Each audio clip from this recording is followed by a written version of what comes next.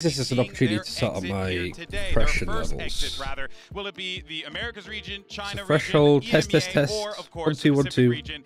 Any better now? I think it depends on how close I am to the mic. Reading a schedule, because there are only two possible answers here. Yes. Test. That That seems really loud. That's not a good point.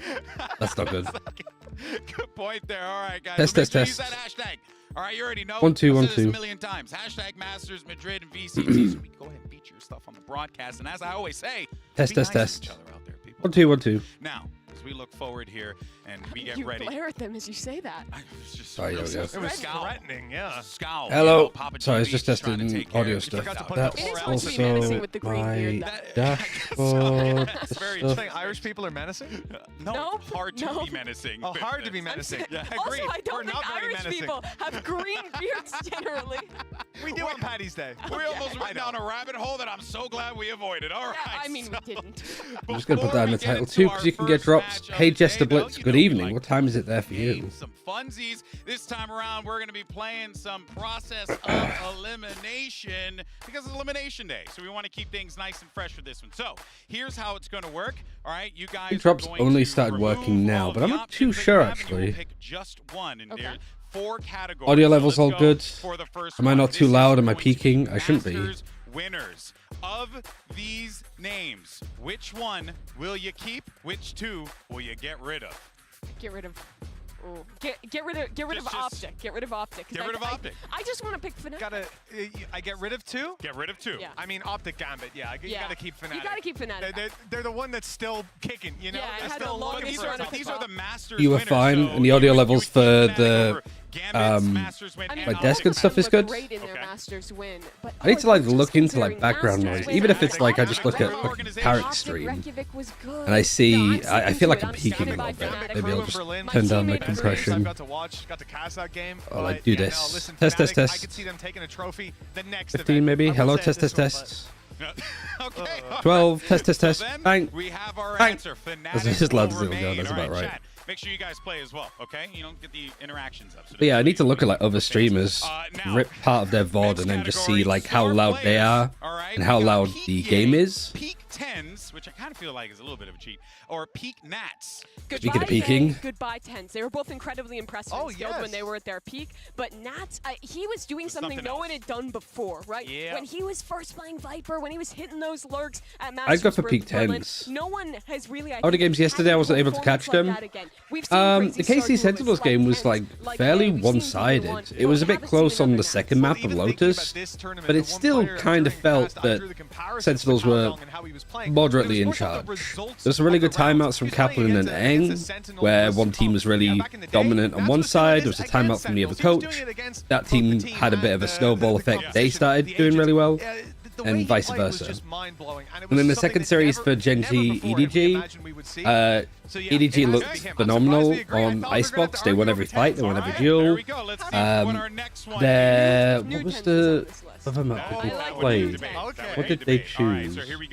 They chose Split, didn't they? And they just couldn't get anything going. Texture clutched out a load.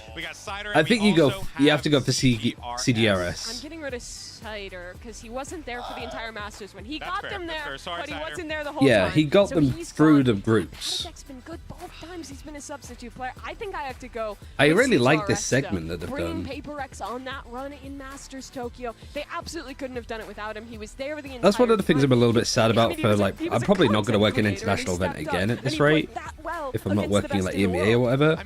But one thing that I sad about with not working Istanbul is I never got to work on a pre-show, so I never got to come up with the creative stuff like this. And it's a shame because I was with these two and somebody else. It might have even been Mimi. I think these three went for like a meal, and I was like, I'm just gonna go with because I need to eat. And I'd like to just like sort of I wanted to shadow Golden Boy and Mimi prepping a desk, I suppose, just to be like, I wonder what you guys come up with. And I was just there, just jealous, like, it's a shame I never got to work like a desk with these guys or do a pre-show because you get to do all like the fun stuff like that.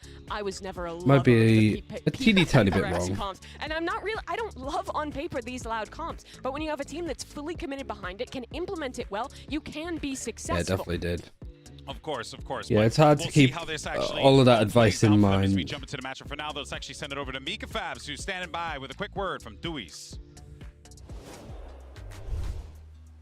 Hey Twiz, how are you I'm feeling? just checking that everything's Good, working, awesome. going. Arthur here to help with some translation. I wanted to know, give us a little sneak peek behind Live the scenes. on What's been Loud's biggest challenge so far in Twitch. this tournament?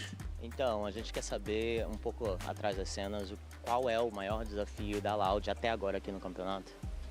Eu acho que o horário tá complicando bastante a gente, o jet lag tá pegando firme e é isso. I would say it's like the time shift thing, like it's actually giving us some trouble to deal with, like jet lag is hitting very hard, but that's pretty much it. Well, hopefully you guys have got some good rest today. Best of luck to you. Thank you. These international events are Bishop's always a going to good- be tough here, right? Jet lag, traveling, but that's the job though, right? So I hope to see that, you know, these boys in Loud, Mitch, you know, they've woken up a little bit, they get ready for this game. Yeah, absolutely. I think we were a little disappointed with the form that we saw them playing on. This is a team that has high expectations, and sure, I got to cast an ace as well in my first game, which was cool. Yeah, aces are always hard because you naturally want to go crazy with them because they're big moments. But obviously, if it's an ace against an eco, you need to be able to like I think this is the easiest matchup like the old days of Valorant casting, where you just did Yeah, absolutely people. agree. I think that Loud is a team. For better or for worse, just hyping up every moment. And if you hype up every moment, no moment This is guy was a hype. rookie when he came into the team at the beginning of last year, and he instantly stepped up to the plate, changing his role over to controller, and he's just been so damn consistent ever since then. I feel like there's like a hierarchy in Loud of there's a star player. It's a you lot forget of- about the next it's a lot of one fun to down do, the line. though. It was us bus to less last year, and now I feel like it's a It's a less hard Thunder, thing where Tui to is do, quietly having but, insane and I don't matches. think it He's gets doing the consistently in America respect it and deserves a consistently lot here of in time Madrid from general as well. audiences. He is an incredibly stoic site anchor. You know, like I think, always you know, getting with his people like wins Mitch and when Tom, it for comes to example, strike. you have Also, what he's like, people, Mike Yeoman does a great the job of community really setting like up his Pampot, teammates with really like paranoia. Sideshow He and plays into Bren. the system well, But he's Mitch and Tom also to be still consistently kind at of the a star top player. for so long, Before Loud, this guy was just a people tier don't 2 really duelist give fragging them out in that Brazil. Yeah, and now we see him really starting to recognition, come I into his own in his suppose. second year as a part of this organization. But at the start But of this I guess they don't year, really understand all what eyes were they actually also on bring to a QCK. They were broadcast that other wondering people whether or not don't. he could fit into the system that Sadak Right, has got a lot of built. So letters. earlier, Mitch, who's right here next to us, by the way, sat down with the pair to see how they've gotten to know one another. Welcome back to Duo Qs. This time we are joined by QCK and Sadak from Team Loud, and we've got a couple of questions to ask you guys. Firstly, thank you so much for joining me, gentlemen. Thank you for the invitation. Now, for you guys at home, these two players are going to be asked questions to see how well they know each other. And they're going to have to write down their answers on the whiteboard without showing each other, and then they'll reveal to the class. And we'll see if they can get the same answers. Let's start with our first question, gentlemen. What is Sadak's favorite agent? Okay, go. Eu sei que você gosta de bancos. Começa por aí. Eu sei que A lot of stuff about Não, the. não sabe não, mano. Será que não? I'll do this later. Porque eu trocou todo o seu jeito. A lot of stuff about local election, stuff I'm about ready. Calma aí, calma aí, calma aí. scaffolding being on the All right, I'll balcony. give you a I countdown. think a lot of people enjoy Ready? Brendan's Sideshow because of Overwatch League. A lot of people came from Overwatch and not know much about the other casters.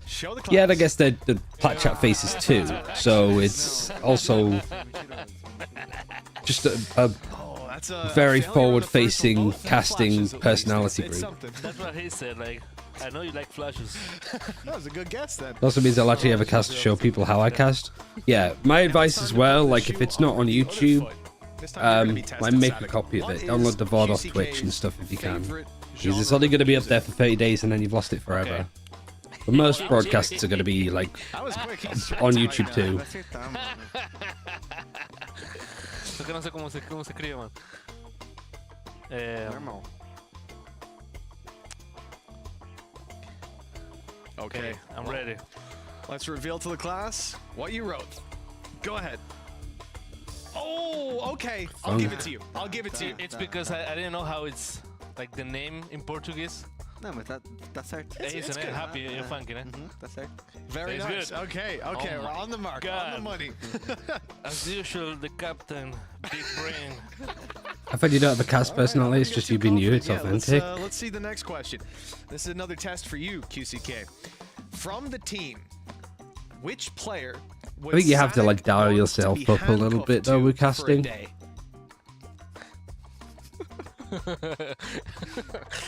Mano, eu vou colocar um. That's a full day, from breakfast until you go to bed. Ai, será? Tem dois, tem uma dúvida gigantesca. Tem um que você pensa que é nem fudendo, tá? Deixa eu te falar. Isso que eu ia colocar. Ah, então eu sei já.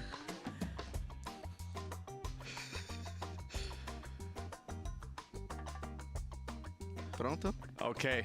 Let's see what you guys wrote. Already spoke to the Reveal your production guy. answers. He's going to send me a link to an unlisted YouTube video. Nice.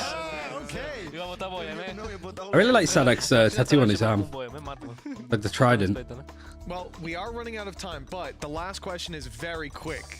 Would QCK rather vacation on a beach or on a mountain? If you get this right, you're ahead on points. You win the game. Você vai errar, cara. Mas Pronto. tudo bem. I'm confident about this one. Okay. Eu posso escrever em português, né?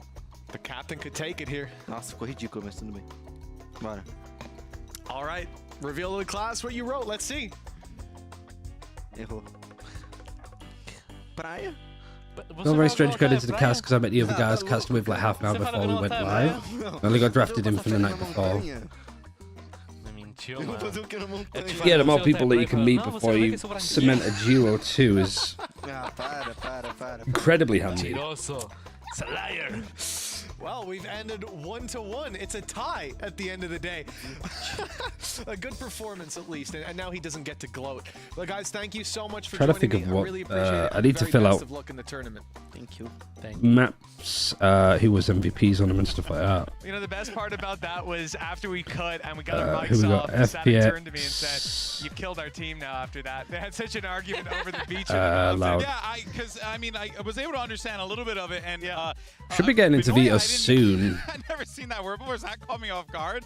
But the mountain, I So thought, what am I- yeah, I'm not That sounds super like confident one with the veto this time. I mean, yeah. Well, that's what I think Sadik was saying. He was like, Loud "What the have hell to are you gonna do be on a little bit Mountain, and then you get more sand in your feet, secure of with course, it. and it's everywhere. All right, Yeah, I think guys, so it's pretty let's much move get into on veto. to Loud's opponent. We got FPX on the other side of that stage. Now they did get 2-0'd. We're by talking about Carmine FPX Core now, on day so one. a bit more of a focus. But I think a lot of people going into that one, Mimi, felt like FPX showed us some pretty solid individual skill. Like Hey, their Breeze. 1v1s, it felt as if they were taking confidence battles, which was pretty big for them in comparison to what we've seen in the past. Yeah, that's the thing, if nothing else, that FPX will never lack. I mean, life was insane on this game. Autumn was having I don't think it'd take long for a team like FPX to actually look competitive on the international stage. I thought compared to the first Like, they time we made a saw her, lot where of she like was, bad lurking mistakes, every but the round good on thing from a fade and coach doing a lot of, POV is honestly, really if the only troll mistakes stuff. that you're Here, there was a little making bit are the more glaringly sensibility obvious in the way they were ones, playing. They were they're still also the taking those easiest to risks, taking those fix. individual moments. Like But I knowing think they that, were okay, actually we have finding this a solid advantage, let's mid-round just on be a bit that more attack of disciplined. purpose, and it really showed that Let's try and find a challenges our balance region, between and like this team in being a little particular bit has safer and a gained bit less some more stupid, depth while but also still making having sure those that we're chaotic not roots. giving Well, up this is the on thing, fights Lotus that was we really what drew my eye as want well, to be because confident looking in at it, taking. There were a couple Oh, rounds, that's all round good. 15, round 19. If either one of those goes to Did Loud play FPX them? I don't against know. KC, I this don't is someone think that they could have it's actually really taken to the map, there for an considering upset. KC were 13-11 But I do against think there's a Sentinels. world where That's like not bad. FPX could just That's start that to close of a really fight between a team momentum that a build lot of and people painted as snowball, favorites coming in, and at least as top four. Loud Now just they're kind of start to struggling. tilt, I think perhaps. FPX have done, I think a lot of the stuff world there of is job kind of coming made it into this difficult event. when Again, you though, don't it have sucks to be Aspas, sitting but we have seen like opposite Loud competition, bomb out of but tournaments like pretty Loud, early the against teams that they expectations maybe were shouldn't so much lose higher on that other against. side. I think a lot of people internationally have kind of looked down on this team, but remember, 44 teams in the international leagues, only 8 made it. FPX qualified here for a reason. They are not a bad team. They may play a very different style than the other squads, but they can catch you off guard. This is not a freebie by any means for Loud. Oh, I totally Like, if agree there with you was on that one, some- Mimi, and I'm excited. I think it'd be to more jump of a into problem this for matchup, FPX but if before they we do weren't that, though, we confident actually have enough Mika to take standing by. fights This time and to around, gamble. FPX is live to get some words from him. But I do like the FPX are just sort of sending it a little bit more. I think Berlin needs Can to we pull you tame aside it for a down. quick question. All right, so Life, you've Hoping been one of the it top can performers of the just team so far. How do you deal with the build up a bit pressure, more. I knowing don't know. that eyes are on you, especially for this match because it's an elimination match? We have Luna here to help with some translation. I guess when you look at a series against KC and there's maybe in both maps a chance for you to make it closer or even either get it to overtime to win the map or even win the series, it's got to be really confidence building for all of the FX team to sort of say, actually, we're not really that far behind mechanically against these teams. The only thing is just that we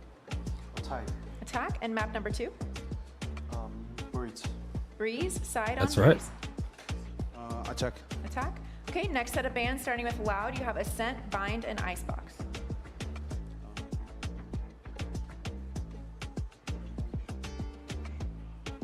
We ban Bind. And Bind. Yep. Your ban, you have Ascent and Icebox. I think that's a really good choice of third map for FPX. We ban Ascent. Ban Ascent. So map number 3 is going to be Icebox. Loud. Side on Icebox. Attack. All right. Good luck to you both. Okay. So I was right on the maps, just wrong on the order. But I didn't really ever think that Loud would be picking Sunset, really. This series is I guess the whole point stuck is that on it looks Sunset. all right Both for these them. teams have Maybe played they've cooked up Phoenix something a at little bit home. different I than the think they're Phoenix. two craziest squads in terms of competition. We have it Madrid. And This they've match is gonna be seen wild. what FPX did. Like FPX, despite looking a little bit rocky on it, did win on it twice. They beat Tai Lu and they beat Trace. Let's do this. It's not really like that bad of a map.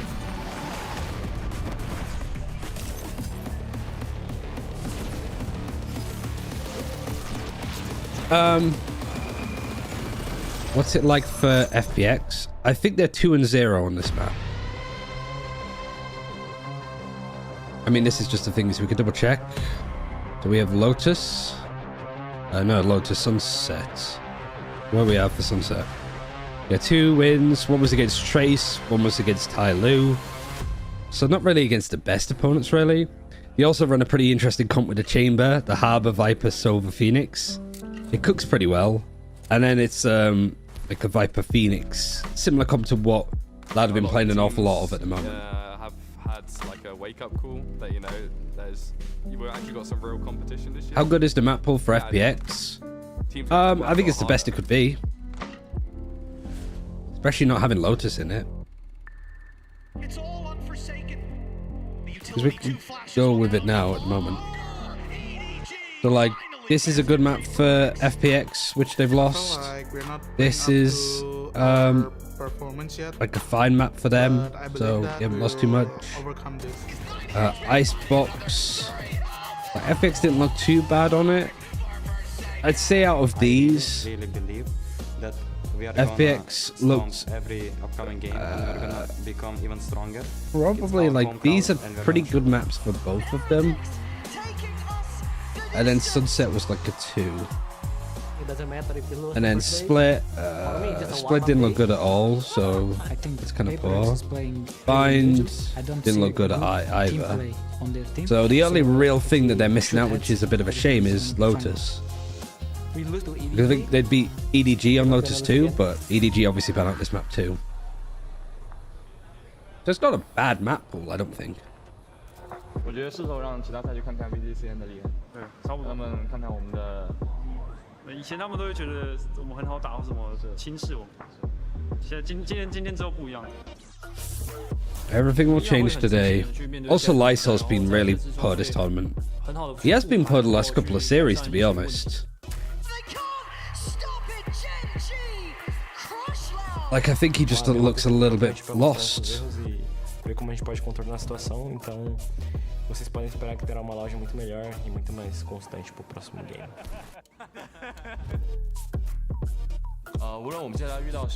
But I think Autumn's been good, Ayang's been good, Life's been very good. Berlin has had his moments where his calling's been decent, but I think he's just been overdoing it. And yeah, like Lysol's probably been the worst performer, I think, out of the team. So I'd say like first, second, third, fourth, fifth. And like how they've been playing pretty much since the start of kickoff. I'm gonna make Beth a cup of tea whilst this is going on, so be right back.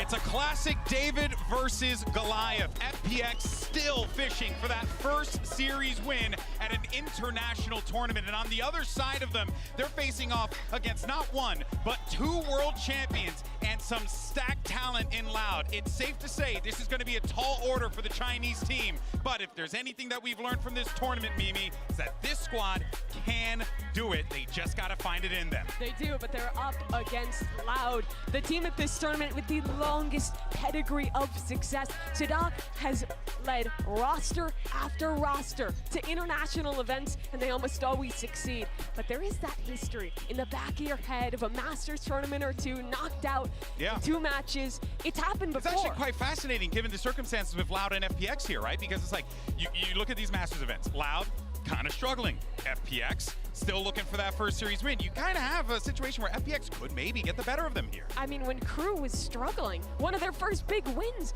in Copenhagen was knocking out Loud. It has happened before where teams come up and get these upset wins. Yeah, they find them on weaker form, which is exactly what we've seen Loud come into this tournament on. I mean, everything seems to be lined up for FPX to have that miracle victory here and push deeper, further into this tournament.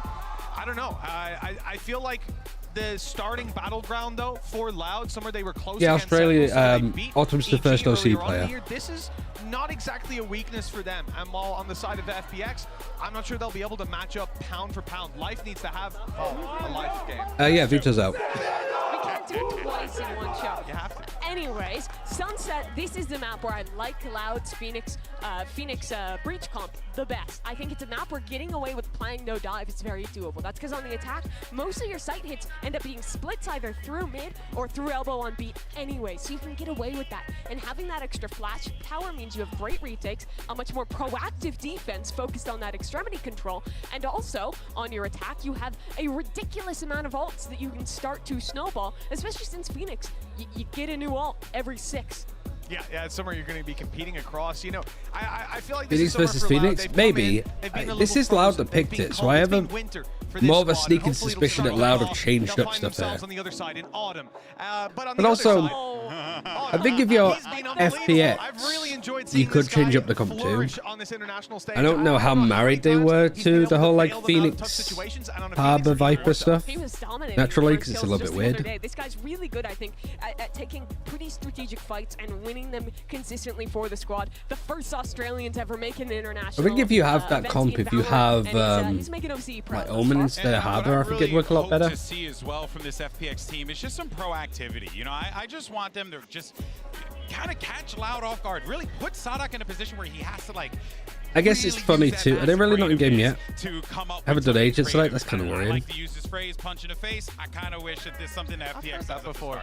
The thing is, though, you say that, but I think FPX can push that scale too far a lot of the times. Where Life and Autumn go off, and they're going for these fast entries. We get Life 2 Chamber. Off and they end up dying. We saw that in the first part of Icebox. It's funny, wouldn't it, if we actually do see like the Chamber having a lot of big success. Dumping that into sight, and then they were scaling in a way where the spacing was just wrong, and they would pick two. Be nice to get back into that like timeline, I suppose, of just some really good chamber play. But I do think the playing chamber on this map isn't as good as people feel it is. I don't think playing chamber is this. I think playing chamber on Lotus I'm more down for. I think there's a lot of like merit to that, but everything else around playing chamber just doesn't seem as useful. Like not on Breeze, not on Icebox. So something that I think is important to note as well is when we talk to Sadak in Americas, right? One of the things that he said was Cypher's just so much better.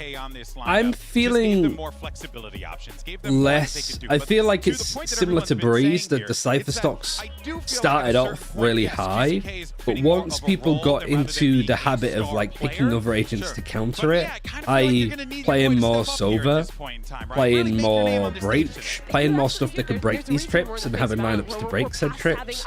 I think that as that's gone on, teams are now going into that. We don't need to play Cypher as much anymore. Like I do think the stonks for Cypher are still a lot higher than Killjoy and such. I think with the strength of a lot of stuff in the meta right now, either Viper or Initiators, especially on Sunset, you also kind of had a I think that you don't need as much Cypher now, and you could just not have a Sentinel and instead have a second controller or a second Initiator or even a second duelist, or do something like Paper X is doing with their Sage. That's sick. I'm gonna need to find out where that jacket came from. Okay, yeah. How many teams played silver here? On Sunset, I'd say the majority at this event.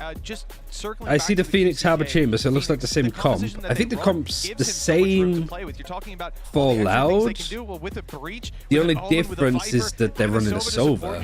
This is somewhere that I think FPX, if they're caught out of position, if Loud can push and pull the map, there should be no problem. Team Heretics play silver because they play Neon. He's been good. I think there's a lot of really good recon darts that you can do. It's not like the shuck darts against the Cypher are one thing, yeah. Blow those sites way open by himself. Here we go, Agent Select coming in. But yeah, this is okay, so they're gonna be usual, with isn't the it? Chamber FPX for life, which could be quite helpful for them potentially. Or was he running K on this difference map? Between these two comps is, for one, FPX has that Sentinel on their defense. They have a little bit of more control. Generally, if you're kind of leaving your chamber alone on one side, that's what you allows. Yeah, That's Life's what Chamber. allows. Loud is playing Sentineless, which means their defense needs to be perfect. They And they're cannot be defending leaving these holes. first too. If So they FPX will have get infiltrated by best FPX. way to start, But, I think, mean, for them. honestly, Mitch, On a just map that you're wild somewhat comp comfortable head-to-head on, that we're that you getting haven't Phoenix lost. versus Phoenix in 2024. Loud are gambling on this map. Say They have to that FPX defend hasn't played the first. comp before. That is what they've been running regionally. They've looked okay there, but this is a whole Yeah, I different just couldn't challenge. remember. I thought it was like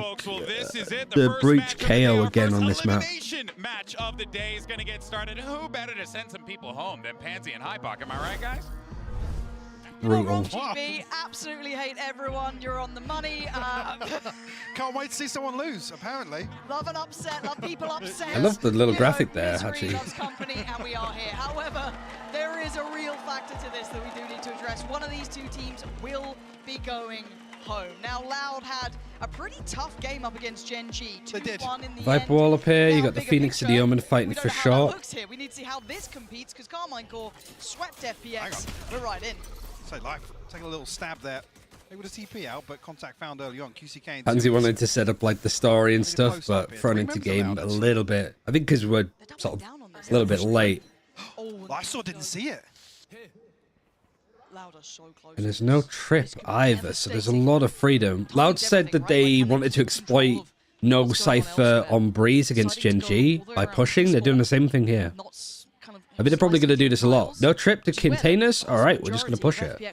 And also, with the Silver Pit, there is a shock dart that you can do to break a trip, even if they had one. That's exceptional work from Loud. And they just got so much information this way, pushed all the way around. Just isolated this fight. Nice Viper wall to go across. Now, half a second either way, Lysor maybe spots this out, finds the opening kill, and shuts down what looks like a very, very well-planned pistol round here from Loud. Get a consolation here, potentially no. QCK, clean, quick to Good it. pistol. Loud will start the map here with a flawless. If FBX lost this to a like a Cypher, Going to send a message here to FBX. No strangers to elimination games on either side here. Beautiful setup. if Loud was playing a Cypher, I'd sort of somewhat agree, but it's not. I think it's more how much you exploit the lack of Cypher either You get worried side. on a pistol round. You do, you do. There is always that slight question mark, but no, that was Especially with this comp, what are you aiming to do? It'll be interesting to see how Loud. You're not aiming to have flank control, you just want to have kind of like two duelists to an extent with the Phoenix and the Chamber. Changed my perspective. The Cascade pushing up, recon close.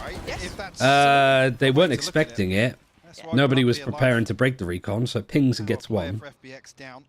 And I think with a lot of the spraying back, some damage done to Autumn, they expect to know that there's more people there. No follow through from FPX just yet. Yeah, that's true. Achieve anything with this one. Tricky, obviously with classics, this map not particularly. Loud are kind of like, let's do the Lysor things did the get a little teams bit do of space, against so us that when could we be don't play a relayed into those Cypher. later rounds. If maybe that's something they could And I think explore, that's but where for things now, like the team Phoenix taking do the talk. work, because you can have the This will probably Phoenix play in, on if anyone. more aggressive It's gonna be positions. QCK over But there. this is a little bit more aggressive, but So you're going to let's hear see these how much he gets. steps. He's And you're on an off heard something enough angle, to turn his and you attention can back. maybe run out and molly. Time, no one seeing anything. That's not pretty enough. He does get at least two of And them. Niang's low too, so there's a good upgrade. So that's just one kill that's come in so far for FBX. Open up the potential of a plant. Do you think FBX has a chance? Yeah, but it's a slim one. Drop, but Cowanzine, yeah, the timing. You have a good veto to work Nicely with to done make by it Cowanzine. happen, Press the corner, finds him. but I don't think that, like, this is as good as it gets. It would have been better if they could have Lotus, Loses out on the because rifle, FBX have a lot of, like, want to put him in a position if they do confidence want on to it, despite losing against KC. around the ultimate for this round. But obviously it's Loud's, like, permaban now at the moment. Their Breeze is more up to speed, and their Lotus, they tried running a similar comp to this on Lotus, and it didn't work against Sentinels. The ability to be very proactive, set QCK in motion. So that Kawanzin hasn't got an assist yet. Doesn't really matter, even after the pistol round there. Did well enough for himself. It right, Recon could have takes a supported mid. the player beside him, but I mean, if you're there, you're there. Don't worry about mid much. Life is in a really nice position though. Close angle. Great fight. Just because he was past the molly and past the wall, and didn't expect him on the close one. Now, does this spur on Kawanzin has a ghost, and he's just on the angle facing this. If he's stunned, now he's going to go walk it. This is quite audacious from Kawanzin. Or does he get the gun? Yeah. With the idea of dipping a little deeper in the smoke, but things come through from FPX. I think noting or potentially. Kind of open on A. Seems to be more retake. Phoenix is pushed up quite a lot. I do think if you're like playing in this style where you want the Phoenix on these kind of angles, I think a Euro would be better. It's kind of like Apex do. They run the Euro on this map with Kayak, and it's just the aggression in mid and then the TP out to safety. But again, keep your eyes towards QCK. He should have been able to clear B by this Recon point. for Ali, Cascade for upper, which I like. This should be a comfortable rotate, and you got to look for that Aldron. How much value does QCK Harbour find? wall. I don't know if they cleared this. I don't know if that's going to ever be a problem. Chip damage, not going Aftershock to stop the plant. Are they going safe? They're going safe, but I think they're not like tucked up onto the wall. It's hard to see at this angle. Does he find it? No, gets the flank. QCK, that's Obviously something again that Lauda wanted to push for. Oh dear. This is still a really good bonus though for Loud. Nobody's on the plant as of right now. Too Easy's on the high ground. Autumn's on his own. No, so they're not on the defuse yet. But it's not planted for him. But now he has to go. He's got to take this challenge halfway. Not achieved. Not on it. Nice fight, but it's still a great bonus for Loud. You bring it down to a 1 versus 1. Autumn has his ultimate, which is nice. But the buy for Loud is going to be really good here, and FPX are just going to maybe be on a lot of half armor, missing on a bit of utility. Yeah, a number of kills coming through. One enemy remaining. From both 2Es and Kawanzin. Kawanzin a little bit of hesitation here, obviously, to come off. He was just ahead of the half defuse. I think that FPX's best shot is to play off each other more, similar to how Gingy played, where you're just not really letting Loud come up with multi-kills in individual moments. Icebox, obviously, Loud started to at the end. A little bit of an adjustment over towards A, though. 2 players willing And also just being hyper-aware that Lauda clearly wanted to flank behind you or just flank in front of you. He's at a really weird spot. Like, this is just a lack of lack of respect. Well enough, though. Loud going to get the first blood and fall away. No trade available. You get 1 kill onto life. They see the Viper there, which isn't too surprising. Everybody else hid. Lysol's actually going to rotate and move over towards B. I wonder if they're going to, like, use some utility, make some noise, snake bite the main choke and such. But they have mids here, like, they're fighting for A. But they're not going B fast enough. Like, it's pulled to rotate. You have 50 seconds, so you got a lot of time. But I feel like by the time that these guys rotate over towards B, Loud will just rotate back. Especially now. Like, you're entering the site and taking the space before the spike is even with you. Yeah, Loud. Very well equipped on both sides. So you're not really, like, you're not making the most of like 5, 10, 15 seconds now of the plant. Which isn't much. But against teams like Loud, it adds up. He either has to go and be proactive or fall back towards B main. We have to wait and see what they opt for. And it's a 4 versus 5, so here you kind of need to make a play. Phoenix ult is going to be used on the defense. Great flash, which fully gets Ayang. It's a wonder why he stood there when there's a Phoenix ult on the cards. Autumn's now lurking in mids. The timing he was looking for, and just, alright, individual fights you're winning out on. You did this against KC, it was pretty good. Here you want to be playing together. I like the Berlin's not just pushing like an idiot. It's good. Means that there's going to be an eco for Loud and a good turnaround. Good kills from all of the players. But I think Loud fell into the trap of trying to do things individually. Fight back as well. Numbers advantage for Loud in the retake. A nice turnaround. Actually, like, very like disciplined stuff from FPX. The only issue was just timing, getting the most out of it. Berlin looking very clean here. But having this fight here, whilst Phoenix is in mid and clear market, I do like that. Closer and closer to that Hunter's Fury. You have the Reckoning available here. Now on the other side, a lesser purchase, so... It would be a very typical FPX thing here to get eco'd though. Kick off here into round 5. I'm curious of, on some of these lesser purchases, just how proactive Loud are looking to be and make use of this combo. What are they waiting for? What they expecting? To have the Phoenix with a flash out here? Looking a lot more cautious. They're trying to bait out defensive aggression. And it's working there, but it didn't work all that much. Pretty much like Sadak is only 5 HP worse than Life, and Life is a rifle. Yeah, a bit of a test of Loud clearly not really put off from doing this at all. Damage on Sadak Tui's enough to draw their eyes back towards LA site. I don't think they'd noted Tui's. No. But again, Tui's does just have the And like Tui's played in a good spot to really nullify the effect of this poison cloud. Heads up work from them. Aldron's going to be used. Now he has to respect it. As well, so very keep forgetting about this poison cloud. What is, you know, a little bit of a I think FPX were the first team I saw that used it. Very much But I might be wrong. of what they're trying to do, keeping it very clean. Molly for safe. There's nobody on site. You don't have any pings showing you that there's people there. So the Reckoning is respected. I do like that they're using it against the Nico. Not messing about. Making sure that all of the corners are cleared. But I do feel that, like, utility-wise, they're going to maybe be a little bit, like... Again, I think for FPX, the only problem so far is just, like, optimization. Like, it's a good execute, but you could get more out of it by doing it this way, or... Let's see what they can do with this one. Anyway, they can create a little bit of a fuss here, Loud. FPX digging their They need to be a little bit more nerdy. Right about now. Autumn good for one, but the trade Alright, this is an awkward duel. Like, you have your poison cloud up. It's making this more 50-50 than it needs to be. Tui's is TP'd across. Alright, nice from Life.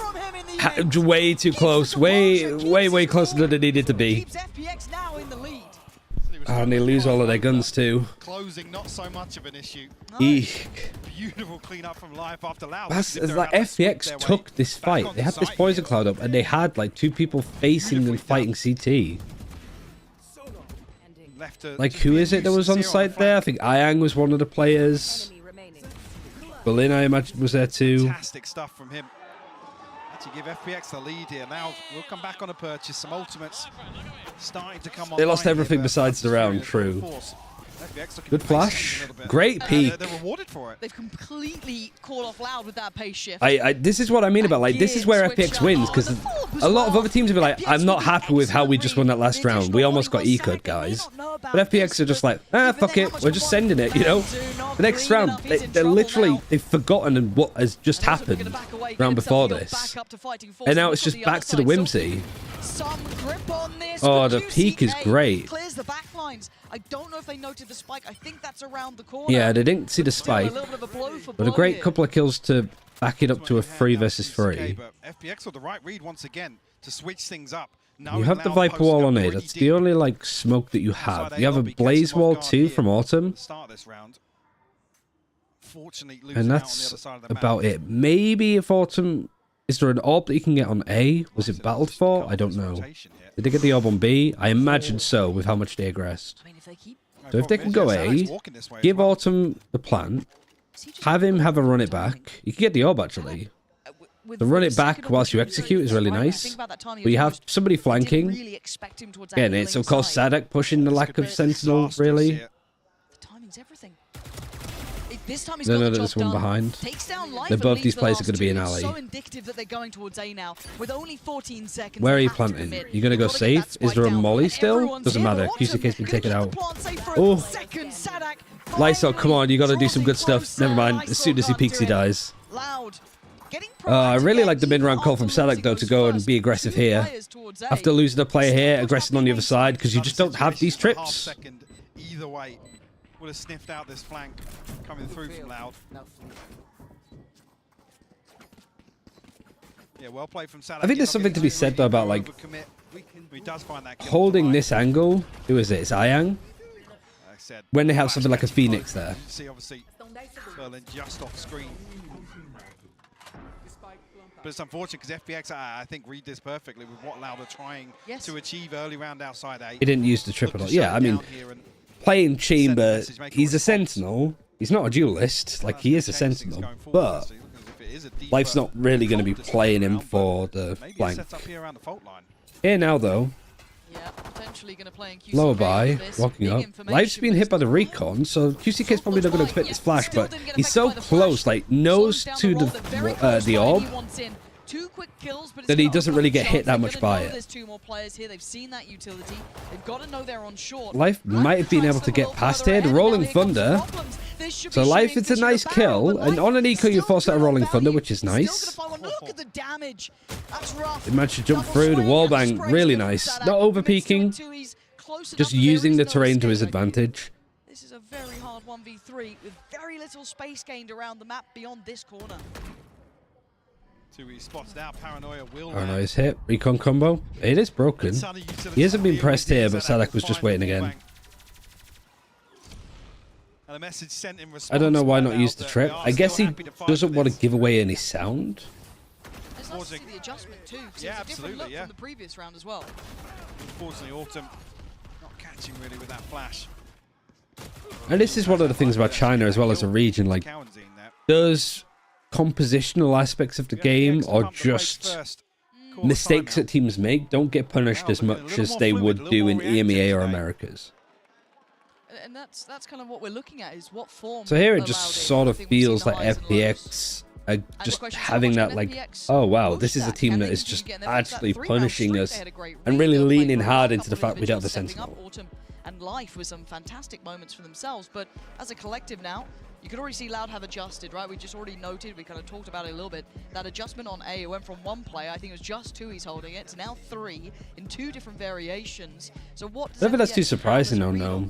Just with Life recently coming into the team. Sure, and I think obviously where FPX is... I guess my point is that I don't think Trace or Tyloo or teams in Pacific that they've scrimmed or other Chinese teams that they might have scrimmed or played against with this comp, I don't think anybody's actively tried to punish FPX with this comp as much as Loud are. Yeah, curious.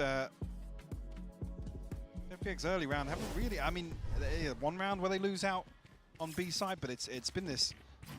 QCK's have a lot more success. Less is not really having to do too much. There's a couple of question marks elsewhere. Do you start exploring mid now? It needs to be pretty well coordinated and invested. You want to do that this late in the game. Some really nice ultimates for FPX though online. Still options here. Hunter's Fury. Taking a fight for mid. For FPX, and it might just be, yeah. Wow, Berlin's already taken some damage from top of mid. Door's been closed. I do like the sort of focus for more top mid. The issue is, it's just you're doing it straight after a timeout. It does feel Loud are like very aware of that. Get fully affected by this flash, no. Dips away on the corner, should play in 2s now. Paranoia's going to be used, so they shut themselves up. Go back. Breaking the door would be nice. But the instant decision from Loud is like, okay, we're being pushed on one area of the map. We're going to try and proactively take another part of it. QCK and Kawanzine posted up pretty deep. You got 2 people watching, but it's also 2 people. Like, nobody's playing anti-flash. They're trying to make a scramble. Oh, the spam. Autumn's 5 HP already. I can't quite get the kill. It's the molly that actually kills him. And this Fury is going to be used pretty much where the Phoenix ult was used from. But it does get life instead. Autumn not hit. Taking space again from Loud. Do they check this? Does he get played in so perfectly? And again... Oh, did he see him? He saw him, yeah. Autumn turned. And now it's uncomfortable. Oh, and then Lysol just peeks alone. Punishing Lysol as he tried to bail them out. And the that's not great. Towards B, a correct read from Loud to get back to this 15 seconds for the plant. 15 seconds. Phoenix ult used on the defense. The plant right in the core of the code, which is just broken. They do get the kill. Everybody else is getting kind of destroyed. The time... Selek's about to push him. Wait until the last second. Really nicely done. Almost thriving in that chaos. Loud controlling it. I mean, I didn't like this. Keeping that 3 in a row going. Beautiful damage control from Sadak early on, and 2Es as well, to really shut down this mid push. Comes out as a curveball, I think, early on. I think all of the decisions Loud made here, though, were really nice ones. It's also like if you're peeking from here, you know that there's one close. There might be one like CT as well. You just peek out against both of them. Of the economy to fall back on now. Couple of And you're peeking on an angle where, from where Autumn is, he can't peek with you. Because he's too deep. Nice shot. Control, but Life still chomping at the bit to find an opener. Okay, nice. This is a good read. Again, FPX not put off. Not panicking too much. I mean, Life might be overdoing it. There's 2 players CT. Make it 3. The top mid. The rotation is going in the right direction. I'm reckoning it's going to be used as well. Like, you only have 2 rifles. Lysol has a frenzy. Do you use your Viper's Pit here? I mean, he's not near the team. But there's no other ultimates to be worried about. Your Viper's Pit is there. You've smoked off the team as well. Nobody's on site. I mean, nobody's even in the Viper's Pit. Lysol's just right on, like, the corner of it. They got to get a move on. They got to get going. This Viper's Pit's not going to keep going See anything anywhere. there for a They're sitting second. on this one. And this Fury's been used as well. Just FPX really wanted to get on the round. 3 ultimates used on this eco. Going to punish the barrel that just showed through. Going to put himself on the See if they can get one more. make sure no one's trying to go for that defuse. And FPX. All right, good for FPX, but it was costly ult-wise. Loud with a mistake there in my mind. Giving away 2 openers here. But there's that lack of disrespect eventually being punished. I mean, this one was just more holding. But I guess the decision for less to push here like this, it's a little much. Lynn reads it really nicely. Back in the game. Themselves a big boom in terms of the funds as well. Look at that coming out of a purchase like that.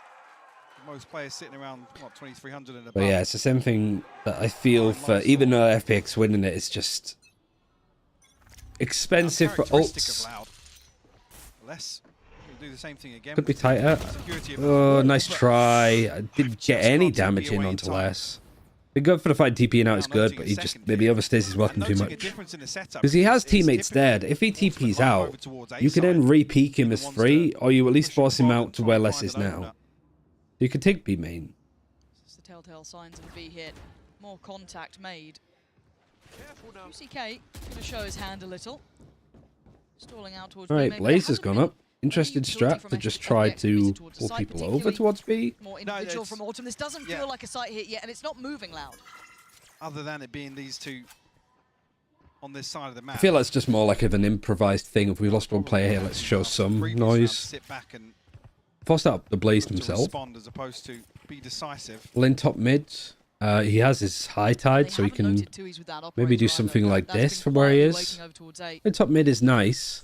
They're still going to use a fair utility to clear close, which they're doing now. Loud are always just like focusing on the right position. When they need to be proactive and take space, they are. When they need to be a little bit more worried about top mids, they are. Good trade. These steps are all going to be heard, and there's 2 players on site. You don't have the Phoenix that's going to molly this. That's a great flash from Tui's. There's the op 2, which, I mean, are you going to expect really that much? Taking some tension away. Sadak is on site. I'm just full spraying with a fucking phantom. Smile on his face before the round ended there. You think they'll try and replace Lysol at some point?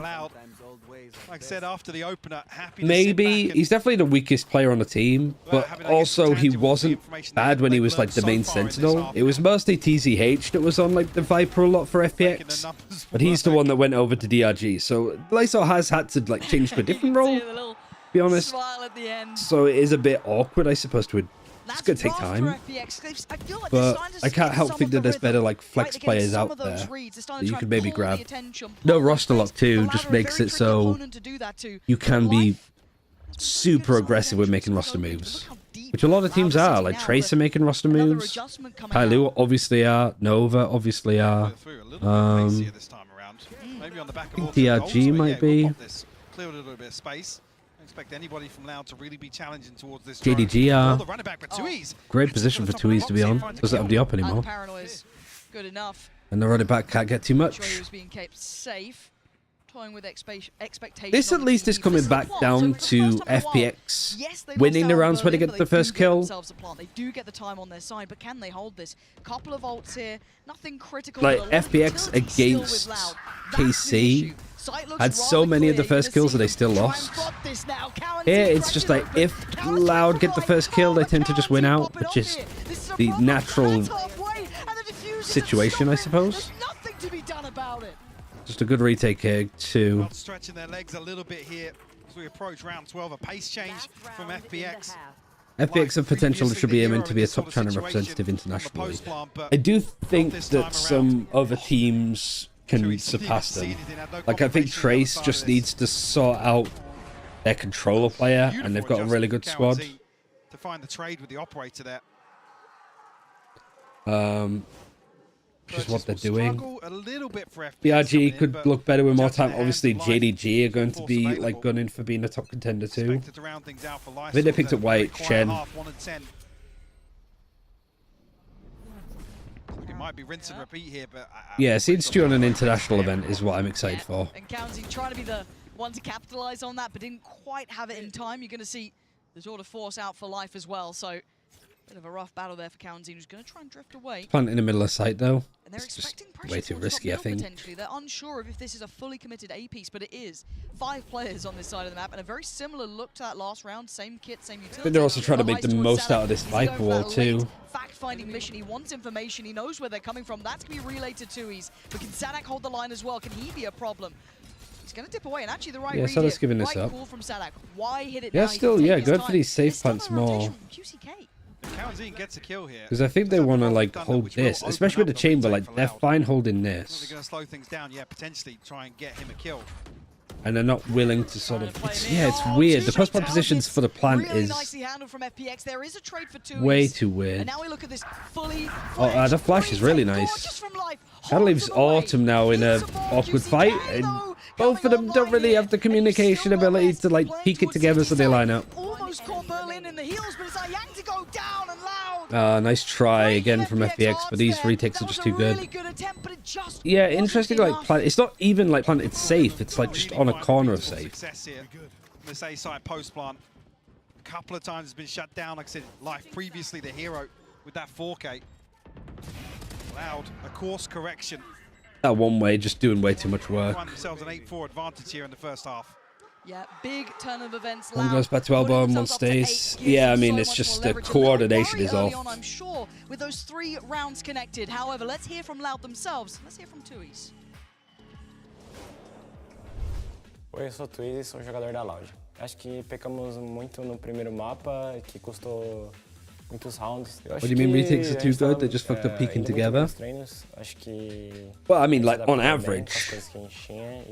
I don't think the one before this round was that bad from FPX. Acho que com certeza, tipo, pra mim a derrota é sempre boa também, porque mostra pontos fracos seus, então pra mim todas as derrotas eu levo como aprendizado e a gente vai ver os pontos que erramos, ver como a gente pode contornar a situação.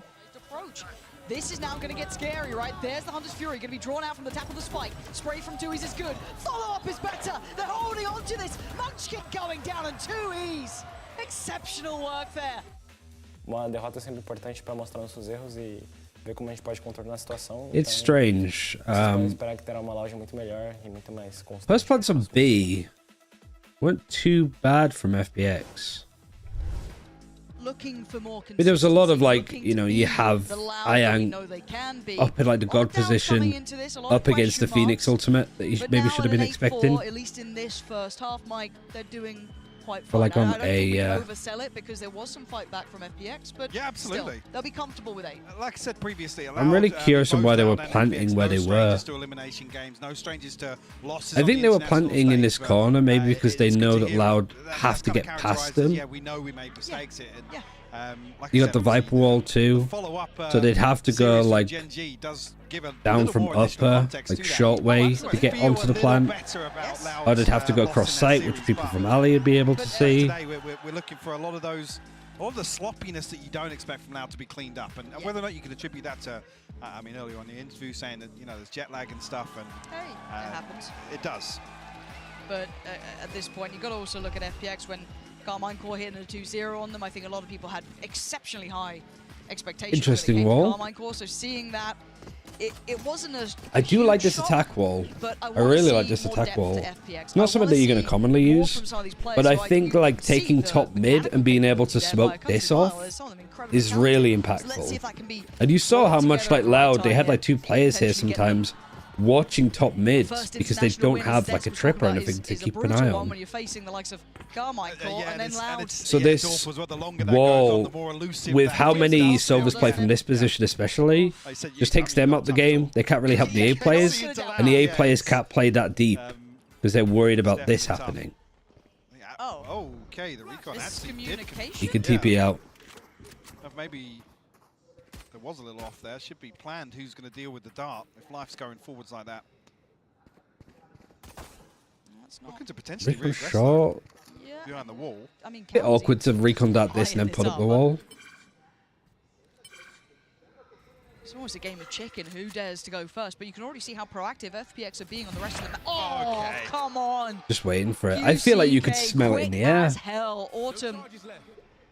But you're reconning this. I Just think left Louder to just rot. like, Now, we got to the take a one, fight. I guess small benefit outside of this. You've already got a clear in mid. You've already got Berlin checking on that. There is no Also, late like lurk this up middle. There is no wall presence there. Maybe that could help him out in the makes end, it but feel like you quite can't fight for this that desperate to much do as a something. defense. Trying to find some impact this round. But Loud with 3 and potentially a plant have the numbers. But Lysor could be bad. Like it's good for a retake wall, but are you doing it for a retake? Gonna make sure that's checked Is on. the question. And now with the lack of presence from Berlin, they're going to be looking for that flank. Yeah, definitely. It's too long. Tui's look curious to start off with. Now, obviously, retreating back towards elbow. They're swinging there with no support. Yeah, communication is just off, but it's expected to be off, I suppose. And find it. One way in, and Tui's blind through the wall. We'll find it. Okay, clean. No more. Yeah, so again, it felt like a miscommunication at the start of that round. Hello, Like, line. maybe there was something in mind that just didn't work out, but Maybe had an awkward bounce at the end of it we didn't see, but it makes you question mark it when that's happening early. yeah, definitely. Because that was kind of the pinnacle of FPX's game plan in the first half. If FPX been scrimming long with Life, to really deliver at the start of a round. not super long, no. I mean, Life was on Attacking Soul, who played... So they've been together since probably like early Jan. See it from both perspectives. Thank you, replay, Yeah, production, what do you whoever do? it was, Yeah, what do you do? observers. There's nothing to be done. There's nothing. There is no winning that. Ah, I've heard it was actually all Kevin's. Anyone else involved? Not on you. Thanks, producer Kevin. Early look. No reward for it, though. I've got to say, I mean, there's no expectations, I don't think, for FPX. Silver linings here. Have been enjoying watching live. I mean, that previous series. Yeah, against also KC, just, we haven't seen FPX, like they played against Tyloo. Okay, maybe there's some more value to They that played later against on. Maybe he's got, Trace. something cooked up It was here, Trace's pick. I want to see if he continues on this trajectory throughout the rest of this series. This was the worst team in the international leagues. This is the worst team in franchising. And Trace FPX are rotating, but just, I guess, fumbled it a little bit. Like Life MVP'd. And it is just like a lot of the team coordination stuff just doesn't get punished that well when you have somebody like Life just diffing people in the server. Oh, see, that's what I'm saying. I want to see more of Life. The problem is that will be surely everyone turning attention. I think there's still a consideration that maybe there's going to be a late presence towards I had more CT, faith but in we them as know a it. team. They I don't. definitely feel like they bottled A little against bit of a nuisance DDG. here for FPX. They're going to have to try and close that gap, and Sadak, yeah, there's them putting the foot I'd down. say Not gonna that let Trace much are playing more like play happen. FPX are Sadak now. having none of what they're trying to sell. Did lose But they're just to in the diffed. process. But Loud aren't beating them like an individual team, I guess. They're just Need to see a response here. outperforming them as a coordinated squad. Like, it's not as if Les is going crazy. It's Kaunzine that has the most kills. And most of the Kaunzine is, what he's doing is playing off of other people as a breach. Isn't that what the game is about? To work their way back into this Like, half. if I think of it for Trace, they lost against Thrifties from EDG. They lost against, like, Kung Kung having wild rounds. Yeah, I think, I'm glad you noted it as well. I think we all note now, looking especially at the timeline when we get a glimpse in game again, how much of a string of rounds it is, because there was that one back, but outside of that, this has been a run for Loud. This has been them turning after those 3 in a row that FPX were able to go on. I mean, sometimes just an individual performance can outshine and just break. Like Texture yesterday on Split. Like, it's not that Gen G didn't have good team play. It's just that Texture was the one doing so much for the squad. Happy to take the fight to them, but and it breaks it. I mean, after that, it's when kind of Loud sink their teeth in a little bit, get a grasp on what's going on, and unfortunately here, I mean, that's how much needed for Loud so far. There's few opportunities after losing the pistol, losing round 2 that FPX are going to really have here. So whether or not them getting proactive once again feels extremely uneasy to justify doing so when you have such a pivotal round to get on the board here. And also, with how kind of linear it was around Life and Autumn, I think Loud are kind of reading into massively what's going on around the map. Yeah, the full buys there. Actually doing a timeout just before the anti-bonus. To disengage. It's a little bit concerning. Do we get a brawl at the start? I said there might have been a brawl. There wasn't. It was just a straight-up execution. Berlin. FPX are still doing the whole like getting the first kills, but now do they win the rounds off the first kills? Lysol peeking this when your teammate's backing out though is a little bit concerning. Oh God, maybe not. And yeah, that peek not great, but Life has a good flank. He needs 3 more. Can we play this together? It's not needed, thankfully. Good work from Life there. I get nervous sometimes, even with less especially. But Life keeps them where they're at. FPX keep 3 alive. This is just, I guess, more unlucky. That was everything they needed. And they went for a like 2 people peeking gets sprayed down. I don't think feels as bad as Lysol peeking here. Around the map. Because the snake bite from Les here is fantastic too. Like, they were both just outplayed. If Lysol doesn't get that kill and be main, I'm mad. Okay, that's good. I mean, the ultimates are still here, so because you have a player advantage too. Inventory from the round 2 win. And Autumn's got his though, so I want to see if they dare to invest it, right? Do they get a little bit more creative now? That one break, that one little bit of respite, that one round, does it spur them on? Not quite in the early round, and a very early exploration from Cowanzine to take a glance towards middle. Already clearing through tiles. Got a poison cloud here, which I think we've got the punish on has to be the attacking one. Really trying to give away a great deal, trying to show offensive one's over here, pretty sure. I mean, effectively drawn 3 sets of eyes here, but FPX very quickly dip away and try and close the door on A site. It's interesting to have the harbor towards A. I guess it makes more sense because you have more like slicing walls that you can do. Created an opening. They're going to have themselves a 4v2 onto B site. And then the Phoenix to like fight for this space, kind of like you would for Garage on Haven. If Life is perhaps. On the site, and they're going to note that. They're going to know he is over towards this side. Close enough by. Ult's going to be invested. Well, for this coming in. Life is just going though. He gets hit by the stun. And he's just going to get melted by the molly. In a crisp, that's something that Loud were doing yesterday against Gen G too. Or 2 days ago. Like rolling, thundering something like this, and then stunning this afterwards. Like Life trying to punish, like he wasn't hit by the rolling thunder, so he wants to try and peek out. But it's read so well, accounting stuns that area, it gets mollied in the smoke. And the smoke's going to be put into place. It's like how teams were playing on Sunset on Split. Difficult for FPX to try and stick this here. The Cove has to find some value. Good stun. No, actually he sprayed through. Might be it. Yep, I think I am saving. Going to back away on this one, Loud. Look in control, even in that post plant that could have been dangerous, could have been deadly. I mean, that was all of Cowanzine's stun, I think. The noting of the player. It's a good ult. Absolutely had Life dead to rights. Absolutely. Beautifully done. I think it says a lot that like Life going for this. Like he's fully stunned, and then he just gets mollied in that corner. Not in a good way. And then Lysol's just snake biting, playing alone from CT. I mean, not much left in the bank behind this purchase. Life one away from the tour. Stu Conquer on the sim team would be GG. Oh, and Life. Just the triple duelist. In round 17. Pretty much everything else invested here. Need to see this duo cleaner though, Life and Autumn. Yeah, this time Dart dealt with no problems with that. But I mean that's a big indicator to Loud because they know what happened the first time around. They darted in there. I think they agree with you. They're drifting right back towards B. Is Valorant CN different? I mean, in terms of the servers, do they have their own China region service, or do they use APAC? It's a good question. I'm not 100% sure. Driving seat, but not as decisive this time around. No, still aware. Maybe that push up. But they do have their own separate game, and then teams would play from Hong Kong servers. That's not the case at all. Maybe just going to Like they allow used the to to. come in and play for the full retake here. QCK going to try and take as much space as possible. Not going to know anyone might have seen something on CT. So that's going to be Elise Ayang. Because they scrim a lot of Pacific teams too. Found Berlin. That was over towards Market. Maybe just a spam through the smoke, but a likely position nonetheless. Going to leave Quarantine on the site. Good clear from Lysor. Paranoia is good. They've cleared the site itself, but that deeper hold. Problem being now, Sadak can drift deeper. Oh, it's like post-plant utility though as well. You've got another flash, a blaze, shock dart. Ready to go aggress on this. More time being wasted. But this Fury's going to be used on attack too. Pulls the trigger.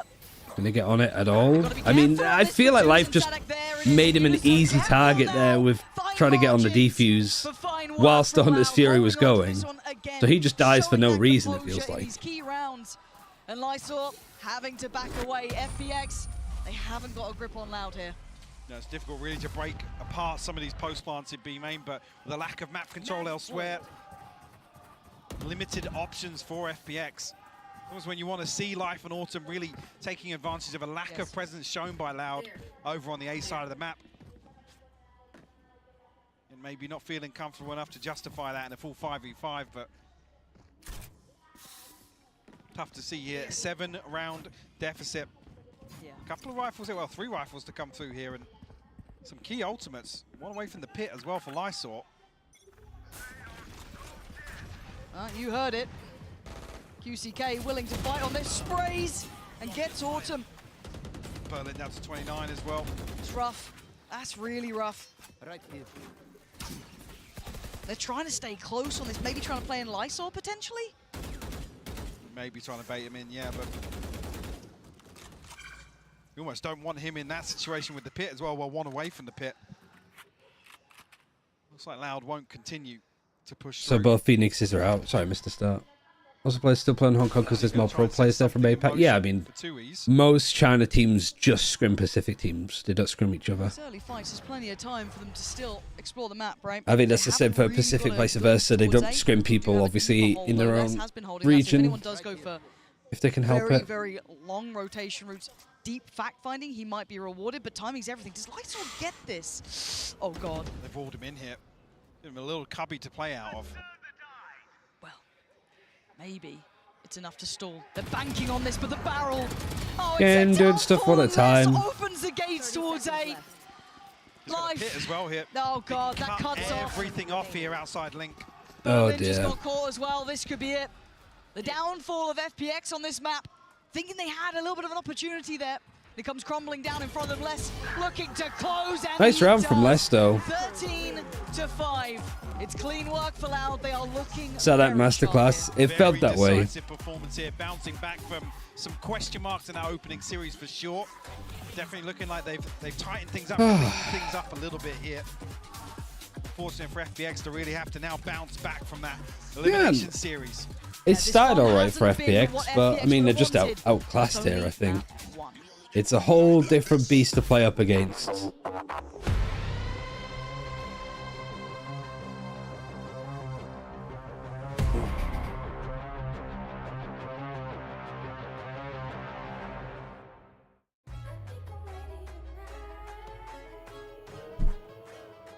Hey guys, it's Jimmy Lin. In this series, I'm going to walk you through attack on Pearl. Watch out for the stairs, clear this angle. You're going to be able to fight this. Is there much of a Tier 2 setup in China now after franchise got set up? Do you want to see it? I have this in notes. If you want to fucking understand what the Tier 2 scene is like in China, I got you covered. Literally, it's just like a full note here. Yeah, so they have a tournament called the China National Competition, which you could shorten to CNC, but I don't think that's a very good idea. So let's not do that. So the China National Competition acts a little bit like the Evolution series does, where it's a big tournament that's happening in China that with its points-based system then connects onto Ascension. So like the top 8 teams when it comes to points, Red Bull gives you are gonna basically make it to Ascension from wherever they come from. The China national competition takes place in July, I think is what they said. The 16-team event, and the top 4 play offline. Everything else is online. And like these are the breakdowns of the points for that 16-team event. There's 4 main tracks, as they call it, to go through to Ascension.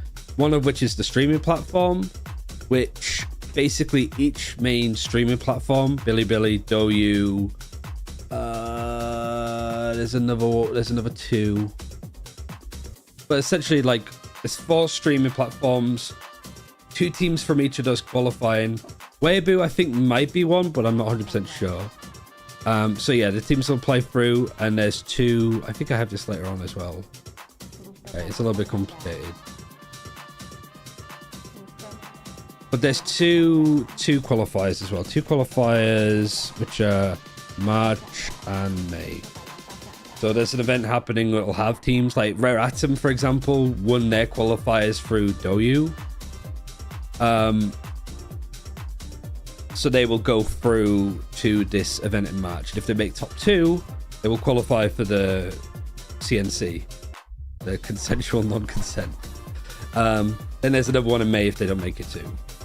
So that is 8 of the teams from the 16 would make it from here. 4 from this one. 1st, 2nd, 3rd, and 4th.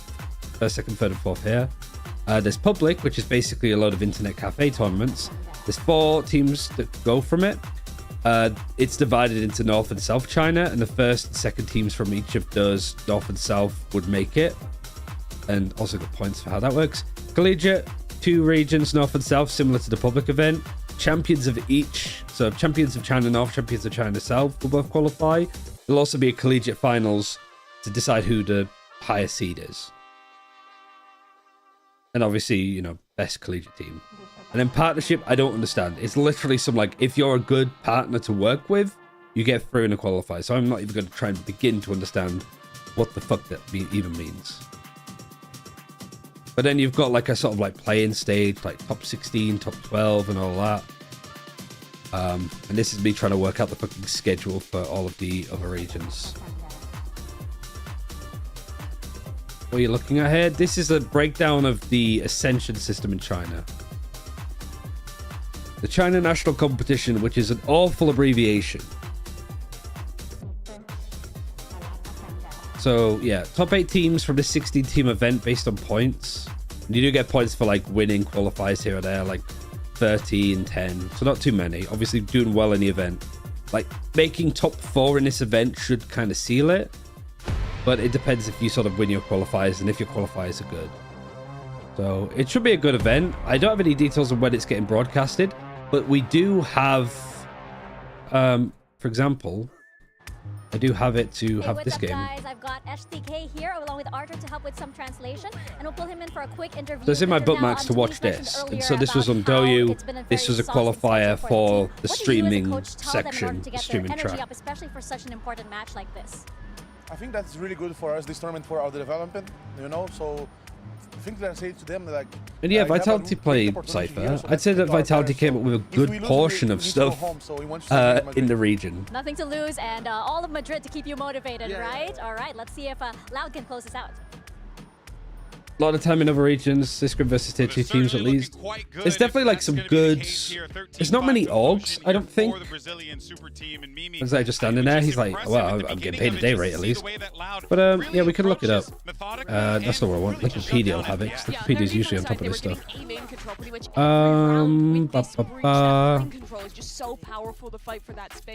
Right, Atom should show up with it. Absolutely dominating on their retakes as well, Mitch. To me, this game felt Platform like qualifier, here we go. that. So there comes from Bilibili, Douyu, Douyin, and Huya. Huya was the one I was trying to remember. Like literally. I think that's fair to say. You know, looking at even then swapping to an attack. There's some pretty good players that were in here. I think Udotan's here, Yulio, or Yulo, I think is what we were saying. Or Yulo. Apparently this guy is fucking crazy. Sentinel player as well, so he's bound to be. And actually, I'm really happy to see Banger here, because Banger was really good on 4 AM, I think it was, that he was on. Absolutely dominant. And as we look at the same lab shooter, and I mean, Sadak, I don't even know if he needs to warm up. But everybody else the was guy sort of doing waiting great map for. one with the calls. You know, There's a Chinese player that I saw called Free For All. I was like, that's what, like the sickest name. This way I could learn a little bit for these aim lab shoot arounds. But in any case, though, yeah, you're not wrong, man. Yeah, this is how it sort of works.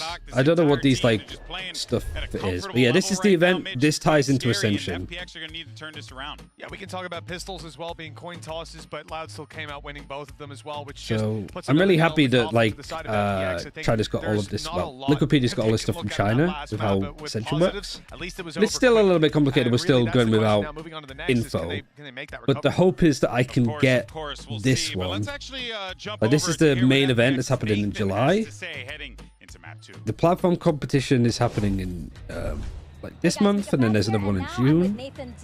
And I'll see if I can get watch party permissions for this one.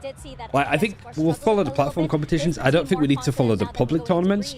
We don't need to follow the collegiate scene, and I don't know how you would even follow like business advancement partnerships. You know, like I was just sitting on the event as they just talk about Mandarin, and they're like, yes, agreed. But do you have a player like Stu? I'm gonna go to the toilet. I'm just gonna be right back. I'll run some ads so we don't get them in game. And then Breeze. We're definitely gonna be more confident. We're gonna forget what happened on the map 1 and play our own thing. All right, let's see how that goes. But yeah, be right back. Won't be long.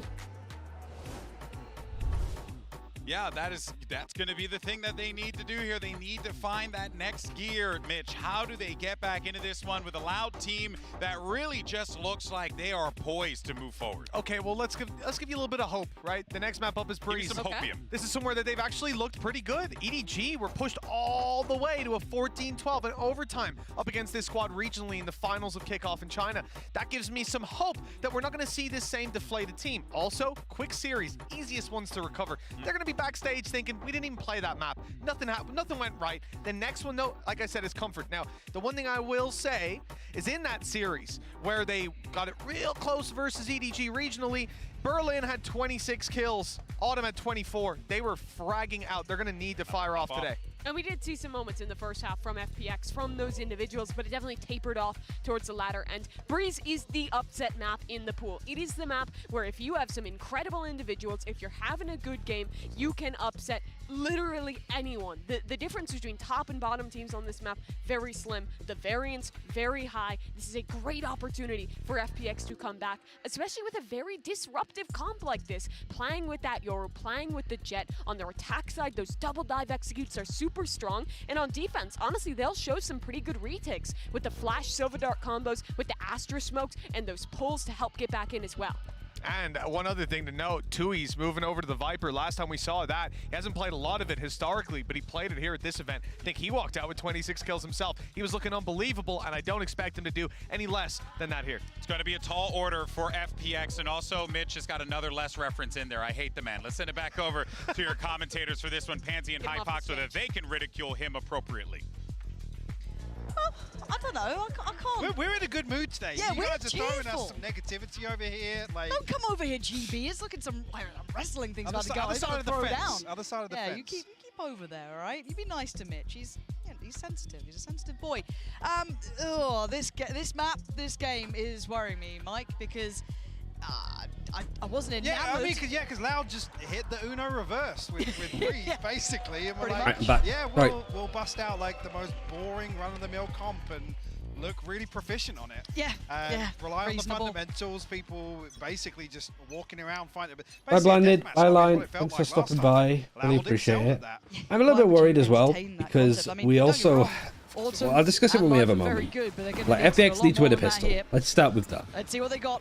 They have 3 players over here, at least. Berlin, of course. The Astra, the first one to peak when you have 2 duelists right behind. And at least Autumn trying to be helpful. I mean, it doesn't really do that much damage to Cowan Seed. Sadak is low.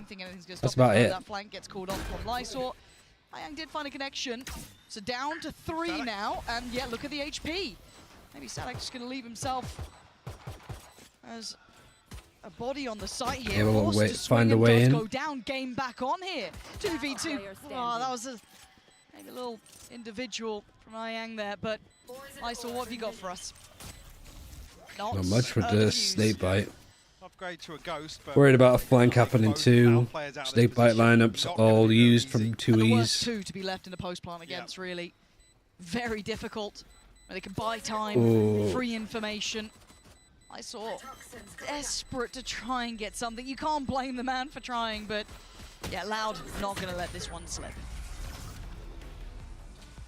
Again, didn't really see Loud rely too much on sight hits and Sort of thinking about it now. I'm almost thinking ahead of like, if Loud win this, what would Loud versus KC be like as a potential decider game? In their approach here, but yeah, really looking towards Life and Autumn to be very self-sufficient as well in these roles. But yeah, the thing I'm worried about here is we have FPX on Breeze that lost to EDG. Breeze, obviously not going to see it necessarily in round 2. No. That lost to Gen G pretty hard yesterday. Who lost to Loud. So the pecking order would suggest that Loud would have this over FPX. Same old when we talk about it. Saying that, however, FPX probably should have beat Edward Gaming when they played in Giggle. FPX, you want a little bit of mayhem. Good flash, and, they didn't get what they're they just to wanted. prepare. They're ready to fight. There's the difference, like we saw this from FPX when they were like attacking on Sunset, like how one Phoenix flash threw them off. Here, Loud, they have a Yoru flash to deal with, and you have people playing anti-flash and not get hit by it. Like, throughout all of this, Loud have just had a perfect read on what FPX are doing. She wrote, at least for the first two. Now we see the buy-in, though. This is potentially where FPX can set their own turn, or tone, should I say, to this, because first map, they did do quite well initially. I have a prediction that Lysol will get cut for next stage. The problem is that it's a bit short notice. Like, the stage starts in like 2 weeks. Tools really within that composition to, and I don't think there's any free agent people that you would be missing out on, I suppose.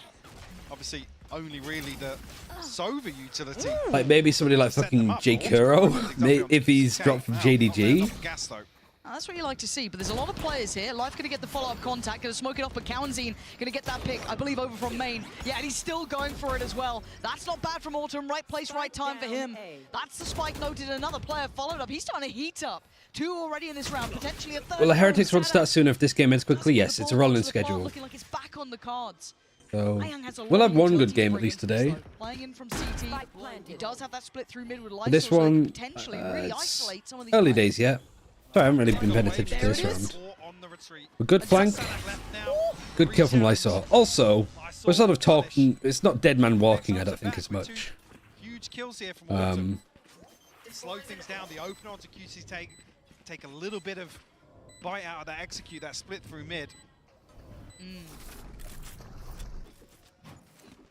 Like, it's not Lysol's fault that there was a bad peek here on the pistol. Great shot on live. Okay. Really good shots actually through the fucking smokes, Jesus. And Lysol's timing on this was great. Being able to snap back to Salak at the end. But keep in The mind, thing that we also miss out an awful lot is we don't know what the temperament of players are like. Who's like Zelsis is, right? Like Zelsis' energy in keeping people happy and focused okay, there was still a lot of is so important. Who are those kind of players in China? Is Lysol one of them? There. So again, there are some takeaways that still look quite good for Loud in this, but got to keep our eyes on the main man, Autumn, who was pivotal at starting off the last one. Spotted here, has to get out of dodge this time. Wow, he peeks out here and has to TP out.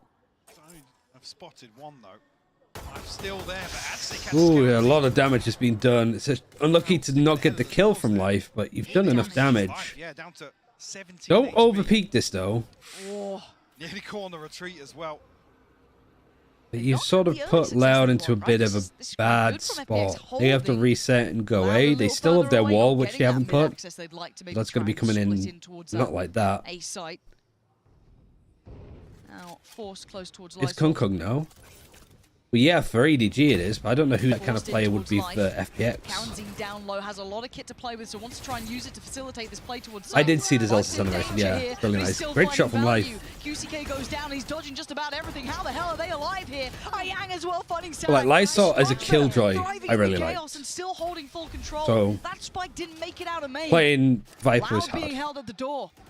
And Lysol just ensuring that by playing up a little bit closer. Berlin becomes...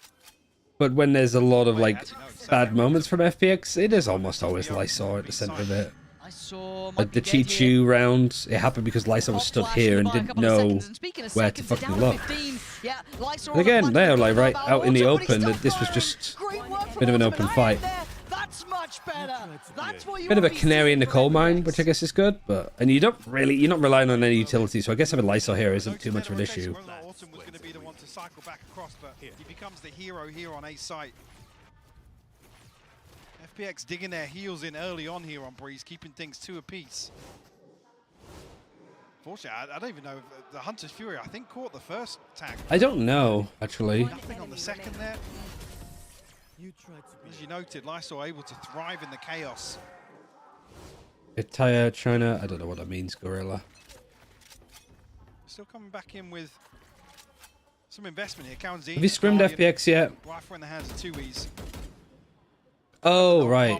We do see it this Hello, NDB. Will be called upon once again. Oh my god, he's almost kills him. 24 HP left on Autumn. That was a laboured spray, but just pulled it down at the end. It's got to be some community thing. Autumn is... I'm enjoying watching him on this map much more. I want to see more from him. Lysol going to deal with Kawanzine. Really? Looking at 2Es here to crack open. Ayang is doing a lot of just trash peaks this series too. It's always like Ayang that goes for the peak and somebody else doesn't. That's a problem. That isolates some of these But now players. this is basically a thrifty, right? On this, does Berlin... Yeah, both of them. Audacious play, and it worked really well. They've got a good read on this now. But against Sanak, did you forget about Sanak? How did they forget about him up there?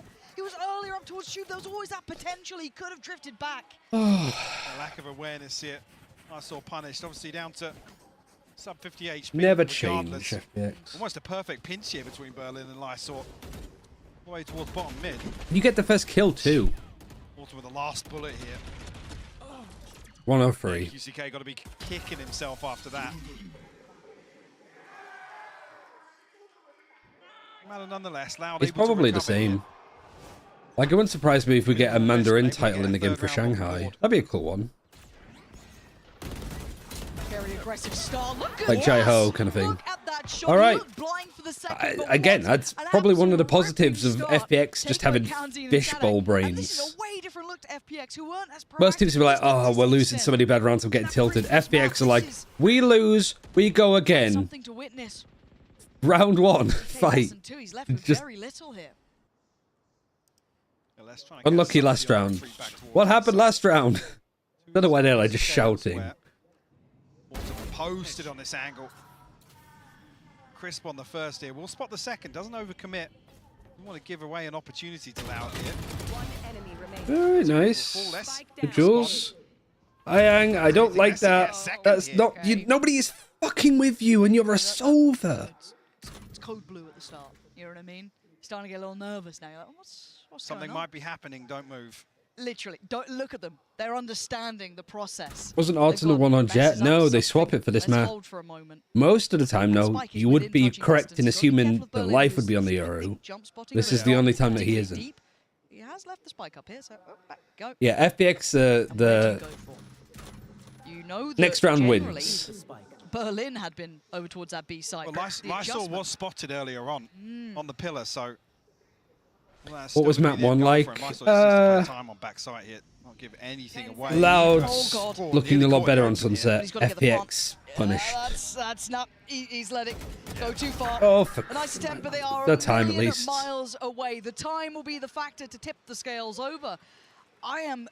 Surely Les doesn't win these. I noticed that there was only like 4 seconds left with the other defenders over on A, but even then, part of me was like, yeah, fully blind on the second.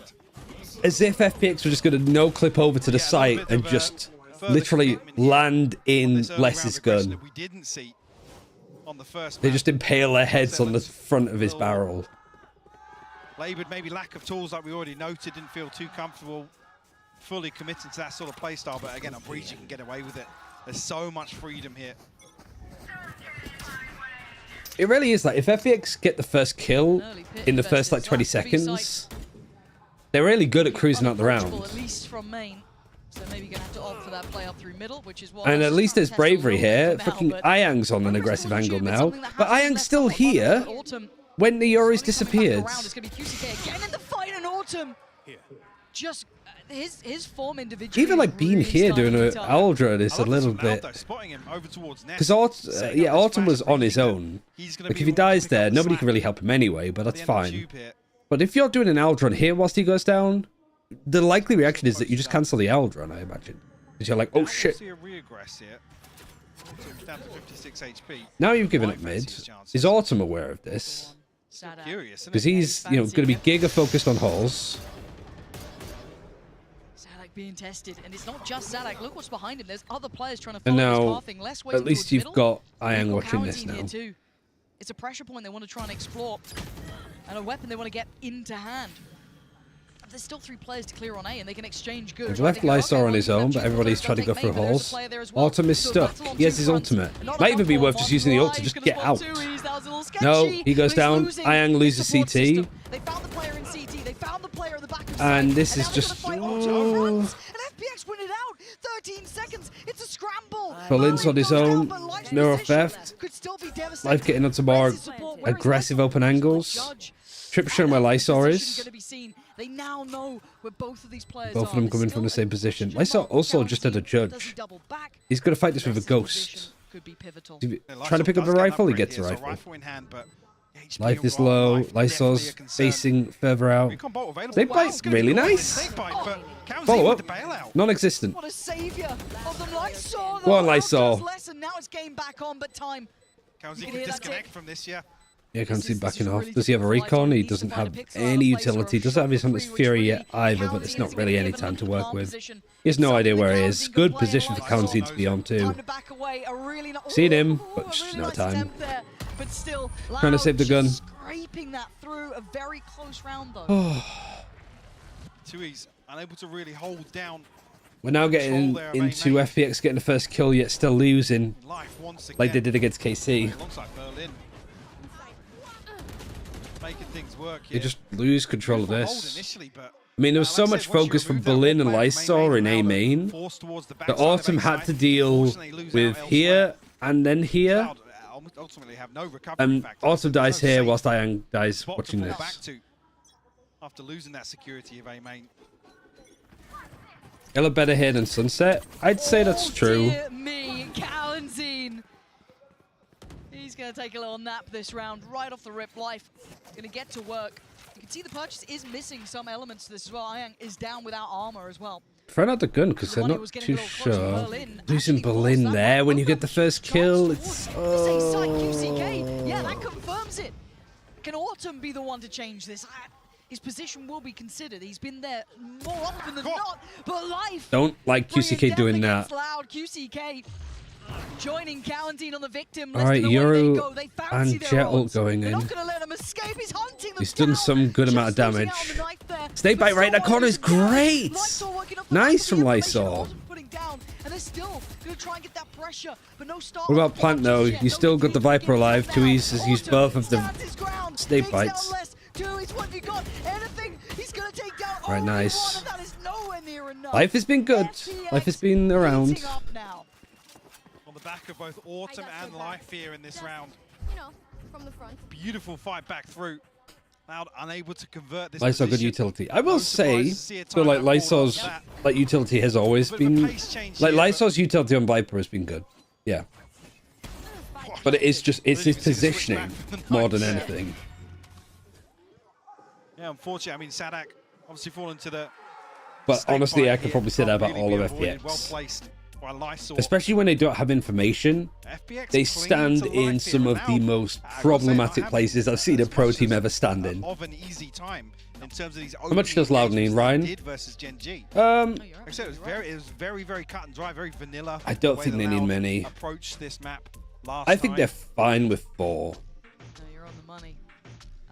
I know it is more of like a. I'm really liking what I'm seeing between Autumn and Life. I can't attack-sided map. Don't get me wrong, it's not that Ayang, Lysor, and Berlin aren't doing but well. I do think the Loud's well defense tends to be really well like put together. But I'm loving seeing that kind of combination, that duo between Autumn and Life, working here in comparison when it didn't. It does become a little bit of just a brawl, I think. You know, double duelist FPX are going to be looking for fights and engaging, but I think just Loud are going to be in the right places, and with how well they've read FPX so far this series, I do think that they're like, we know that the Yori's going to TP here. We know that Life is going to try and take a duel against us there. We know that they're going to overpeak in these positions. We know what places we need to give up. And also, they don't have a Sentinel like Gen G did. So we're going to do this a lot. They've been finding it very hard to handle both of these pressure points of Life and Autumn. Second half will be good. The test begins again. Oh, Autumn, this guy is just out of this world. The only real threat to that round was going to be QCK, and he is gone in the blink of an eye. Cowanzine, yeah, he's got a Guardian, but beyond that, you've got... I do hope that FPX can win this map. Because even if we see FPX losing on Icebox, Icebox as the third map with these two teams is just going to be balls to the wall. Right, the Blade Storm was really going to be... Good shot. Only a little bit of damage. Only 66 HP left on Tui's. Cowanzine found a time in here. Okay, that's a rifle. If Tui's can possibly... This has been such a problematic area too. This time on the clock is the problematic time for FPX. They just don't have enough of a fundamental understanding on how to deal with teams like Loud. This though, good idea. You've given up that position. Perfectly played that. So much of the plan for FPX is just put Life in a position to take one-on-one fights, because he will just win them. Like, I like Life dealing with this because even if he goes down, not too much of a big deal. You're not having multiple players go down. Yeah, he's drifting. Did he get spotted? No, I don't think so. No ping coming through. Right, he's cleared though. And now Tui's with 13 seconds. Also, no opping yet. To be started. FPX, look, the early attempt, the early goer for Loud was going to be off the back of that ult invested from QCK, but he's had a quiet performance so far. That could have been a nice way to push him up in this map at least, should I say. And not to get it, there it is. Look. It is like... I know that fight goes FPX's way, but what's the fucking plan for FPX there? This is what it should have been about, like, right? why are they taking a fight here? Probably not for the last round, but the one between. This is what it was for. I can't say I've seen many pro teams just go do that, you know? Because FPX have been meeting them every step of the way, and it's been individual, it's been punchy, but it's been damn good. Here. Gonna note a couple steps. I like putting Life here though, because it is the problem area, and Life just seems to be the problem solver. Obviously posting Life up, so won't expect to see him getting too aggressive here, especially with nobody on the side of Loud on the other side of the halls to him. And if you're Loud, you're so conditioned to be worried about, okay, yeah, to make the play. Exactly. Is Life going to be here? They're Where waiting are to they? see who shows where around the map. Berlin drifting a little out into the sights there. Left. Wanting for HP. I think they are using the Yuri more for just utility. Fast rotate. We noted it early, and as did. Like, Life is just the one that has the freedom to kind of go and find space. This is being watched by 2Es though. Gets the timing right here. Life walking in. He's been seen, and he gets to keep his life. He's staying. The surprising part. So now the three-play stack that was on this side of the map. He's going. He's actually just going for it. Oh, for fuck's sake, Life. What can this man do? Nothing this round. Put down. And the side plant should be coming in very comfortably here, as the other two players quite far away. Yeah, saving right. To the pressure coming through. Because even with a couple of round wins for FPX, the money's still a little bit awkward. I can't believe Life just goes for that. Under the pressure. I saw was a little curious. You're gonna try and find an exit somewhere. Really unlucky to not get the kill. 50 HP 2Es. Could cause some issues. Who was on half armor too, so what? It was like 3 body shots, 75 damage. General position there. Yeah, it's enough that he's gone. I'll give it a second attempt. Yeah, and in these slower rounds, it's really less to be the one. I mean, I think it's more simple, Calv. I think it's just that they haven't really had the money, and I think if you're FPX, you also are just scared to make that gamble of an up. Because of what you've just mentioned, like, you're right about it for sure. But I think it's just that they haven't really had the One of the money. first rounds we haven't seen them explore it, so you almost feel bad for Life in that regard. Yeah, You're like, he's not rewarded. yeah. But this much more patient play, you know, It's also like Berlin was put under a lot of pressure. I think he was like 25 HP backside when Life went for this push. which is maybe just a nice counter read because they had been So when a that fight so comes often. in and then you go try to push flank, like Loud find a little it bit of a feels like solution. Autumn is playing in a way that he's like, I need help. There's so many times where Autumn's died and just been stuck where he's just, guys, I can't get anywhere. Up now, Up's in the hands of Autumn. Hold a little more passively. But the operator noted off the rip here, very start of the round, so giving Loud the information, not necessarily an advantage just yet. And Autumn can TP elsewhere. He's going to post up here, maybe show presence to the operator, potentially catch timing ahead of a rotation, but no, his TP's just expired. Time to jump. I have to go for this because there is pressure coming up towards Christian the Paul's Eldrun, did it spot either of these two players? Digging quite deep here. Good shot, C-Spike gets out. He's dropped and the spike found. You also know that Berlin Berlin is just going to be around the A site the whole time. Gotta be careful. Ayang. Players, and that's crisp from Sadak. Life does well to find I just knew what was about to happen before I was fucking mad at webbing that shit. But another spot for Autumn and another body to Ooh, add to the close. list. Cowanzine trying to drift in, Great but shots. Autumn's exceptional. Op's at what good. he's doing. Having the lead at the half would be nice for FPX. Monster this round. And in this Might not half, mean anything if they can't pick up a pistol, So but tough let's to watch see. as two members allowed tucked into main here, and Autumn's allowed to swing all the way. Dry, by the way. Barely saw anything from 2Es. No utility to set things in motion. Even if there's two people B, I still feel like that site is wide open. 3 on the round with the operator. Good Pretty pleased with himself. Viper wall on B is scary enough to deal with. But yeah, on A it feels barren. very hard to get a beat on. Now you got Life with the I operator. do like this instead. wall too. Another little switch here. So if Loud thought they had a plan before, now it could be adjusted, expectations being diverted. And now they got the up on Life just to watch holes and play backside. Bodies behind this. Uh-oh. Despite not committed just yet, I mean, it's Life. Great updraft actually for Life to just make it so hard to track what direction he's going. Oh my god. Just Sadak. There's no one with him. They're trying to maybe find the 4 rest players are of them, about put to his pull life this. on the line for this, but he's I've doing seen this nothing kind of for play it. happen It's just before. Sadak so far, and individually he's not going to be able to outdo I think four of them. Lysol's fucking learned his lesson from that Chi-Chu clutch. He's not playing here. Where's the value? Is He's he just trying to tucking bait in out on this B. big play? Once they get the spike, they're sure. This is, I mean, Les has got a very deep 1 minute on the position, but they clock where haven't there's caught no anyone in noise. rotation, so, QCK Where nearly my breaches start to panic a little bit for FPX. Lysol's like, I ain't fucking making that mistake. I'm playing where I can hear the spike plant. Down and safely. I doubt Lysol's going to play ahead. I've never seen a player like, I'm not doing it again. I'm not doing it again. I'm not being caught out here. They have planted on B. I can hear the pings, guys. Let's not rotate to the wrong all side. of these rotating.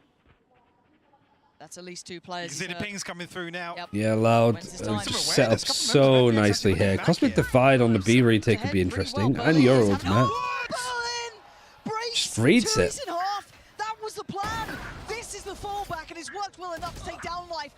Not really that fond of the fact that this Viper wall has just been completely disrespected by QCK. He's clearly not that fucking fussed about it, but less 1 versus 3. He wins these. Deal here. Less with a spray, but look at the face. Not quite. Just enough time. Honestly, really well played from Lysol. Creating a pocket for Autumn to get behind. Because he didn't get caught with his trousers down. Astro Euro combo? Was it the... I was well worried about this. Unreal from Berlin. This is But what I wanted didn't out see of it's Map halftime 2. now. A closer affair, a better game. Oh, we're on FPX Twitch, I showing forgot. us a lot more caliber here. What did they do? No way out of it. No way out of it with 5 rounds to their name. But this. You what about the Euro ult? Oh, did they do the KC play? Hey, there's a couple of members of FPX. Did they like come out of the ult? Yeah, they do. Nice. Okay, yeah. With his presence unknown, gonna find the frag towards Cowanzine. And QCK, nice attempt, but not good enough. Less left in a. I like that it's becoming a common thing, honestly. We need a name for it, though. I feel like we've seen this play of a Yoru coming through the TP each and every time behind an Astro Wall, so there's no audio cue, which means that you can peek out. Wow. Do we just call it the Common Core, the KC? Yeah, I can't believe he said that. I know. Caught in 4K. I hope someone clipped it. Yeah. Very, very interesting insight there. It was. You're welcome. Yeah, I know. It's all good. There was nothing played. Don't worry. Of course, things don't work when we're here. Look, we got to bring a little curse to it. Otherwise, you know. The KC is more iconic. Yeah, but it needs to relate to the... What does it relate to? Talk about, you're the analyst. Have fun. I was hoping to get someone from the interview there. The Cosmic with a K. I'll come back to the same point. Obviously, after the first map and it being very, very one-sided, now with this performance on defense, you've really, really got to dial in and hope that Ultimate Life can be the deciding factor here for FPX to force. I'm trying to figure some good ones. I mean, sorry, I was going to say Cosmic Drift, yeah. Loud looking a little quiet in areas, but I guess looking a bit more coordinated than what we saw versus Gen G. Gen G felt very, very individual, and like I said, it felt almost at times like a deathmatch lobby. People were running around, just winning gunfights, which again on Breeze, you know. Oh yeah, I can't think of anything that's clever. We need a name for it though. That way, but doesn't really seem to be the approach from Loud. So I'm curious to see how they apply this composition to the defense. Obviously, Autumn's all right. I think it's the first time that we've seen and keep in check our boys over at FPX have the lead. I can't wait to see it. Couple seconds to go. Is that now. enough? I haven't won a pistol yet. Flash in the pan, a death rattle from FPX, or was there truly some life to them here? I want to see. There's no way that you get to a third map without winning this pistol. Scramble for some answers, which you can't again, go 0 and 4 on pistols and hope to pull a series back from that. You just can't do it. It's not possible. And doesn't get spotted. Going to be checked on and outdone. It's not the best start. Going to draw blood here. And Calden's even playing with a sheriff up here as well. No util. I like it. Not committed just yet by FPX, so really relying on Life and Autumn. Really wants to find an opener, but Tui's got himself into a... He was in elbow the whole time, and wasn't he? When they pushed up mid, he was just not cleared or even considered. Autumn might be able to get a shot in the back of the head. He should be dead, right? Yeah, he's dead. Yeah, but there's a player that's about to trade him in mid. Flash, spotting out Sadak, and good fight. A little bit problematic, but it takes him... Make sure that he doesn't get hit by the fucking trip. Do FPX continue on this path? They could turn heel. You got a flank here too, so you know that these players have like slivered their way into sight. Tries to go for a duel, Lysos 1 HP, and he still tries to peek. Brave, stupid, both. Lucky not to die to the wall bank. Now the problem is QCK. Look at the position he's in.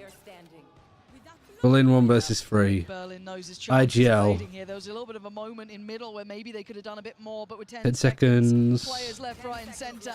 Alright, good shots. 0 and 4 on pistols. And again, this will be a bit of a reminder. Some of these players, I'd say, are very, very good. Almost specialists at holding these sites down, being those kind of stoic members that can be rocks of the team. And this could be one for less here, already towards the top of the... Just found out my uni won the tournament I was at yesterday. Games have still been played, but we've won enough that the other unis can't come back. Congratulations. Yoru ass play. Probably not that. Kawanzine on the other side of that with the sheriff of his own.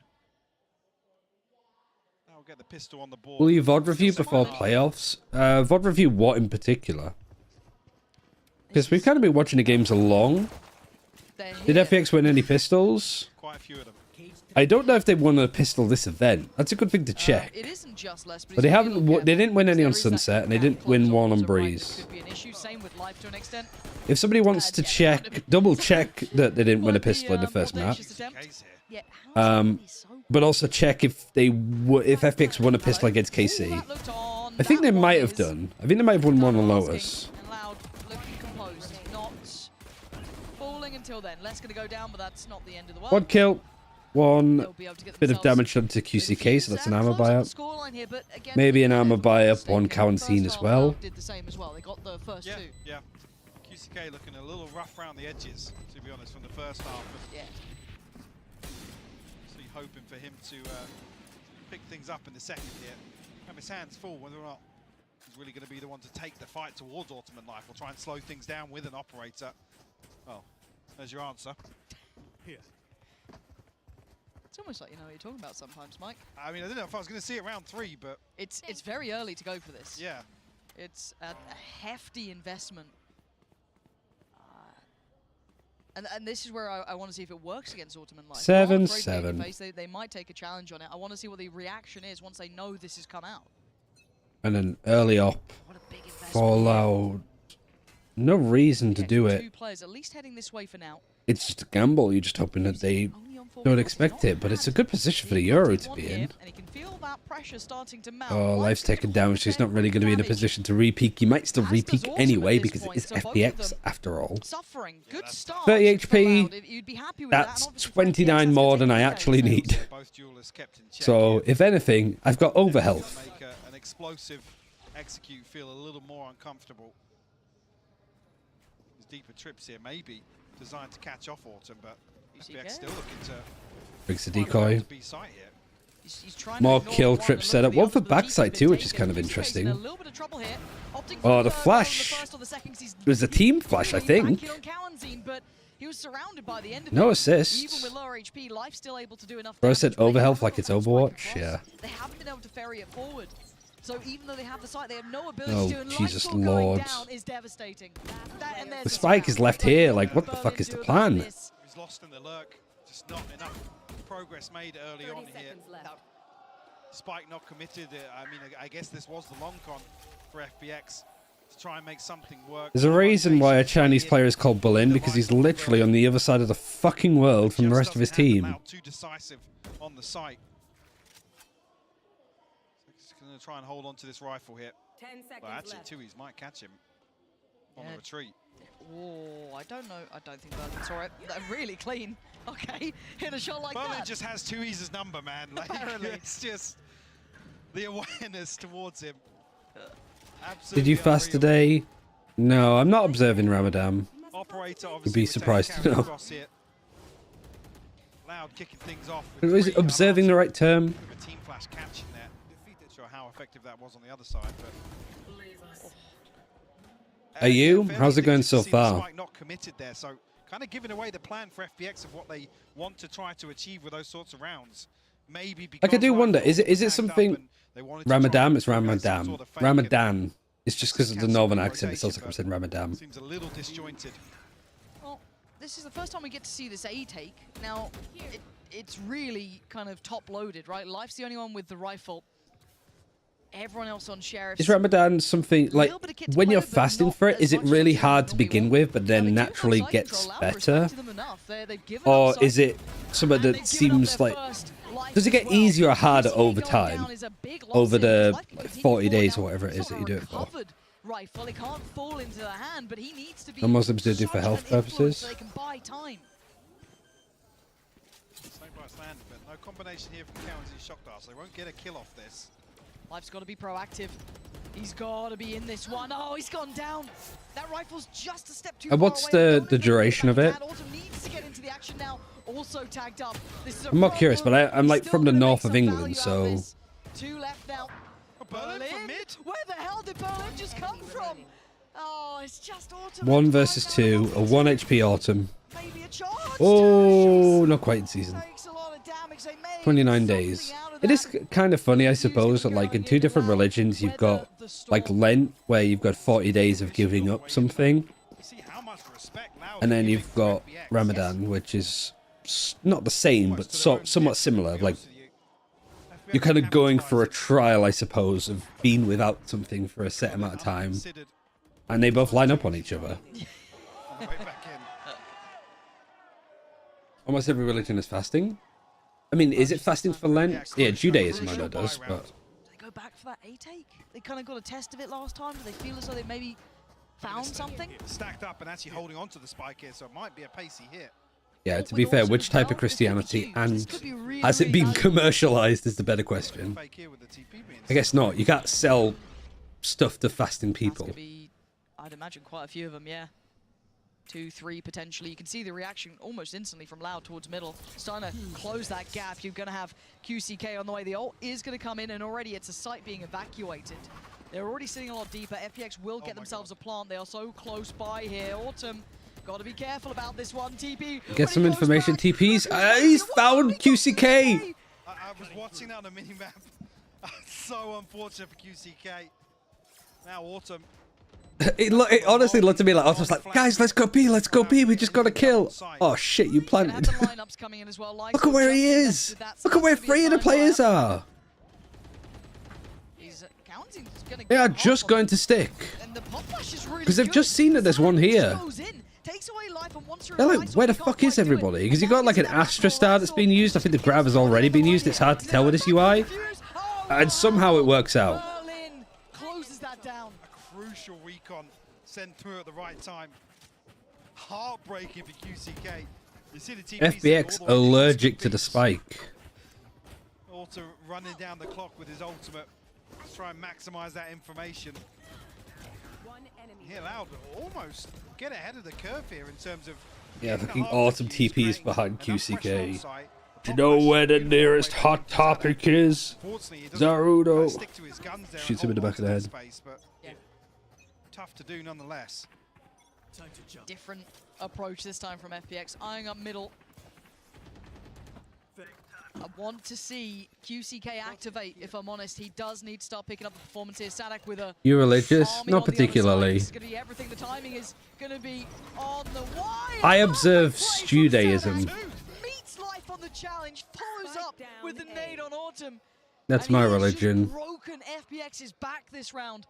Berlin, that late positioning he's been kind of known for, isn't going to be a surprise now. He has to play this forward. Not going to be able to do it.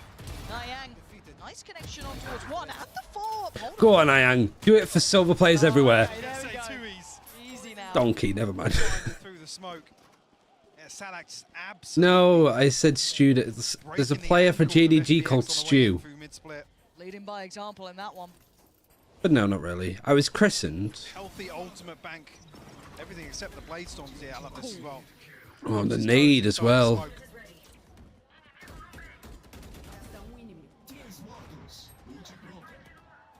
Fantastic stuff here. We'll be allowed to call a timeout. Actually, no, sorry. My mistake. Did just change. Just got debated. Not your mistake. I promise it wasn't. It did say loud. Maybe they both called timeouts. They could have both. You never know. It's a mystery. We'll start with the FPX timeout. Talk to me. Talk to me about what the game plan is here, because Loud have, even in, let's say, I wouldn't say the ideal way, because I would have liked, I don't want to harp on about it, but I would have liked to see QCK. It's crazy how FPX have actually only used their first time out now. Ultimate Life have had his number. Yeah, I mean, he's got his hands full on the front line, right? So previously, looks tilted. It's just hard, isn't it? I mean, I haven't been paying too much attention for the last couple of rounds because we've been talking about fasting and hot topic. I feel like that's kind of the same here. Maybe not being statistically as good with the opening engagements, but FPX definitely causing enough of a ruckus to make Loud sweat. Yes. Now they're forced back into recovery Deep mode. Some of talks. these, Always happens when China plays, I swear, as well. FPX. Arena's not as full. Yeah, everybody's out drinking before the Team Heretics game. Need to show a little something now. Timeout for the check-in. That'll be busy. They still have a purchase around it, so this is a goer. This should be a big round. What have they got? Blade Storm, they've just used it. Cosmic Divide, Berlin has it. Hunter's Fury. Last time. B is such a hard site to hit because you don't have like the null command. And you're going in, the Yoris TP'd into the Astra smoke, which I'm sort of, I feel like Loud left, or Loud might still win this to be honest. Oh, Autumn trying to go for the fight. Les is just, he's too good in these engagements. Two players going to try and peek him, does get him, nicely done. Berlin gets a nice one flanking behind. Plant hasn't come in, and the spike is out in the open. Oh, please, Iang, don't. No, no, no, no, no! Close. Keeping FPX in touching distance of that scoreline. Not going to suffer financially coming out. I think 2, maybe 3. At least the peak came together in the end, but it did just look like Iang was about to just go on his own. The null command almost perfect at shutting down. I guess The kill on Les is the big one, though. Ooh. A couple of pockets for FPX to work out of. Nonetheless, FPX find their 9th. Yeah, like specifically Genji playing against Loud were bad. Because they looked really good against EDG. So expecting him purely dedicated towards information gathering. Pick that up, no one saw it. Oh no. QCK over the top found. No more knives at least. With a But a ghost. ghost just got iron. What has just happened here? The poison cloud isn't on the spike either. Yeah, Lysor has to play much closer. Not the lineups he'd probably be wanting to go for. They have to play right next to them. Lysor is panicking. He's either he's had to use both of them. Autumn has to go. Read it nicely. Autumn gets a great pick. Good fight. Great flash from Autumn. Nicely done. Oh my god. Lysor's just throwing utility out, just crying, like shitting in a corner somewhere. Shaking like a shitting dog in A main. And Autumn comes in like the Chad hero he is. Keeping the hopes alive for FPX. I was gonna say, Mike, you know, that last round, call it a good round, but also gotta know Autumn got 4 kills there. And I said, well, surely you can't do it again in my head. This flash, perfect for Lysol to get a kill on QCK. Really rather God-sent. All things tied up now. Operator in play for QCK. He's going walkabout. Brave. Drifted so deep out of here. Life, you're being out-lifed. And Lysol's out. Oh, Loud looking a little bit tilted. So hard, almost too hard to try and be the difference maker, to pick up the scoreline. Just trying to make a play now. This is one of the things I think that like would give FPX a chance if Loud can just, like against Genji, where they're trying to do so much because they get tilted at the prospect of losing to a team like FPX. Even dropping a map for Loud against this team would be a stain on their like good record. But Lysor's now like showing up. And a misread. They're responding to what they're seeing. Sold this, Yeah, they've seen utility, they've seen players. Oh, and they've got life oh on the my god, side. that's a nice shot. FPX. Now they lose the camera as well. That would have confirmed that this was a fake. Loud have fallen for this. Yeah, I'm quite surprised that like Pansy and Hypog didn't react more at that shot because it was sick. Literally saw him for a second. Nor could he find Sadak in time, but by now the round, your heart almost drops when you hear that spike going down and you are on the other side of the map. Can they at least recover the operator? Is it even worth it to keep into hand? I mean, it's not been going well for them. Saving FPX on 11. FPX gonna be taking the lead now. Really activating, yes, individually in a couple of these, but now we're seeing this kind Loud of timeout 13-11. across the board effect here. I think Loud might have used both their timeouts. FPX still have one in the bank. To consider things in the next round as And I well. shot it so quick. I think they were more looking at the minimap. Yes, there will be a rifle and the operator to carry across, but it's the FPX finding 11. I don't think there's anything wrong with them like missing and not reacting. But I just, when I reacted, I got self-conscious of like, did I just like react to a really easy kill? I was like, wait, no. On the brink. Yeah, he should get that like 10 times out of 10. I'm like, See, Also, it's the fact that he's playing a... Lysor is playing a Phantom on Breeze. QCK is looking to dig for that opener.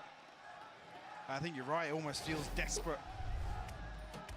Trying to If FPX win the map, I consider it a win. Yeah, I'd say so. It's time to check in. Map win against Louds, you can take that home. You can take that home and you can frame it on the wall. For FPX. They found the solution. But Billy be like, we beat There's a NRG little bit of a drought first twice. but again, hey, call it a pistol, call it what you want, the kind of knock-on effect, but it was what it was. Brought the scoreline right back. But Loud need their own answers now. It's funny because it's like FPX having a Viper on the more aggressive off angle with a Phantom dueling against an op waiting for it.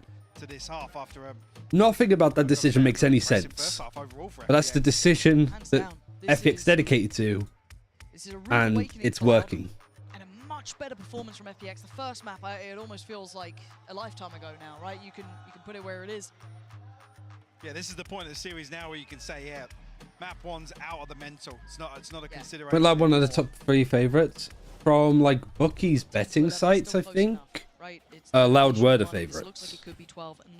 Just because of their like previous experience at international events and just the lack of real like tenured competitors from other regions. Obviously, the previous 2 rounds like Sentinels, KC, and Heretics, and even Gen G all look good, but they just don't have the same level of experience that Loud do.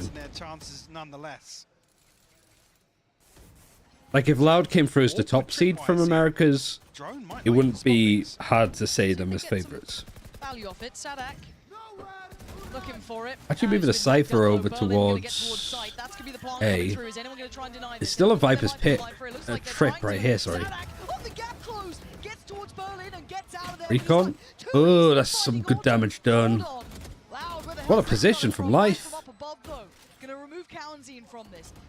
Don't like the re-peek. This trip is still scary. They've picked the Viper's Pit up. The trip up. I don't know why I keep mixing these fucking things up. Desperate to try and do it for time. They've got to play the time as well. Trying to draw out the last bit and get the drop of the pit. And now Ayang down to 1 HP. Could this be the clutch of his life? Nice from Les. They just got thriftied. And the time is incredibly close. Well, enough to work with. What a crazy exchange. Good round from Loud, but still. In a position to really punish off the back of these trips that are placed. I'm not sure if both were activated. One definitely by Autumn. These sort of plays as well, where the Viper's Pit comes in. Sadak does it with a Ghost. How is Sadak's Ghost on fucking Breeze doing this much work? The response is there.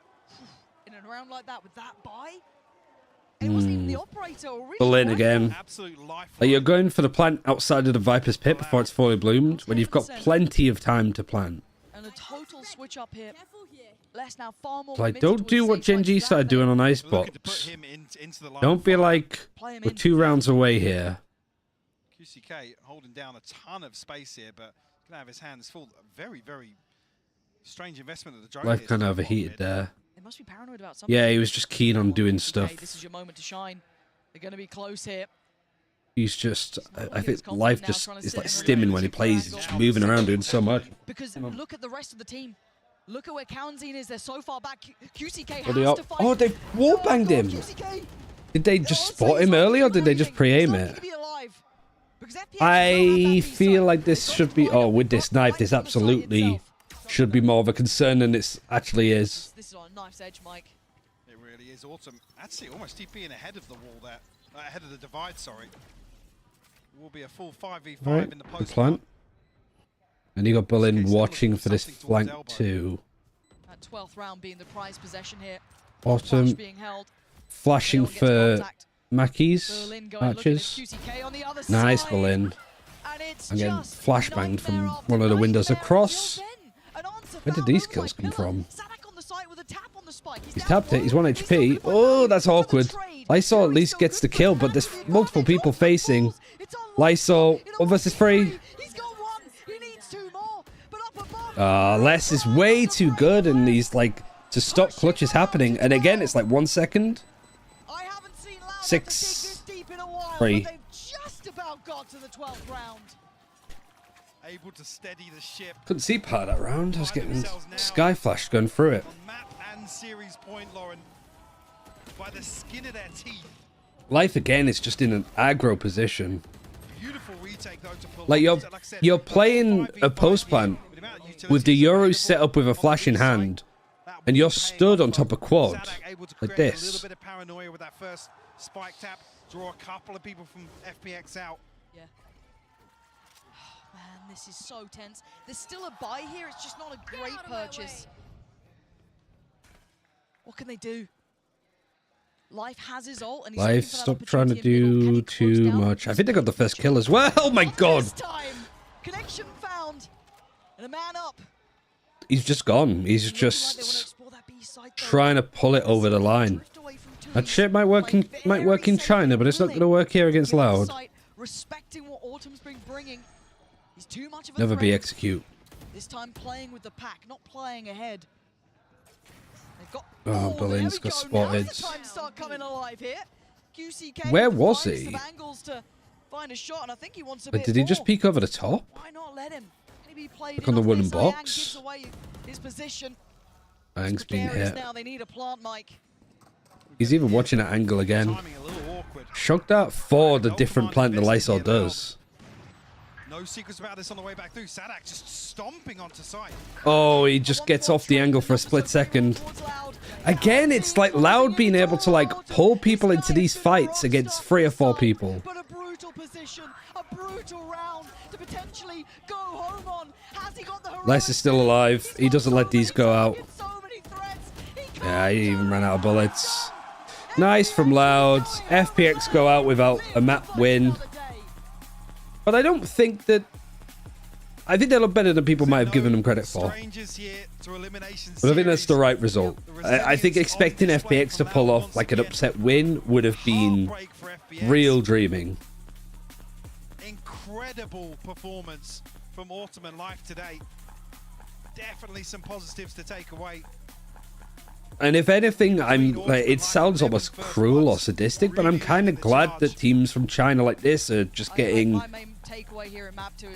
demolished in some of the rounds that they play, because they need to learn that some of the shit that they do, by being over aggressive, by not playing advantages, by playing poor coordinated post plants, you can't do that shit on the international stage and hope to do well. It's heartbreaking that we only get such a small sample size of what this team could potentially do.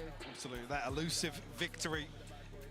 So you need to be able to like take that shit home, improve, and it's not even just FPX. I think it's the majority of the region. Just that you can't bank on just individual players to bail you out so much. Being punished time and time again, and I think you notice as well, it's key to note the desperation.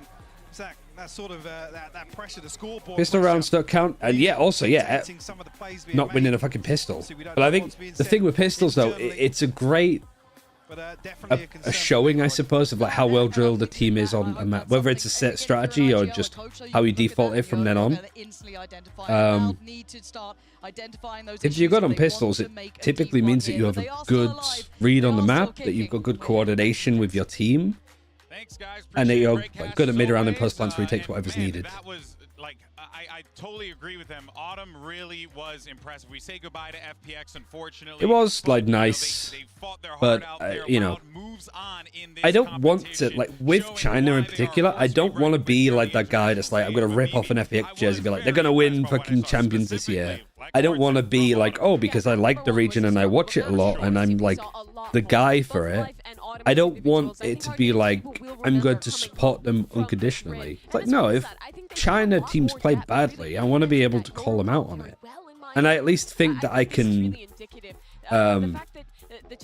give that insight, not only for like English speakers, but hopefully for like China as well. That like, because I've seen the other regions for a lot longer than China, that I could like, that a Chinese audience would listen to what I'm saying and feel like that's kind of like validating it, I suppose. What I would say, because I know that some of the stuff I say gets taken for Billy. What I would say is like, I think that this region is going to be the best in the world. It's really a case of when more than if, but the answer to when that's going to happen depends on how quickly teams like FPX and EDG kind of have the penny drop, have them realize of, oh, this is the stuff that teams do really well that we need to do better at. And I think indications definitely point in that direction, when you say, Mitch, with EDG and FPX being so strong. Yeah, I think so. Home field advantages as well. If we do end up getting there, you would be delighted to see this team be able to play with someone behind their back. And also, losing out to KC and Loud with some good, close maps and series, I think is like fine.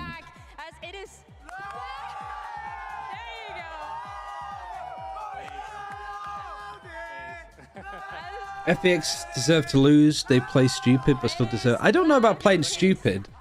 I think it's just fucking Sadak. It's just like, all right, guys, that's too much. I'm an old man. I want to take my paracetamol, my Xanax, have a nice cup of latte, and go to bed. Y en situaciones de eliminación como esta, ¿hay en algún momento en el que esa frase que ustedes siempre tienen de sin miedo a veces se haga más difícil, a veces sí salga el miedo? Mira, creo que nuestro equipo cuanto con más presión tiene, cuanto más las cosas están difíciles para nosotros, mejor. Are they speaking Spanish or Portuguese? Oh no, because he's Argentinian, so it'd be Spanish, won't it? Siempre que las cosas están difíciles, continuamos para adelante, continuamos dando lo mejor de nosotros, así que esto solamente nos hace más fuertes.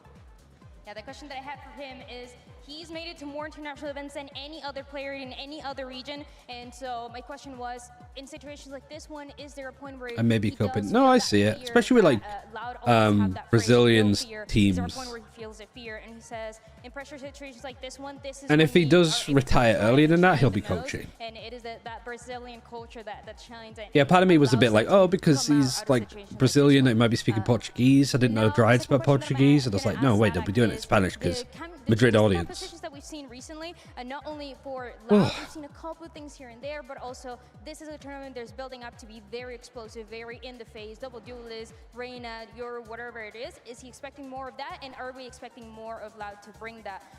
Sadak, por lo que estás viendo de las composiciones, que ustedes han traído algunos cambios pequeños, de pronto algunos cambios de rol dentro del equipo, pero también el Euro, por ejemplo, que veíamos la primera partida, y en general todos los equipos jugando bastante explosivos, pensamos en Carmine Corp, pensamos en Sentinels, en todos ellos que están en tu cara. Yeah, I know he's Argentinian, yeah. Van a seguir trayendo esas sorpresas, ese factor explosivo. I needed FPX to win so much. He's got to become the faker of Valorant before Brady or LeBron now. I mean, Sadak is not going to be like, he's not like an AD carry, I suppose.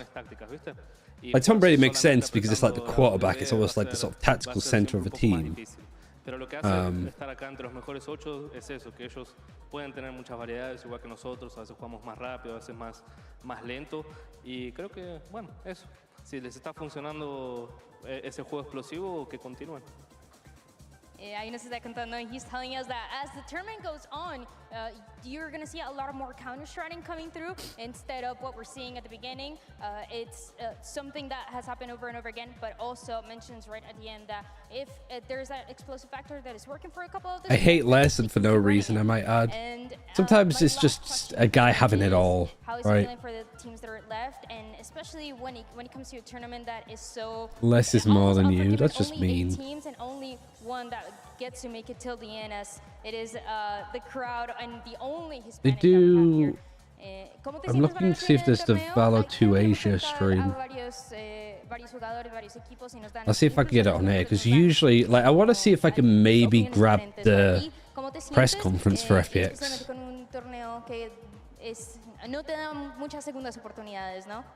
Y mira, yo me estoy sintiendo con mucha confianza, el equipo está con mucha confianza, sabemos que tenemos mucho talento, sabemos que estamos muy bien y vamos a dar nuestro máximo, ¿viste? Así que el que venga vamos a dar bala y que sea lo que Dios quiera. ¡Vamos, Marito! I know he's telling us that he's going to keep bringing what I've seen it, yeah. recently and is I mean, also, doing what it takes. I can see a world where like FPX just go, we're not doing a losers post-game press conference. I would imagine that they would, but I guess we'll see.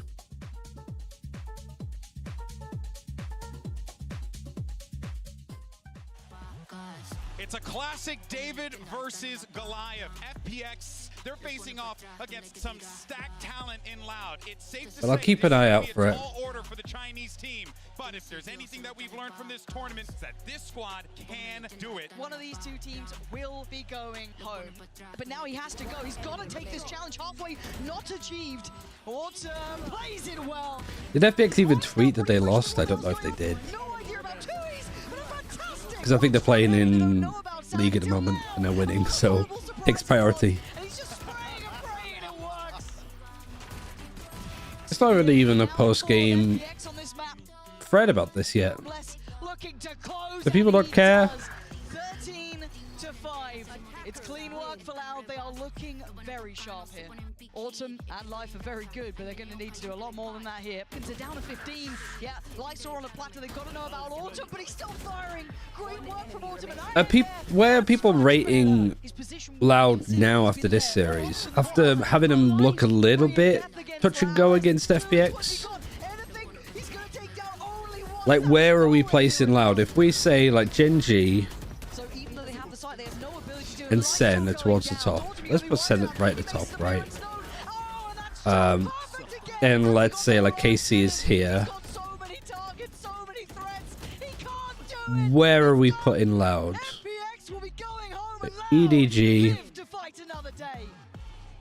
Like, I'll put Loud somewhere else in here. Team Heretics, PaperX, FPX. In all honesty, I'd switch these two. I think. Where are we rating Loud? Like, would Loud be EDG, Team Heretics, PaperX? They beat FPX, we know that. They lost against Gen G. Would they beat Common Core? I would say it's likely. I'd have to look at the veto a bit more, but I don't think so. Would they be EDG? I think they could. I think Loud would have enough about them to kind of do what they did against FPX on Sunset. Same sort of game that could turn into. Like, if we do get Loud versus EDG as a deciding game, I'm going to be worried about that.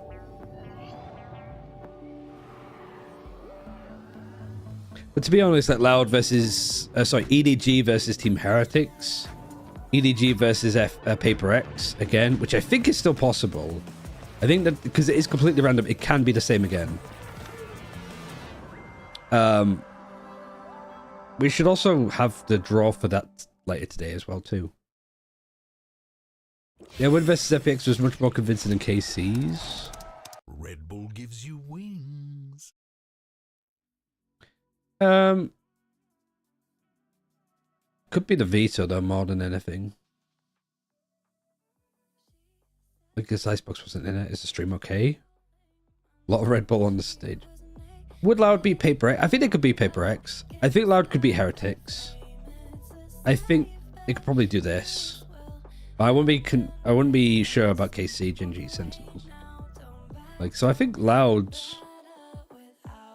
all things considered, Loud making top 4, I think would be a really good result for them. They're making 5th, 6th. Really does depend on their opponent. But I would say that if the opponent is out of these two teams, it's EDG and it's Common Core.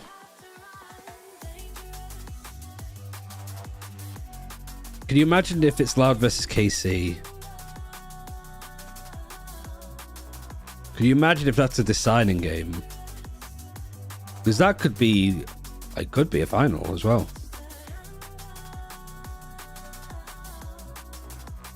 I think if it's this, I do, for an elimination game tomorrow, I think Loud could beat KC. If it's just based on how they are in the server and how they play, the reason why I would give KC over them on average is just the veto. When you have a good KC's got a good Lotus, they've got a good split.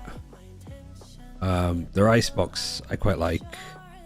Their Sentinel don't really play. Breeze they ban out. Sunset, I think the Sunset would probably go Loud's way. Breeze not going to be played. Sunset good there. Bind I'd probably give to KC too, but only just. What does KC ban versus Loud? The same as they always do, Breeze.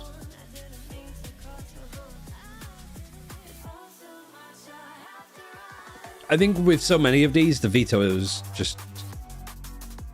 You could do it off the top of your head, but I don't like doing it the way I'm thinking, what maps should actually be played? We have a whole fucking system for that. Speaking of which, we have it here. Series 2. Already kind of done the veto before. I'll close it and redo it. I also set it up so I know which maps are sort of here. For PaperX, Icebox and Breeze, they both don't really like playing either of them. They've only played Breeze once and they lost against Gen G. And Icebox, they've just been trying to float and avoid. Playing up against a team like Team Heretics, are they more likely to pick Icebox or Breeze? More likely Icebox, but only just. They did lose on it against KC in the grand finals, but they did win on Breeze against Na'Vi. So if I'm Paper X, I'm banning up Breeze, despite Icebox being my main like ban. I don't know if we'd see. Oh, it's tricky. I think whatever they don't ban, Team Heretics should pick. And Team Heretics have been banning out Scent consistently, so that'll be the same. For Paper X pick, they like their triple duelist on Split. Do they go there? Do they go Bind? I think they go Split over Bind because Team Heretics' Bind look a little bit better. Team Heretics, I think going Lotus makes a lot of sense. You could go Sunset, but I think Paper X have been undefeated on it so far, and they might just out-duel you. Paper X banning out, like, Team Heretics could pick Lotus, which is a good map for them, but they could also go Icebox, but I feel more likely they're going to go for Lotus over it. So floating Icebox would work for them, they'll just second mana Icebox. Team Heretics, that leaves you Bind and Sunset. I think you prefer Sunset out of the two of them. So you'd go Sunset. But I think if the veto is this, the series goes Paper X's way. If we get Sunset and Split. Even like Lotus, like we haven't seen, like it's a crap comp that they're running, but they could just be running something else instead. Absolutely. This is a roster like balls to the wall. Has to play with a stand-in as well. Remember, due to age restrictions, this is somewhere Before teams call in every region for champs, just like for winning the previous champs. Yeah, it's mostly done on how high you finish in stage 2, but it's also based on like circuit points for the 4th place of the team. Yeah, it's 16 teams, all 4 from each of the regions. There's no one extra slot for the Madrid winner, nothing like that. Which I think is good because it doesn't really do too much for anybody. That was a guttural laugh from me, I'm sorry. I was going to make a joke about the fishmen, but instead we're going to talk about the Boo Bros instead. I am glad you mentioned them here because I definitely feel like this one thing I love to see is, you know, brothers on the stage, you know, having each other's back, playing at the level that they're playing at. But Mini Boo has been outstanding. Boo has been unreal. Like, That's an awesome tweet as well. Yeah, the way they're comboing, and you're seeing a lot of examples here with different pieces of utility. The neon stun and so on has always been fun to watch. But this here, ult in the backside, on the back of an Astra wall, coming out of it. They had no idea what they were walking into on the other side for Sentinels. This was one of the more inventive plays that we saw out of these brothers, but they were doing this all tournament long. That's what some of the first clips were showing. The way that they were constantly looking to open up space together and combo their I don't have anything shown on Discord, I don't think. It's literally my own Discord, so that's good. The little set util plays they have, right? Oh, an Avalanche just joined it. Hello. They're going to have a lot of like super hard sight hits where they're fully investing into something, but they have a lot of ideas in the mid round for these little combinations that they execute on really well, and they're finding the timings to use that seemingly always perfectly, and it adds a lot of depth to their play. Yeah, of course, we'll see whether or not this this Heretics team can... Team Heretics' best map is Sunset, right? Off form, yeah. God, I'm like stumbling on my words here. I think Lotus is... But it's... I don't think you pick Sunset because you know the Paper X like to pick it too. So you kind of just want to like leave it open as an option as a third map, or hope the Paper X even pick it so you have 2 vetoes. I don't think you pick your best map. Necessarily, you're looking for a map that you're good on that the other team would prefer not to play. During that halftime interview, Nilzinho was talking about the fact that, hey, because it's like, oh yeah, we're undefeated on it. Yeah, but you played in a whole different region with a lot of the teams that aren't here. He gives that feedback. But they're also undefeated, and they beat EDG with it yesterday. I guess it's like you could probably pick the Sunset. It looks like we're going Sunset for the first map. This is a team who's showing up. So I could be completely wrong again. Their players for the first international event for the majority of these players, and after just one map, they looked comfortable against. Because if it is Team Heretics picking Team B and Paper X choosing Sunset as the first map, I'm a little bit worried if Paper X do take them to Sunset when you've just watched Team Heretics kind of destroy Sentinels on it. It's almost a bit egotistical because if this is the veto, let's say instead that this is actually going to be Sunset, think what and this ends up being split. Interesting is that it's a Heretics team that, you know, Which I think in this case, if you're Team Heretics, you'd ban out split and have bind, I think. In a way that just brought all these different backgrounds together to really try and create this almost like international. Like if it does end up going in that direction. It has been working out very well for Heretics. So I'm excited to see what I've edited my veto to B, so I'm going to give myself that. And that's the second veto. Oh, and that also changed. How about that? No sentinels. They ended up getting flanked from extremities constantly. So that means there's nothing but placement for Og winning the previous year. That's good. What do you mean by previous year? This is another element that I was trying to find. Like last year doesn't really have any recollection into this year other than teams getting a buy and kickoff. And then the decoys or the gate crash faked out inside of it, where your opponents now have to be worried about their back because there could be a I do like the St. Patrick green thing in Mitch's hair. The players off site and allow the actual exec to be cleaner. I love a lot of the innovation that Heretics have brought to the table in that aspect. Yeah, great ideas across the board, and I mean, of course, we can only expect some more. I like Golden Boy's shirt as well. For this game, but for now, though, let's actually nice shirt. Why am I also so orange? To get a word with PaperX's coach, Alex. I guess it's because these hey, lights. Alex, really important match coming up. There we go. A lot of people like that. have noticed that there's less W coming from W Gaming. I was wondering if this is something that the team is still adjusting to, or is this like the start of a new style of PaperX? Yeah, I mean, W Gaming is 2023, you know, so we gotta try and figure something out for this year. All right, well, I'm eager to see what that is. Not wanting to give away too much here. Completely understand that PaperX playing a close. Alex, just having to think about a lot. I think for PaperX at the moment. From Coach Alex coming out, because let's be honest, that game was a bit of a mess, especially on map. We lost a W in W Gaming. The W stands for Wrath. With this composition, with no Sentinel, they're leaving gaps, they're getting flanked. We're seeing so many of these mistakes that I think we've seen from PaperX before. This is really a team of highs and lows, and you can see how invested their coach is when they're struggling. Yeah, I mean, it's nice to see. You wouldn't like to see no passion up there, but at the same time, his poor desk. That poor desk it's getting it's run for its money, that's for sure.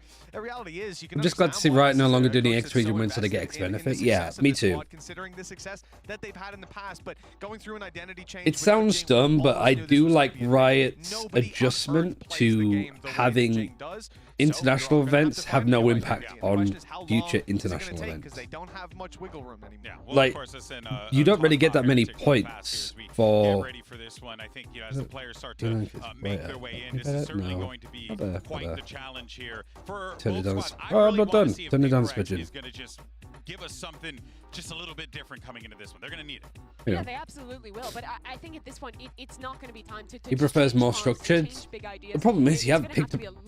You've picked up Mon yet. Like he's not going to add structure. You've just given another Jing-like player.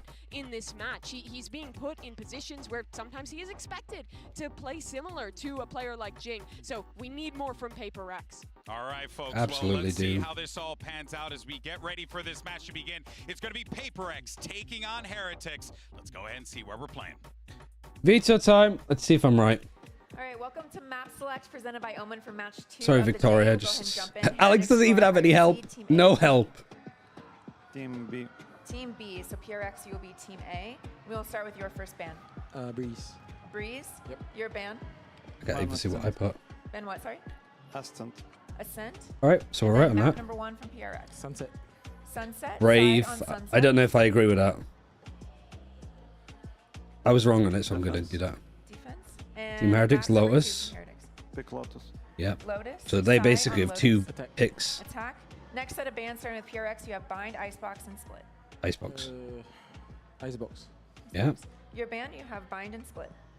Bind. Ban Bind. Okay, I was wrong on that Number anyway. 3 is going to be Split. PRX side on Split. Attack.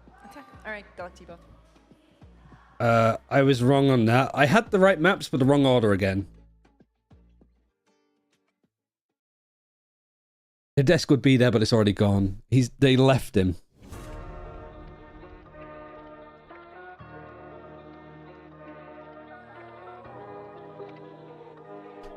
I don't know. I don't like the veto from either side. I don't like the pick. It's so tricky. I don't like Paper X having Sunset Lotus, because these are two of the best maps for Heretics, I think. I don't think Heretics' Lotus is super good, but it's a like general solid plan. It only lost to like KC and Sentinels, who are probably the top 2 teams on Lotus in this tournament, because most of the other teams just don't really play it. But yes, Sunset and having Heretics be able to pick the sides, they just beat Sentinels 13-5. Your first pick for Sunset, yeah, I mean, I said split initially. And also, just because I predicted it doesn't mean I have to like it. That's just me guessing what they would do. But yeah, I changed it beforehand because I saw that the first map was going to be Sunset, so I was trying to work out what it would actually be. But I thought the Paper X should go split. I know it didn't go well against EDG the other day, but I think it would do wonders against Team Heretics, who also don't look amazing on this map. Like, Team Heretics picking Lotus, I would have gone for if I was them. Inarguably, the most impressive player on that squad from last year. I mean, you have something too. But also, Heretics for the third map picked split over bind. And if I'm Heretics, I'm 100% good for bind.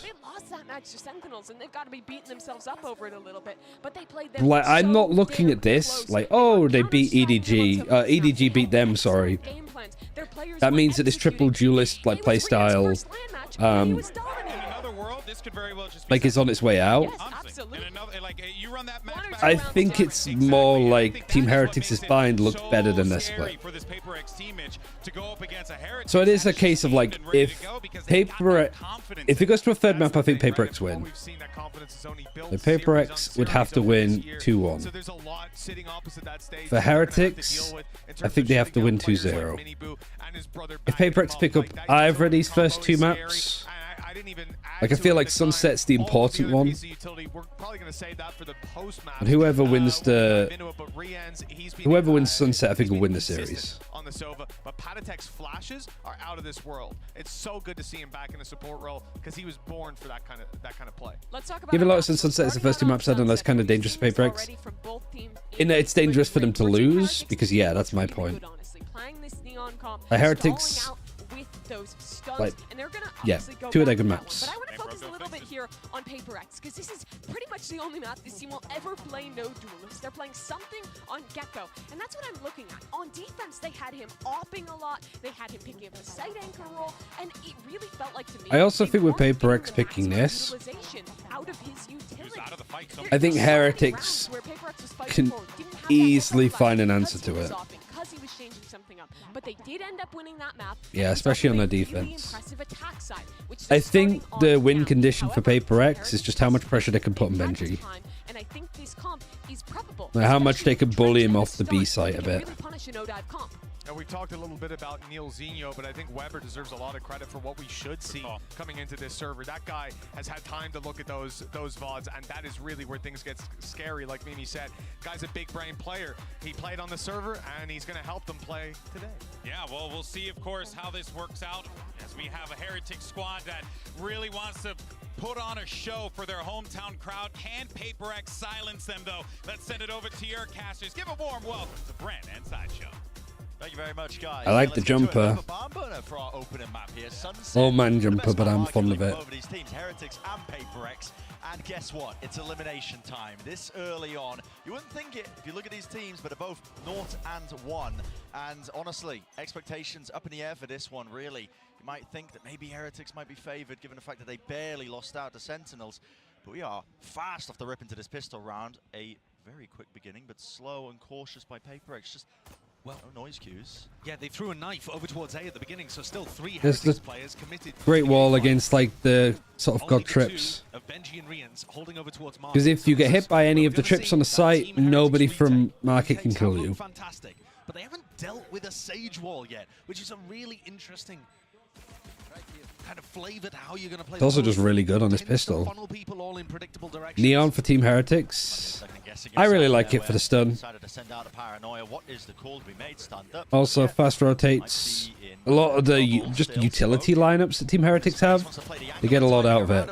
Somehow, Monye was able to get a headshot in just before he went down. What's the post plant like? Pretty good post plant from Paper X. Important pistol to win. Excuse me. Pretty nice, fast-paced. Got somebody in aggressive. You know, a lot of disruption there actually to the way that Team Heretics were trying to play the retake. The Sage Wall as well does not make things easy there. You're on the pistol round. You cannot afford to really spend the entirety of your ammunition breaking it. Ryan and Divide just watching the angle where there's a bit of a gap in the wall. That's two just through that crack in the wall. Yeah. Looking caught on the camera, but that's devastating. Good pistol though. For Heretics. That's the way that it ended up going. But we are going to see so many of those kind of rounds, I think, where Paper X group up on one side of the map, hit the site. What do we like now? KO Flash to go in. Team Heretics might find it a 4 people stacking on A. Leaving the Neon because they can rotate late. And oh, the damage that was done to Monye is monstrous, but he still manages to survive and gets healed by the Sage. Mosh for backside. Molly on headshot from the KO. Slow orb. There's so much util that Paper X are dumping to go fight this, and yet they've lost 2. Any guns to reclaim? Well, not for Divide. He's still just got a pistol to try to span the spike. Yeah, Again, they're sort of playing in this choke. Nice wall, actually. No, the smoke is on the attacking side. I was gonna say that smoke from Paper X kind of lets Team Heretics in. Here it is, Patatek, half on a defuse. Oh, nice try. He's got it. Might be just barely. It looks a bit rough. No, just about. Second Yeah, he had it. Wonderful, wonderful eco round. Oh, I mean, Paper X just overextending here. Themselves up into the player advantage situation. That's where you saw the Heretics kind of system thrive. How often will we see both teams just staying in B main and winning rounds on a post plan? Paranoia, Boo with the follow-up. This smoke It didn't work here. as well. Really lovely for making sure that the retakers only need to focus on one area at once. So we've seen on a pistol, Paper X go B. On an anti-eco, they go B. When they're on an eco, where are they going to go? Looks like they're going to go mid. To just let this one go. They have got plants in both of these rounds. They do have some money here, though. So the money's not dreadful here. Yeah, because of the 2 plants that they've had. Some information and a thrash. Thrash is going to be setting this one up. So They've actually smoked off the camera here, too. I don't think you can follow up on this. No, surely not. I mean, he's being bodyguarded basically by 2 of his teammates, and Forsaken not sure if Oh, the paranoia is great. If I get some information, he's hopped down to try and fight mid, but he's done it against. He's done it with a stinger against a rifle. I do like the Sage Wall and the Viper Wall to cut across. Like, these are really like interesting post plans. Seeing the creativity back in Paper X. Oh, the paranoia just behind. Right, Mind Freak. Mini Boo's just pinged the position and he got sprayed by Benji. Good round from Heretics. I liked what I saw initially from Paper X, but I think they just kind of got stuck. Like the mid control that they took back. I think it was Mini Boo here, and then also Boo with the paranoia from here. You saw his smoke being absolutely crucial in the previous retake. The paranoia too. This time, as you can see, And Forsaken try to follow up on the Thrash, and he can't do it. I think that's a little bit silly of a fight for Divide to be taking. And yeah, Mini Boo getting 2. Just making sure that all the gaps are solved, and they don't just have to run into Monyet over and over again.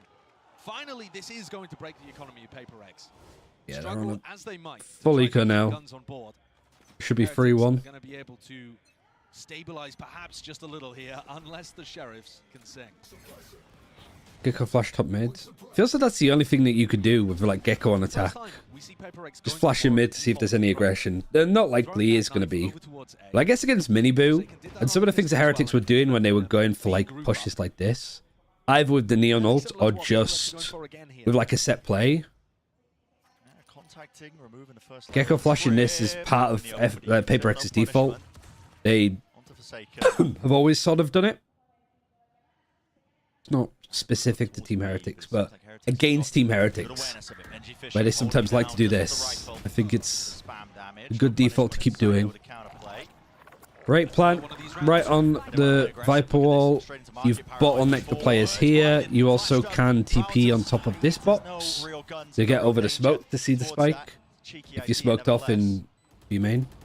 I think that was a team flash, though, wasn't it? That was Forsaken's flash that came through and ended up blinding some of the PaperX players that were trying to push. Oh, the Paranoia missed. Guess the trade was good from Boo. Lucky, really, that they didn't have a bigger gun. And look at the confidence on the Heretics players. Yeah, nice on Tico again. Scared to try to take these fights, especially when they can group up together. And I think that's such an important part of what's making Team Heretics flourish on the big stage. Remember that they played and qualified without Early timeout. Oh my god. I would have said, like Gal saying it's GG's this early. It's a little bit much for me. But seeing a timeout this early for PaperX doesn't fill me with much confidence. Rip Desk. He's just taking a bite out of it. Mini Boo gotta expect better from you, brother. Yeah. Like, I'm telling Mum, you paranoid and you missed. I am really happy that Boo's now getting a chance to shine, especially when it felt like he was somewhat bullied off of the like IGL role from Heretics last year. To see that he's got that confidence back in his calling, and now he's called his team to an international event. Like, I'm really happy about that, and I'm really happy that Neil gave him the chance to redeem himself, I guess. They qualified over Fnatic, who are not here. They know. They need to lab out their stuff again. I don't think there's any, like, tech that they're fucking up on. I think it's just how they're playing, and also some of it is... It looks to me like PaperX have a good idea on what Team Heretics like to do. Like, there's some anti-stratting, but also it is just Alex on his own. So I can imagine that there wasn't any anti-stratting at all. Or there was only a teeny tiny bit.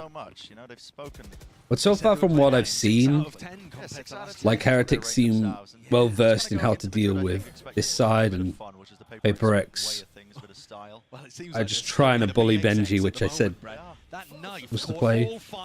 All five, and they're trying to aggress and flash. The flash gets so many people. Good trades. Going for those kind of fights against PaperX are always the scary ones. The paranoia's not the resurrection's not going to get punished. There's a second flash, but it's broken instantly. And Boo is actually pushed and flanked all the way around. So he's going to bomb it towards A. Rian's is going to try and do the same thing. He has a Hunter's Fury almost, and a Recon Dart should be coming online fairly soon too. He even leave the Thrash. I can't pick it up again. Wow, they Sage walled off behind them. Almost like a Cypher trip. But it's good because they just went this way. They don't know if Heretics have taken mid, and Heretics do like to try and fight for this space quite an awful lot. So I do like the Sage wall. It does, however, mean that you have walled off your teammate, and Mindfreak can't push top mid to flank because there's a trip here. Obviously, PaperX don't know that, but Mindfreak is just stuck.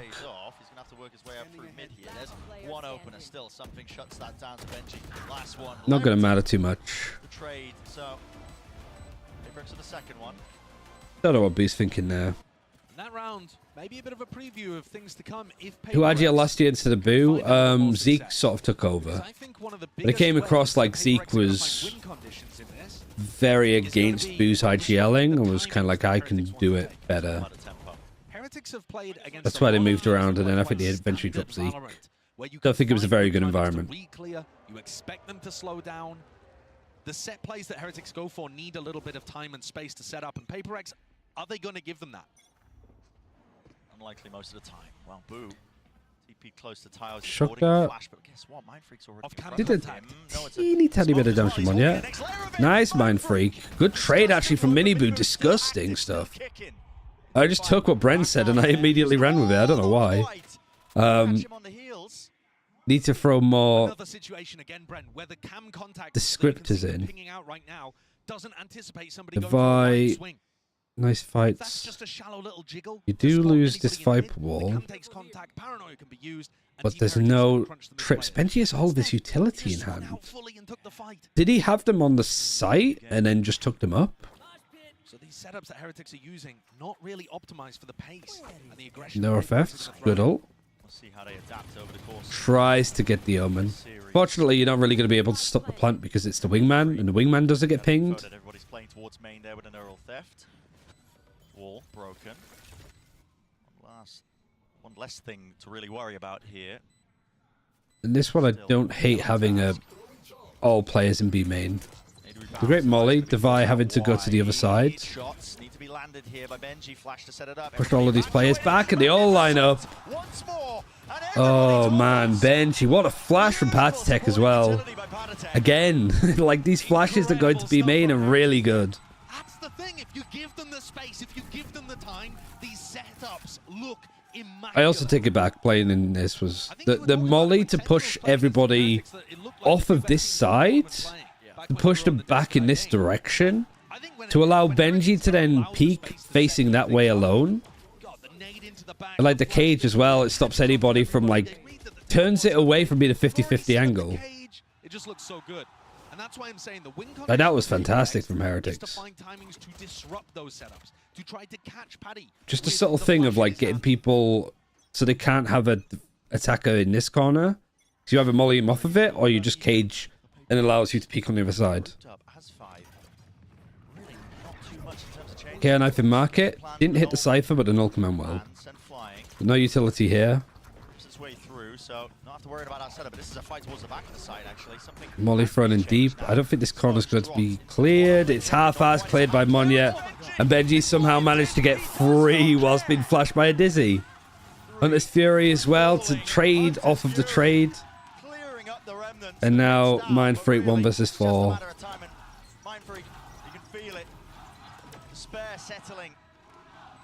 Oh, the drone hits him right at the end, and that's when Boo flanks in. Benji looks amazing, man. Okay, Ben, like Boo just going in around. Really nicely done. Do you think anybody could be looking to pick up Patty when Heretics have their starting 5? Well, it sounds like Patty's going to be there a little bit longer. But after that, yeah, I think so. People were not immediately saying, Wow, he's able to get free. I did not expect them to be here in Madrid, but now that they are, I'm going to have the cursor as well. Just disgusting work. He did 28 to the Sage. those players so perfectly to even catch something afterwards. Nuts. Absolutely nuts.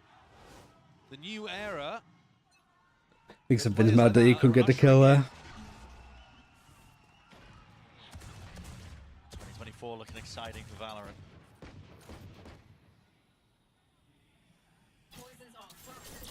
Danger in this round with Mind Freak. He's managed to work his way in, just walking past this. Does Boo expect it? Believe he must have called it. No, his head's gone. Oh my. Mini Budo returns it. Stun is perfect to take that fight. He's still here. Thrash is used, so he has to run out. It does connect onto him, but he's on an angle that, like, really can't be trade. There we go, they get in. Monya gets 2 with a Sheriff. Nicely done.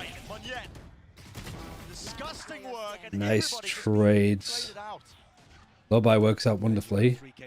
Round, but it wasn't as difficult as all of this. He has no great information about where PaperX are playing and has to break this wall, giving away exactly what angles he's going to be fighting on. Benji's 11 of 4, I believe. Fortnite Gamer about to come in. Oh, he headshot Devi as well. Jesus Christ. Barely scraped through for PaperX. The metal box ends up being the MVP there. Yeah, some of Patitech's util has been amazing. But not to take away from Patitech, but I think from what I know, Weber's the like lineup master on this team. Like he's the one that cooks for the squad. To trying to fight as one player at a time got put into bad situations. Gets caught and they tried. Look how many of these are just retakes though too. All of them so far for Heretics. The economy finally in a good enough spot. Something to pick up the attack side off. interesting. I mean, they do it a lot. When you move, yeah, exactly, Breeze. They really do favor this, just trying to slow It only sounds like it's going to be a week or two. Like Miniboo, like has exams. Open yourself up to Miniboo re-clearing areas with a flash. He's repositioning here. Danger, yeah. The crosshair placement wasn't on. Nice from Paper X. It's punished almost immediately. Patatek is forwards in front of the util, in front of the slow. But there was a ping. So I have Paper X winning this series. I think the map veto is very strong towards Team Heretics, especially the first two maps. But I do think that like Heretics, I could just see start to really fall apart against the team with more like skill. Or more experience, I suppose. Like some of the rounds that Forsaken won against EDG the other day, for example, I think a team like Heretics could absolutely just lose their mental completely off the back of it. EDG didn't, they just sort of bounced back very easily. I think Heretics could definitely like fall apart a little bit if it goes out of their favor. I mean, at this point, it just like Benji's the one that's absolutely farming people. Outside of that, it's been fairly tame. Other than Boo getting some trades. No utility used. Usually Heretics are the king of nice shots from Reigns. On-the-fly set plays. And they're going to take a timeout here. The coaching staff clearly not quite happy with what they saw in that round, and I bet it's something to do with the way that Miniboo and Boo, the brothers, just kind of walked into those angles at the start of the way that they're playing A is a little bit concerning, especially Ali. I mean, listen, neither team has a Viper. No, never mind. You have the Viper on attack. Just thinking with the wall. But because Team Heretics don't have the Viper, like they're just, it's so much more difficult for them to hold like A main. And Heretics themselves could play more passively, trying to play for retakes. I'm not sure that would be the best strategy though. Paper X have been known to mix in some of those contacting plays, especially in the rounds where they have the up online. And that you can get into some really uncomfortable spots when that's happening. Reigns proving he can still play online as well, because some people were wondering how that would affect him. Yeah, I mean, he shut those people up.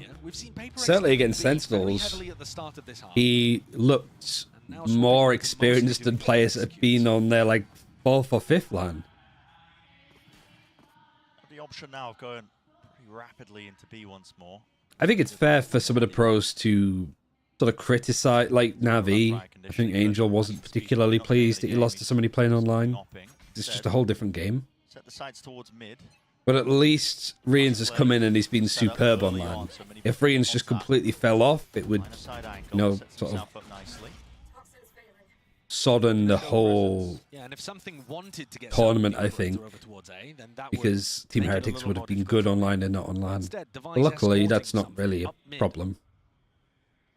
These players that were falling away from A could have fallen prone to it. Instead, here comes no command execute again, so you don't need to worry about these Benji trips. Same execute as well with the Sage Wall. The Fire jumping on top of it though, he does get the headshot. But I can't help but feel like you've done it once. Doing it twice is a little bit much. Because I imagine as parts of Heretics as well are really concerned about this Sage Wall on the A execute too. So, look, Heretics are aware of some of the TikTok shit you like to do. 2 versus 5. Flash out this corner. Nope. Patatek goes down first. 6 bullets left. Smoke fading. Paranoia just in time. They're tracing and chasing. Mind Freak managed to get one. Oh my god, Mind Freak. Headshots found, but still 11 HP. Monyetti can't do it. They know he's low. Oh, nice from Boo. Reigns get onto side 2. Very doable. 2 versus 5 for Paper X, and you have a 5 HP Reigns. The 2 kills that Boo gets here are so important. Pushed into market there. They were so ready for that swing on top of the Sage Wall. Here it is from Reigns again. As soon as the wall goes up, crosshair gets adjusted. And this, Nothing Fun said proved to be right. No, true. And try to put pressure and fight really aggressive for Boba and stop Team Heretics going for that retake style. And instead, like, it's good because it hasn't soggied the event at all, I guess, too. It means that this is still one of the most hype international events we've ever had. Heretics would have done everything to get Reigns there, though. Yeah, it's... I think... So if you haven't got enough of your I don't understand the process enough to say if it's have a look at this one from incompetency for Heretics to not have that shit sorted earlier. But I know that like getting visas from Turkey is hard. Some of those unbreakable trips. Only gets rid of one. All up once more. Rians doesn't get the pick. Eyes off the shot though. Man, fully They're not stopping the plan. Oh no, there we go. The plan and the damage done with Hunter's Fury. Hunter's Fury, they lose Forsaken as well. Decide to narrowly avoid it. But this is throwing a lot of Oh, the shock dart. Rians is making the Sova look so good on this map. Someone's going to be watching him though. Good mosh. Benji needs to move. Mindbreak and something. They both get it with the res online. Suddenly, there's player advantage. It's flipped onto The plant still hasn't come in though. Oh no, they managed to pick it up with the Omen. Now Patek had to move. They did get Benji. And a late lurk now. They're just going to bomb it towards A. They've got the spike back and they're running all the way over towards A. I mean, it is just pure mayhem in Madrid. The Whimsy's back. One is bizarre. BBL barely made it to the event at all, right? Was it just a Heretics issue? True. But again, like I don't know if there's anything that the teams could have done to make that process better. Like I'm not. Perspective, I can't tell whether the res baited the swing out. I'm not totally sure, but I assume that it has. It is just a problematic part. Ended up trying to face that, and it offered an opportunity for Divide to get the res. Maybe just facing with Benji getting pushed out by the mosh pit.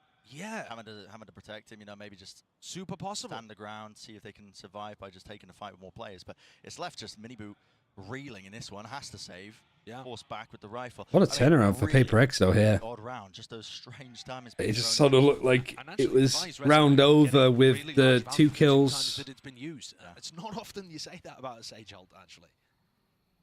Yeah, because it was a 3 versus 5.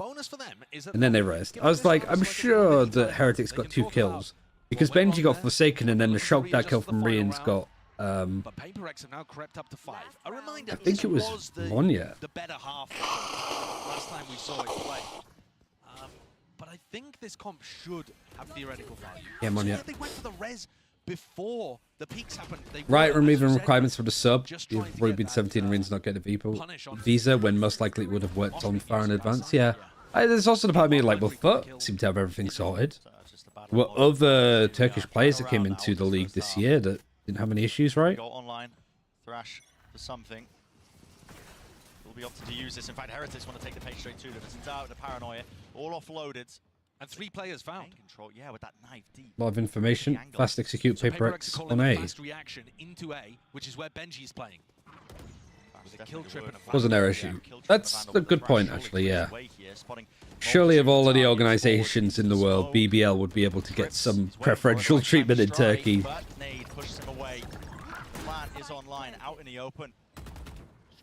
Like if Zeta Division couldn't... See, this is again, like, this is the player that has caught them out this time. It still gets value with the flash setup. All online, and yet it's not cleared off this angle just yet. Still wants to He's still there. He's still there. Divide gets 2. I do like that. Like, you have this peak happening at the same time as this one. And Monya didn't get the 2 kills there, but Divide did. So you actually have like a high-low peak to go and take up, which is so hard to do. The highest of high-low setups. One player in the skybox while the other swings. Why is Kate Middleton higher? I don't know. To be fair, the last time that I saw Mitch on a desk with Mimi and Golden Boy, he did a like Gaelic Celtic spell as a mage, and it killed Queen Elizabeth. They are loving it. Just here to have fun at the end of the day. So I was going to be very worried if we saw Mitch doing the same thing again. It's Mixwell. Here with a very, very special guest. We have Mixwell here, and we can hear the crowd roaring. This is electric, and how are you enjoying the match? The match so far is insane. I think that Paper X is playing really well. It's What's he got here? Little snacks. So I think the best of 3 is kind of decided in this game, and both teams are playing at their best, so I'm enjoying it a lot. Yeah, well, on behalf of Pacific, Heretics is playing very, very well. Actually does look really quiet today. And speaking of which, EMEA and Pacific, we have very, very different styles, right? Which team would you rather play against? Something more structured or something more chaotic like Paper X? I think playing against Paper X for the first time is maybe more scary. But It's Sunday, right? True, but it is a weekend. I thought more people would be there. Heretics has a more complete style. So I think I would rather play against Paper X than Heretics, yeah. Yeah, I think the crowd agrees with you. And of course, Nilzinho is somebody that you have a very close relationship with. St. Patrick's Day, nobody is What do safe. you think he's thinking right now at this very moment? I think he's calming the players because it's important to start strong on the second half. He's It's someone St. that Patrick's Day. reminds you I what don't think he that's has going to be prepared for you celebrated before the that match. much in Spain. And he's probably just saying, guys, keep playing like you're playing really well. Remember what we talked about before and just enjoy the moment because the crowd is cheering for you, something like that. Speaking of the crowds, really quick, say something to our fans. Chicos, tenemos que ganar este partido. Sea Famously como sea. celebrating in Vosotros Madrid? sois el sexto Really? jugador, así que gritad como nunca, por favor. Vamos. All right, let's get back into the game. Mitch inherently is more power though. Crowd work as well. I mean, this guy knows. Get him paired up with Zekan's Might also be that they only have a certain amount of because it seems like this side of the audience is pretty full. Yeah, perfectly executed. But I don't know if they're going to fill up some of the other seats because obviously, like, you got the player chairs here, and you got all of these like weird spike things behind. But then you got seats up here. Are these seats going to be used for like grand finals and stuff? Miniboo's going. Good fights, good trades. The death ball of Team Heretics. I mean, their executes are scary. I still think this is leaning towards Heretics. Oh, Device just walking mid. Plays him with a classic. Get fucked. How would you rate FX's performance in Madrid? Would you make any roster changes if you were the FX management? I think if you were knee-jerky, you'd drop Lysol, but one, I think he's playing on a new role, so it's teething issues. Two, you've got 2 weeks till the start of the next stage. 3, it's not like there's other options out there that I would be really eager to pick up. And these players, they are going to get crunched here. I mean, Mindfreak's going to be coming behind at the same time. You could maybe get somebody like fucking Mr. Kanai, I think, that was on JD, like picked up by JDG.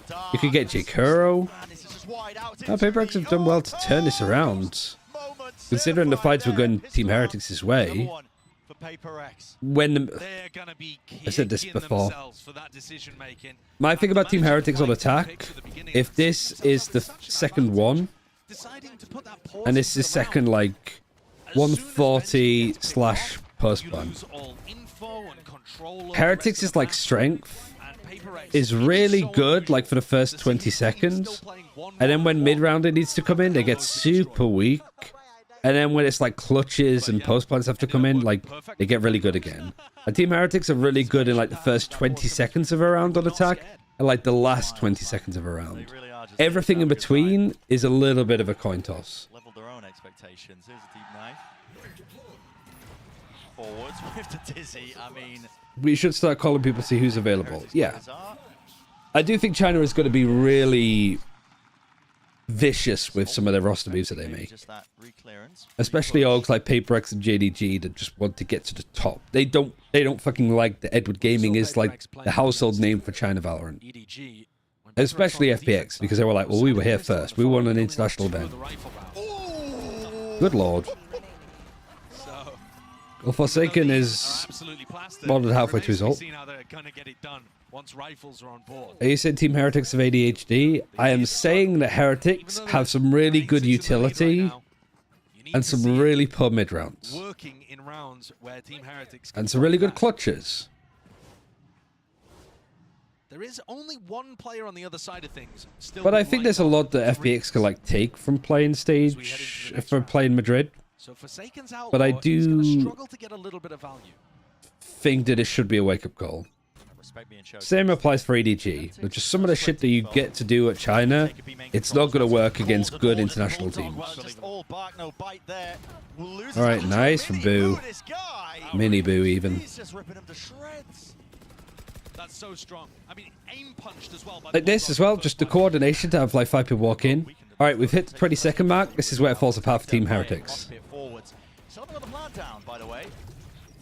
Being pushed back. Trying to get everybody at that time, but finally it goes through the window with the dizzy up over the top, but no connections. Now the paranoia and a flash underhand. Fast execute. Clear at forward positions. No way are they going to start winning this one out. Surely not. Heretics doubled up. Manya's got a good fight. 2 players in here. Good fight. Good bonus, though, I think, for Paper X. You're getting free. You get good information. And Team Heretics used the first 20 seconds of the round really nicely, with Mini Boo getting 2. Almost this is ult. Almost null command. So this ult might not even matter. Look at that kill through the aim punch. Isn't it we're best under pressure? No, I for sure got it. The illumination on his opponent. Good response right when they needed it. Something has picked up the. Like I definitely like agree. Okay. Oh, my headset's died. Run out of batteries. So I'm gonna do the sound effects for myself. Push him in. Bang. I'm back. Top mid, spike drop down. Rian's the last one left, and he's gone. In the blink of an eye, round finished. 48 years of experience gives you some insights. Heretics are going to go for that mid play quite a lot, where they smoke the right side of mid and apply some pressure. You talking about me or you? Fake, sometimes it's real. And Paper X there threatened like they were just going to walk through the smoke. And that actually pulled the crosshair away quickly enough for Miniboo. The Paper X were able to find really easy timings, even if they hadn't taken down Boo at the beginning. Like This is a good defensive side, though. It's working as intended. Protocol for what to do against that. See there, like, Heretics looking good, but as soon as, like, they lose a player, it sort of flounders. Here, scary Heretics time, scary Heretics time. Scary, scary, scary, scary, scary. Heretics love this kind of setup. Smoke Still scary. Blooming in mid just cuts off one side. 10 more seconds of scary. But it's not always going to be 5 more seconds of scary. 3, 2, 1. All sorts of mid-round information. And yet it's the really one in danger. Yeah, here it is. I mean, I've been told to shut up. The head clean off. Gotta be honest with you. I've been diagnosed only last year. Yeah, I was diagnosed at 28. Now going to be tucking, cowering. Needs a bit of backup. Wait, was that 28 or 29? One of the two. Top round Who are your favourites to win Madrid? At the start of the event, I said Loud. Now, I think Sentinels. Still it's traded. Hunter's Fury. Nice null command. Yeah, beautiful work there with the ult. Good timing from Forsaken as well, because he was tagged up. He was the one who was really in danger of going down. Here, tagged up. The Wolves esports win a major tournament before the football team. Chaos strewn into the mix. Well, they already won the Call of Duty Mobile Worlds. Yeah. Does that make a difference? Does he perhaps call them back over towards A? It looks quite committed. Brave peak from Mind Freak. Oh, he's too good. See, that's what I mean. If Team Heretics went for that peak in the first 20 seconds, they would have absolutely obliterated Mind Freak. Let's get the move on. Listen, I know he's got the new knife set, but it doesn't actually make you move any faster. 9 seconds. He wants to go for it. 7 seconds. Something's just there waiting. Predicted, dealt with. Little disappointing the way that Heretics were posted up in B main there, just one at a time. I guess Paper X is the best sunset right now. Somebody posted with Benji. There are multiple angles there that need to be covered. This play, though, great idea. I don't think they'll win an international event. Really nice. Yeah, I think if you're saying any team other than EDG is winning the first like international event in Valorant, you're talking out your ass. Unless we're talking like Valorant Mobile and stuff in the future. And I was setting expectations for this defense half based on Nice what we saw Goku when Paper X picture. played against EDG. Right, and we saw that the Rest defense in half actually, peace, they weren't able to Akira get those rounds on the board very easily. Toriyama. But here, it's looking great. I know his name, but I'd forgotten how you say his first name. There's been clear improvement. Is it Akira Toriyama? Yeah, that's it. I like say it out loud to remember. Can Genji reach the grand finals? Absolutely. Almost everything that's gone thrown their way. They look like the most like well-rounded team at the moment. The Heretics coaches to try to have some of their own input. But I think it's impossible to say if they'd beat Sentinels at this Another point. 6 rounds that Heretics get on the board. Twice as fast as Paper X. I mean, there's a lot that Genji need to work on, but I think a lot of that stuff, them being at this event and playing in this tournament is helping them get better at like how they deal with the pressure. It was like only against Louds on Icebox where they were just losing their minds that they looked Paper X stepping up at the right moments.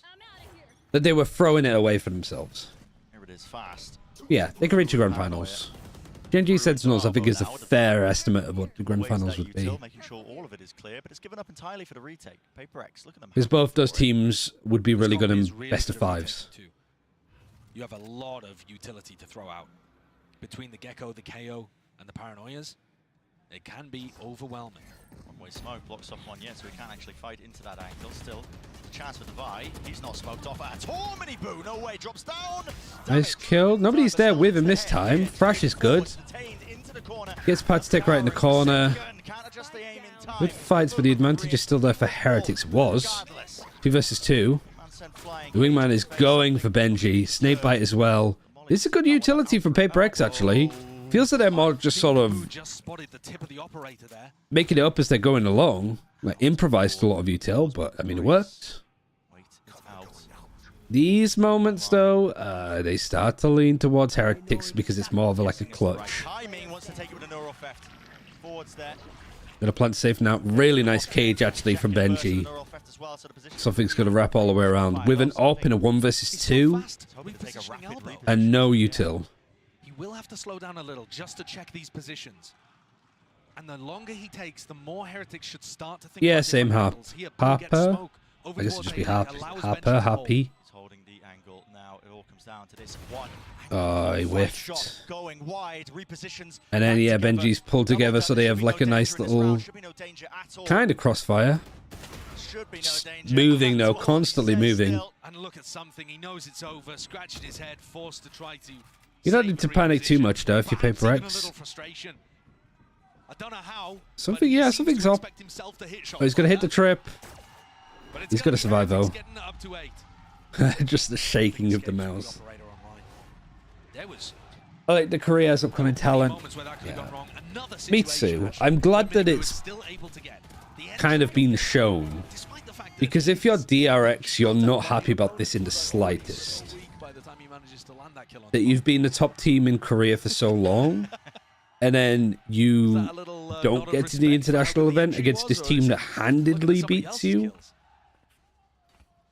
And then that team is looking to be more likely to win an international event over you. Like, you know, that's a yikes. If Gen.G actually win this event, DRX are going to be so pissed off at, like, Benji's got his cam actually inside Mind Freak's pit. I can't remember the name of their coach. It escapes me. Useful at some point. Oh, well.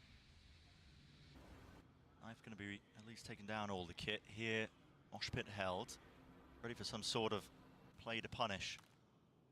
Where does it land? Not a. And with an ex-DRX player, nonetheless. They're going to throw that in Paranoia, I think, if Monye can get this and get out. He's ready to try and peek off of the flash, but they're on the off angle already. I will pass it for Heretics. Yeah, the fact that there isn't a piece of utility right in the first 30 seconds. I was really expecting the Paranoia to be coming through, but he just ran it down. Yeah, knife hits 3, I think. Minimum 2 players. So I'm going to go for the execute. They have a null command and a neonal. Something's got a really good position. Going to get pushed off. Like that they send the KO in first to basically be that, like, so the ultimate's going down. And now the neonal's coming in.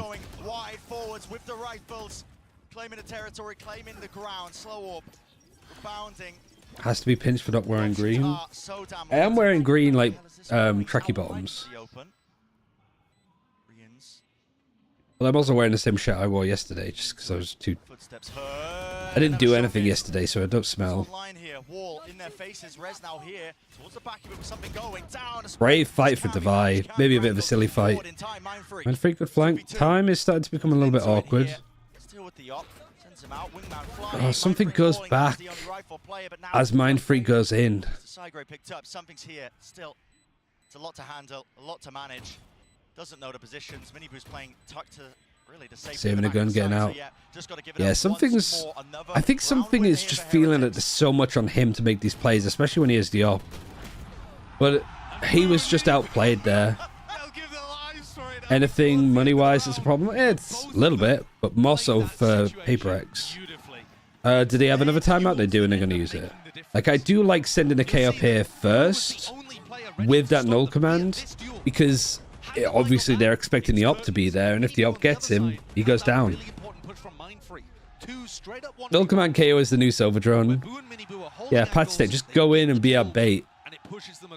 Anyone could say that? I mean, hold on. None of the fancy set play stuff. There you go. Just guns out gaming.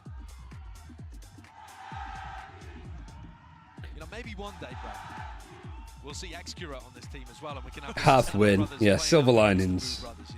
And Screaming Rivera come back. Yeah. And we have a tag team. Perfect world. I mean, Good timeout for Paper X, I think, because there's no more for Neil to have. So Neil, at this point, is like, yeah, you know, everything's going good. Just keep it up. Like, keep putting the pressure over on something, I suppose, on the A side. He's looking at me. He's nodding. He would love that. I've been humbled.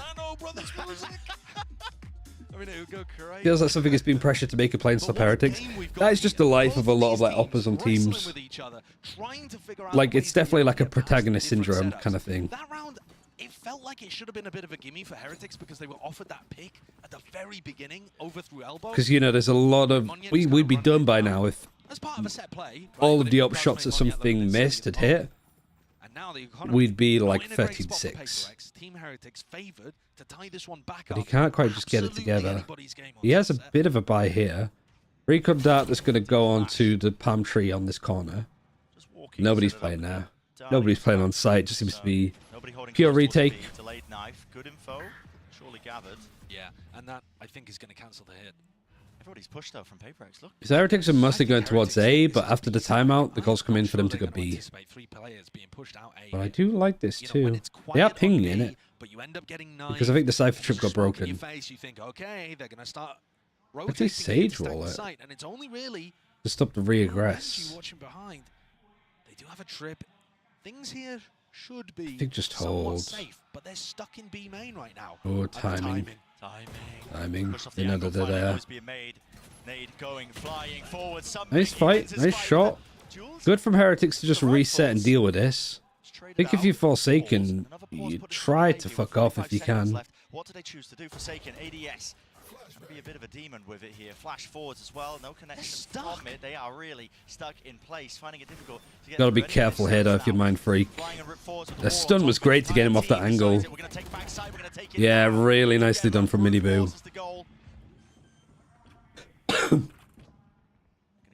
Down now into the post, even just stepping forwards into Boba. Divine didn't have Great trades. Forsaken has no other utility.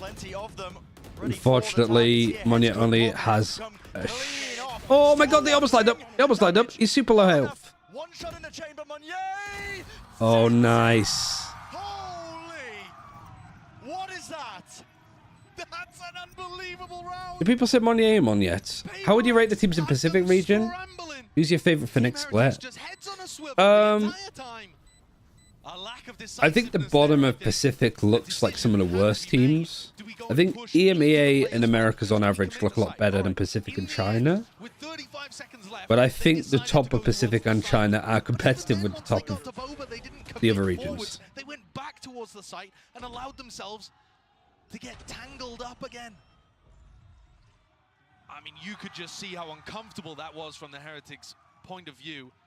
I don't think you could say China and Pacific at the same level. I mean, there's a lot, like, I think China is the worst region. Because there's a lot of good Pacific teams that just need a bit more, like, recognition, I think. Talon looks really good. Like, well improved. Team Secret looked spotty, but their highs were pretty good. RRQ could have definitely done a lot more if their only opponent wasn't the team that's looking like one of the best in the world. This time there's only Mind Freak home, and if Team Heretics step on the gas here, Paper X are going to have to play retake. Fully giving it up here. Top mid, flash forwards of the rifles. Oh my goodness. Bit sloppy from both these teams now. Oh, it gets wallbanged actually with help from the molly, I think. Still that danger there. Is that null command on defense? Yeah. Walking up for now. Good call here from Miniboo. I don't hate that as an idea. Rian's last alive, tries to double peek. Forsaken's been massive here these last couple of rounds. So up to 12 now for Paper X. Yeah, T1, yes. RRQ, Team Secret, Talon. Big Zeta has a lot of like room to grow. Who else? Yeah, KO Nade, because he obviously got the kill. I was looking for an assist, but obviously because he got the kill, there was no assist. Yeah. He's given us that classic. I don't think the molly actually did any damage. So consistent. Might have got a pulse, but he did just headshot through the box on a pretty open angle, so I don't think it was that impactful. On the A site. Team Heretics might be set up for a fast play themselves. Hunter's Fury, flash some information. Monyet's just going, like with the stun and everything, he doesn't care. The same usual utility. PaperX is still. Like, I like this kind of stuff. Sage wall to stop it. It's going to get broken. And Omen is TP'd over to be fast. And Team Heretics, they do that same smoke in mid, and they have options here. Do you try to put some pressure in mid? Do you try to put some pressure market? There was a tick at least. Yeah, but I think it was like here. So I don't know if it would have. It was like here. Sounded like it did damage, though. On the precipice now. No casualties, of course, but when it's slowed down to this, anything could happen. Something, there's no way. Going for walking straight down towards it. Heretics there, there's a trade. It's always the risk when you have a player that feels that they need to do more. They do too much. Oh. Oh no, Monyet's gone walking.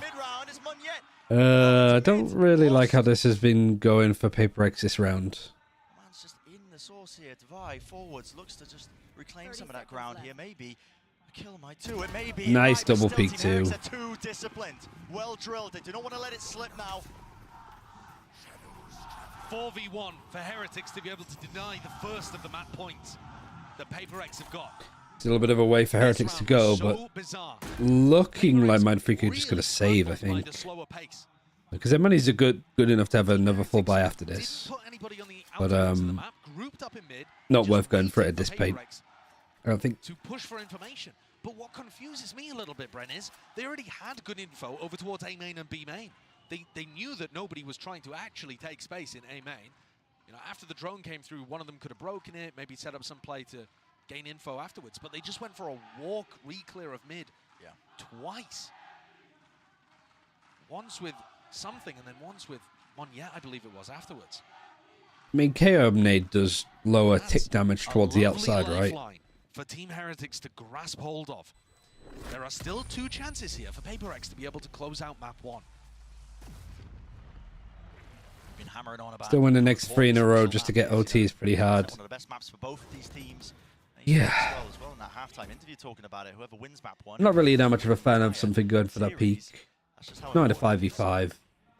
Feel tensions are running high here. The new guard Massive trade at least, but it's still just unnecessarily risky. When I think PaperX have done well to not be too W gaming, I think something is really struggling with it. So if this is a little faster towards B main, I wouldn't be surprised. They have forced here though. Monyet's on the Stinger and everybody else has rifles. The Stinger's going. They want to try and fight this one forward. Still, they missed Benji. They're weaving in and out the smokes. Yeah, this is just a confusing round all in all. Miniboo, he's through market. It's a wall through the window, man. Oh, the stuns again. Just too good. The Hunter's Fury as well in that position allows Reans to get 2. Alright, Forsaken gets 1. Benji dodges the wingman. He's going to push through this cage. But he's not quite sure where to peek from. And it's such a nice peek from PaperX there. Really nice finish. After Heretics came up with a really nice play, like pushing through market with the Hunter's Fury and the Neon stuns. The thrash comes through, and I think got to detain on both players trying to follow up on Miniboo.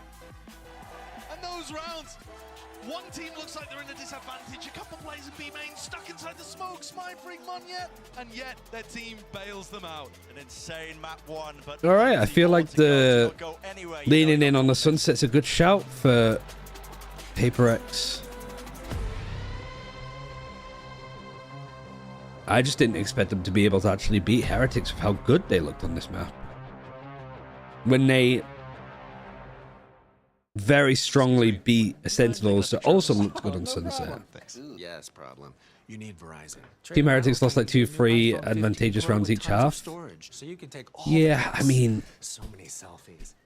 let's see how many it was. That means and as many portraits 9, 10, 11, 9, 11, 12. So it was like 50-50. So both teams must have been losing rounds where they got the first kill.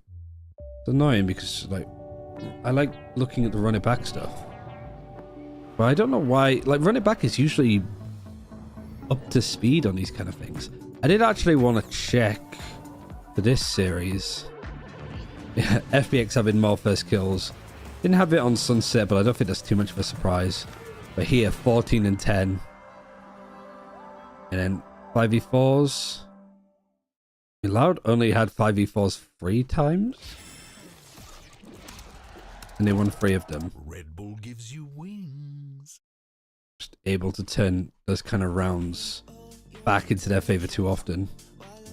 But I do want to have it for this, but it's just... Info's too late. You still have a chance to come back from this? Oh, for sure. Like, you got Lotus coming up, which for Heretics, I think is going to be a really good map for them.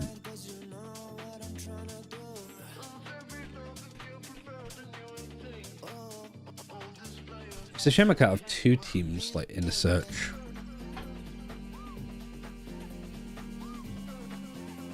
They lose to KC and they lose to Sentinels on Lotus. But they were 8-4 up and then only got 1 round on their defense. Yeah. So I think there's a chance of... PaperX, I'm pretty sure, chose attack first. Can somebody do the maps command? I'll check. I'll do it. PaperX attack, yeah. So this is still like a good going, I guess. Like PaperX are going on the half that Team Heretics really struggled with literally a couple of days ago.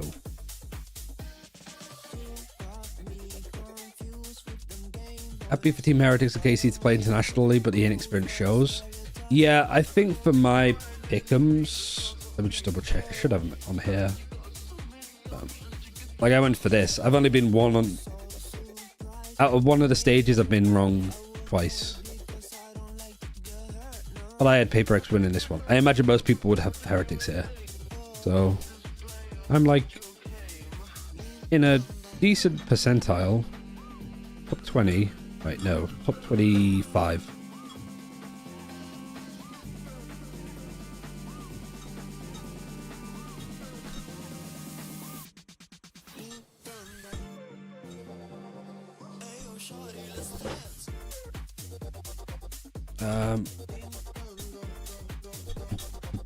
I'm gonna run ads so we don't get them in game, and I'm just gonna pop for a wee as well. So yeah, BRB won't be long. See you in a second.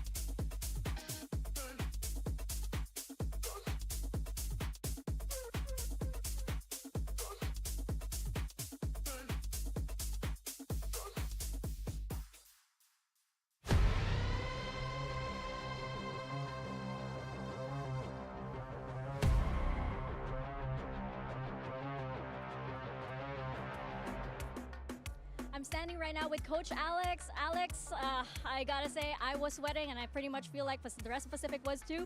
At what point do you feel like the tide was turning in your favor at that map? I think it was incredibly back and forth, honestly. I think if I had to say one moment, it would be when Moniet won his 1v1 with Sheriff against Patitek. I think did wonders for his confidence, in ours as well. So that's probably the most crucial point of the game. Well, I think Pacific's awake now, so let's see if you guys can close it out. Mika was worried about Pacific. I guarantee you Achilleo somewhere is losing all his hair right now with the way things are turning out. What a game that was. And honestly, I'm just going to flat out say it. PaperX just pulled that out of their ass. Yeah, I mean, they absolutely did. Lovers of good, honest Valorant screaming and crying at present moment. Because honestly, Team Heretics should have won this map, but they lost a few critical ecos. They couldn't come through on their pistols, and PaperX pull off the most PaperXy win possible, relying so much on individual plays, on magic, but they make it happen.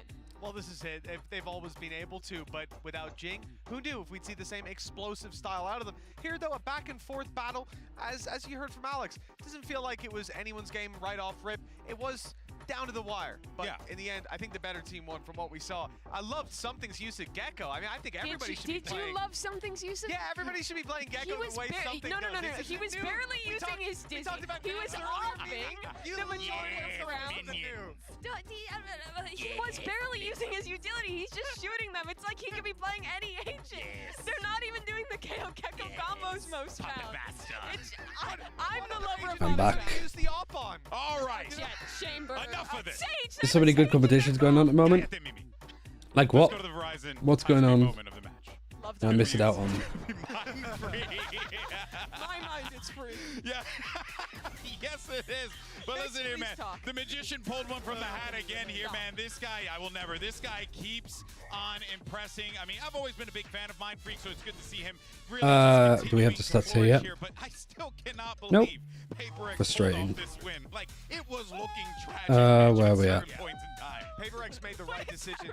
This is a roster that for the longest time had this rule that they don't make more than one Reans roster was change good. at a time. And I heard talking behind the scenes a little bit, hopefully not It's leaked, funny how like Something was giving himself so much of a problem, with the one other player. Every but he time had they the made a highest decision, it was, ACS. do we drop this player or Mind Freak? And every single time, Mind Freak survived. I think And now Forsaken he's I'd give grown that into this to. player that's recognized as one of the best in the world. And we said it was a close game all the way. Well, he certainly pulled it through in a couple of those rounds, like the heights. What about the other series today? We got there, you know. Everyone's got a What did I have for my? apparently today, but for now though, let's actually hear what Nilzinho had to say as we get ready for map number 2. Mika standing by. Actually, yeah, removing sad. Hey guys, I'm So standing like right there, now with Nilzinho here. from Team Heretics. Nilzinho, give us a preview. What did you tell the boys in order to get their mental back into the game, especially after that map 1, and get them ready for Lotus? Yeah, so for me, I'm gonna give Sadak again.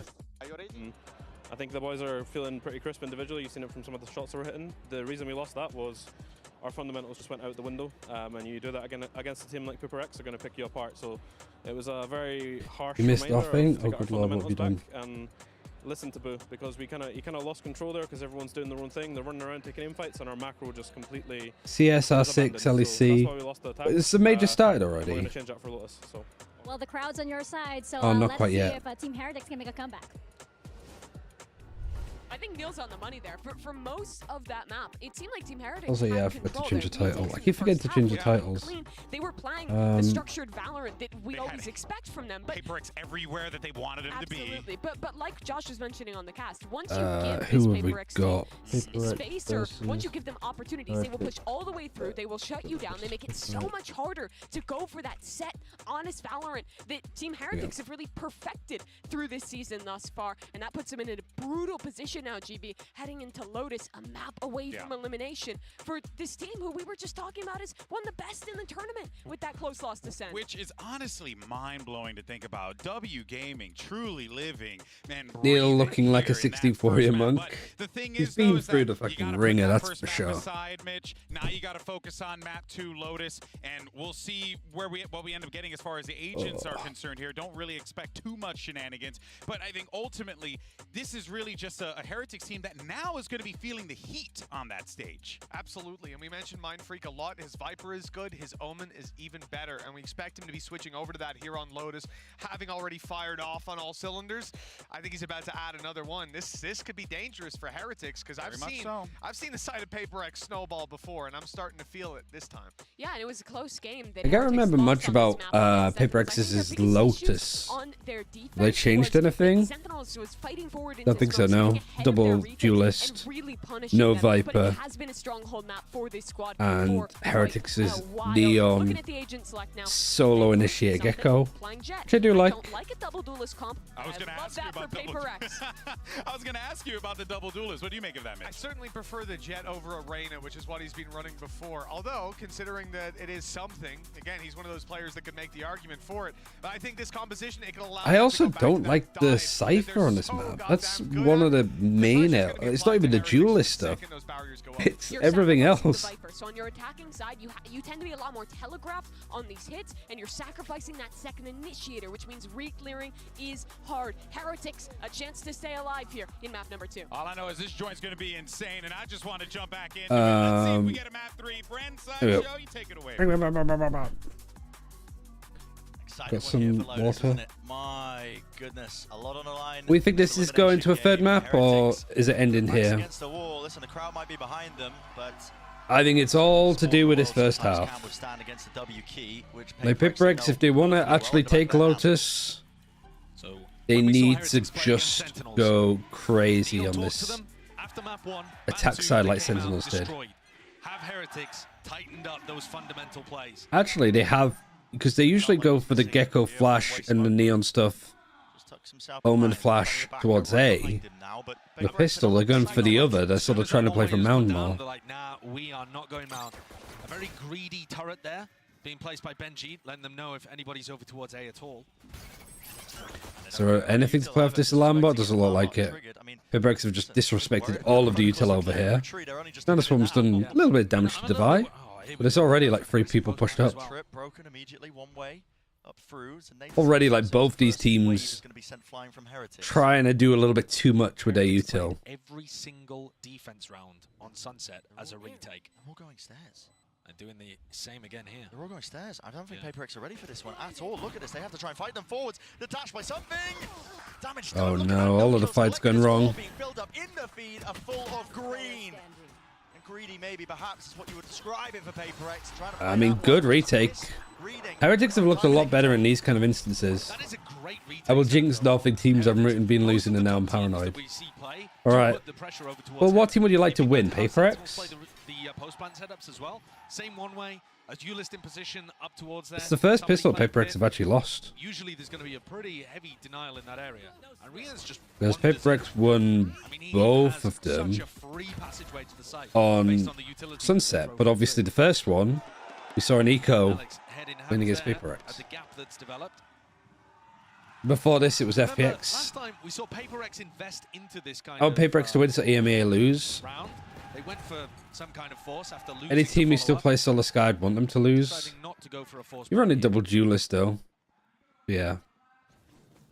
I think the playing solo Sky is better than playing solo Gecko. On timings like that. All up, all down. Marshall in the hands of something. Not by much though. Important pistol round though for Heretics to have won. Didn't end up winning any of them. That prior lap is part of the reason why Paper X were able to take it. I think solo Initiator Gecko, solo Initiator Sky just not optimal. But I think with the Gecko, it gives you a lot more like skill expression. Trailblazer spotted that, so Benji, he's noted. He is going to be playing onto that corner, 62 health, won't go down to a Because I think the Sky Dog, the heal, and even the flashes without them recharging are still all really good bits of util. But it's a lot harder to play than the Gecko is. Crouching and praying. You don't get your head taken off. Another retake round for Heretics. Every single defense. Yeah, I mean, I think I'd rather play Sky than solo Gecko on Bind. Mosh pit. We're going to be landing towards And then possibly on Splits. Cutting up all the available angles. Mind Freak Sheriff still not dissuaded. Beautiful flash. Forsaken. Oh, it's a 1 versus 1. The Force. Oh, he's jumped up on the box and just didn't know he was there. Rian's just caught out. Team Heretics giving Paper X a taste of their own medicine by beating him on the eco after pistol. I think the big read there is that he doesn't go to try to break the wingman immediately. Yeah. And so Rian's just thinks that he's not facing the wingman at all. Completely misunderstanding where Forsaken was repositioned to. Oh my, great kills for Forsaken there. That's devastating for Heretics again. I am so glad that I put Forsaken in my top 10. I feel like he's like the Dirk of 21st player. Paranoia. Flying. Stun misses. Stun misses. Classics. Still want to take it with the rifles. There's a lot With of flash, but it doesn't get anything. Oh my god, it's happened again. Literally got your balls in his mouth and he's just worked out that there's a player up there. What he's got. Couple weak players, but a 1v3 for Paddy to try to take when he's only got that Heretics classic. And yeah, just going to be Alright, good from PaperX. Huh? He's right here, right here. And so, again, Brent, I mean, this is actually one of the first rounds where we see Heretics not playing for the retake, right? They're actually fighting over rubble control at the start of the round. But I'm worried because in most of these rounds, they are just giving How I normally pred is initial preds. I pred with my heart, but playoffs I pred with my mind. being able to play 100% of the time. What's in his mouth? Nothing. You're not going to win them all.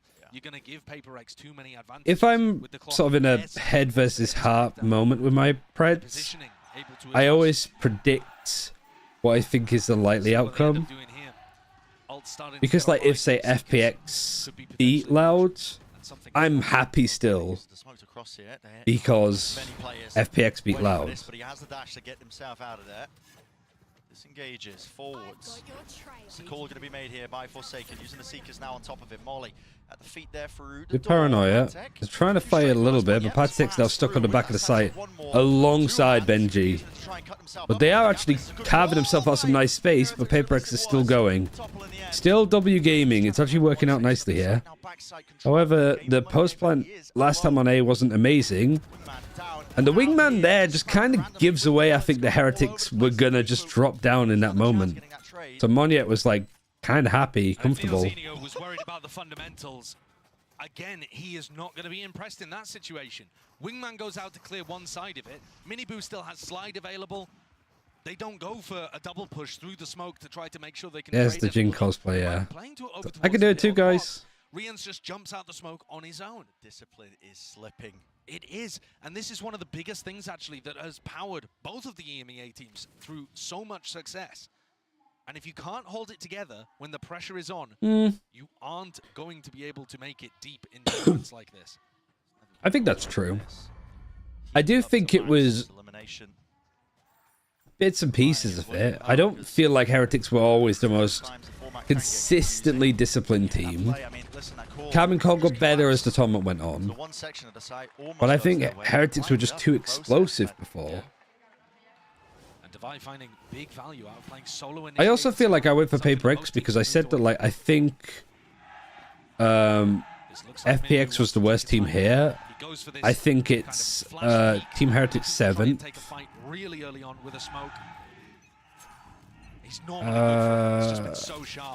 think you gotta say PaperX, EDG, But on the other side of the map, Boo tries to find Loud, that opens up the C site.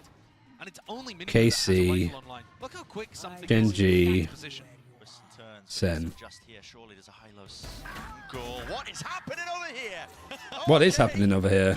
For apparently no reason, Mindfreak is taking a 1v2 and winning it because he has the rifle. W Gaming. Mindfreak has had a really good series today too. The sheriff anyway. And Miniboo, who opened it up, is now asked to ace in order to close it. If there was any chance of being able to win the Thrifty, which it doesn't look like there is. Yeah, all over the place. And again, look at the distance between these players. Be thinking to themselves, right, we were just waiting for. They're all in different fucking postcodes. Had some rough tournament showings in Team Heretics to get boom. This is embarrassing. Yeah, absolutely. But on the other side of things, I feel like a result like this, if it continues spiraling out of control, is gutting for Heretics. I'm not too surprised by this. They lost second round. They did, yeah. From putting sentinels in this kind of well, they did get eco'd. PaperX forced, and Forsaken had a really nice like 1 versus 3. I guess it's more like a 1 versus 1, like a 2 versus 4. I think they ended up winning. So much of the pressure that PaperX provides, with their willingness to take fights and their pace, is catching Team Heretics off and opening up cracks that other teams have not been able really to exploit. Yeah. PaperX is public enemy #1 for the arms. They fucked around and found out exactly. Spiel, don't get me wrong, because you get shot. They play. Yeah, you get shot, you die. Mindfreak classic example. Thank you for showing me. And you know, they don't play orthodox comps most of the time. This is maybe the closest you can get. I think there's a playstyle mismatched. But it's about the tempo and timings that they take and the confidence at which they take those fights. And it Yeah, really Paperex are does just going for the rattle aggression. some of these teams if they haven't played against a team like this. And listen, there's not many. At least the teams aggression has playing like been Paperex. attempted to be matched. I also like the new lineup that they have with the Gecko, like bouncing the Dizzy off this. Start to spiral off in another direction. Benji Fishy has a good retake ultimate here, but he's in a fairly committed position on site. Not completely. How do they want to play this? There are 3 players ready to defend. Round the back. Oh, it's watching Good, two like, players. They're onto the double corner. peek. Someone doesn't get away with Good it. defensive setup. An attempt to Now, Paperex are kind of doing a lot of stuff on their own. Rian's having another really nice Dizzy that he can pick up safely. Great opener now for Heretics. Small things, but things I appreciate. But actually good util. It's going to be hard to pick up the Dizzy here. I don't think you're really going to have the chance to pick it up again. But you do have a wingman, you do have a Fresh. You don't want to count Paperex out though still in a 3v5. Keep it on top of the box. You still have Boo over on A. I don't know if Secret's been broken. I assume not. Taking risks, exploring over towards heaven. Good shot. Rian's just wasn't expecting him to be here, so you lose a big ultimate with this. Not good. He's going again. Now with a lockdown placed down, it's all Mindfreak's gone to get that player that's more towards A. Benji jump peek just gives him a kill. They open the door for him. He's even going to stay on the angle. Oh, Mini Boo's found it. He's got the kill. Oh, nicely done from Mini Boo. It is so clutch from him. What a round, though. That was so much fun to watch. That was almost thrown away. Heretics were up in a 5v3. Mindfreak went wandering out through heaven. He caught Boo, and something was producing Magi with the operator on site. The first kill, he finds the timing, but the second kill, Benji knows he's there. Oh! There's a jump spot as well to jiggle to bait out the initial shot, and Mini Boo, he saves the day. It's this final Pulls out the one rifle that's too. Almost the most impressive of it because he has to react to Divide being there and hit the headshot. So now we see more of this rubble pressure. Oh, we've missed 5 seconds. I know there's a lot of replays to show. I don't hate it too much. I was thinking there was going to be a timeout there potentially, just because of how long those replays were. But no, we just ate into the round a bit. Control rubble, even if it costs us the mosh and the dizzy at the beginning of the round. I think they did use the Dizzy though and picked it up. Yeah, Mosh used. What kind of utility have they got for the Killjoy? Just a turret and 3 people here. There's still that Thrash that Rians has. And it's a full buy and attack up still for something. Face it down with the smoke. Shot going wide there for something. Bladestorm used too. With his life, or does he want to go for seconds? You can never really tell. Deep up position. Surely they expect people on rubble. Doesn't look like it. Yep, Munier's right behind him. There's no protocols in place for this one, and he's playing it patiently. Really waiting it out. Could be a risk being played, but no, he's just lined They just lined up. Really well disciplined from Boo. I feel like this has to be cleared. You have to be thinking about this every single time. Especially with how aggressive the Heretics are fighting for this. I don't know what happened to the mouse there. We have aggression happening here. You've got to expect that the defenders are going to leave something around here. Not something as in this something, but a player, an Omen, Raze. No surprise, I think, for the timeout there. It's a rough round for Paperex to be losing. Slam on the desk. Accidentally hit the timeout button. But, I mean, when you see situations like that, you do have to remind your team what's going on a little bit. And on top of that too, I really feel like the way that Team Heretics are playing their defense macro is working here. That's another thing that Neil Zenio pointed out in what was a fantastically articulate coach interview, where he said, yeah, our fundamentals are missing, but also Boo lost control of the macro because everybody else is so frantic trying to take their own fights. And you need, a team like this in particular, needs one central... Well, losing control of the macro is a really nice way of putting it. The decentralized nervous system of Paperex the Octopus, right? You can let those kind of teams run a democracy of IGLs all meeting together in Athens to decide where they want to hit the site. But for Heretics, they need a hierarchy. They need a leadership figure that's going to put them all on the same path. And I think their game plan for the macro defense here is really good. They put pressure early towards Rubble. You're going to see it again here, I bet. You know, a stun, a smoke, the mosh being used as well as a dizzy. Rians picks up the dizzy. Minibu is already booking it over to C, expecting a reaction on the other side of the map. And, you know, if Paper X decide to fight, Minibu will stay. And this time, All right. it looks like they want to fight with the showstopper. Half armor, a lot of big ults for Paper X. They just got a showstopper off the rip.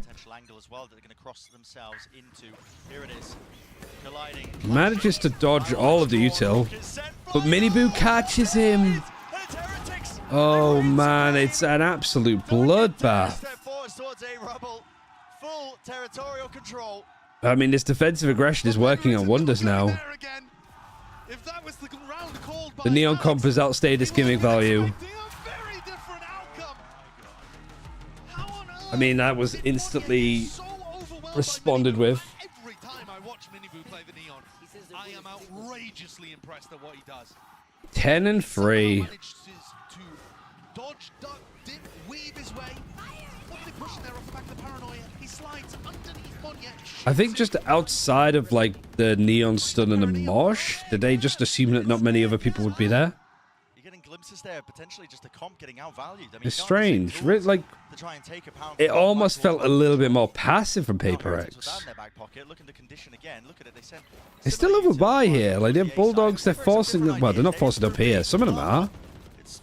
Oh, Mind Freak's get taken out. It feels like Paper X might need another timeout with how this is going. They're just absolutely W gaming, triple W, triple U. This would be. But it's left Paper X 2v4, and the score tied at 4v4. This comeback from Heretics has been lovely, and it doesn't look like it's showing any signs of slowing down. Wonderful beginning, especially for the defense side of Lotus. Certainly. He's going to catch him too. This should be lead, you know, expecting it, and yeah, I mean, inevitable at this point. There was a chance there. The Forsaken just slipped through, and Boo decided to watch something different, but he's on point with it. And Paper X, again, it's these macro ideas that they're now starting to struggle with a little bit. This time, they're like, right, well, we're not going to fight Rubble, but if they're committing 3 players to A at the start of the round, we're going to try and take that early round timing and pounce somewhere else around the map. B seemed like a good idea, but they just weren't able to capitalize. Even with Rians peeking with utility in his hands. Paddy got a very fast response with that snake bite. He's still here watching. The final one left for 10 seconds. Stood at a really good spot as well. Just expecting that when a player comes through the smoke, they're going to be looking over in this direction. Frankly, they've already done a spectacular job on their defense. And that's after going 4-1 down. It was a good time out here from Heretics. It's made all the difference. I don't know what the hell would have been even called, but it's done so much for them.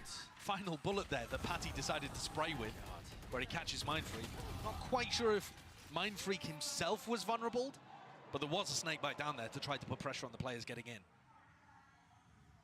Squeeze being put on these Paper X players. What will be the answer? Get away over towards C. Getting a move on, getting a bit of a jog on there. Dash now activated something. Updraft, forwards. They've beaten Minibu to the site. Yeah, right into it, aren't they? That's the part of it. Just get here before the carry does. Surely Heretics might have some protocols. Listen to this. Look at this. Look at the little gap that they found. I like that though. Now that they're up against something like a Thrash, the trip as well to catch the Thrash. Really nicely done from Forsaken. Where's my... Here we go. Popped like a balloon straight into the sky here, but now it comes down to the gunfight. Something... Is he going to ace? Ace? Ace? Ace? No. Monya's like, nope. Ace stolen away, but I don't think they care. It's a round on the board.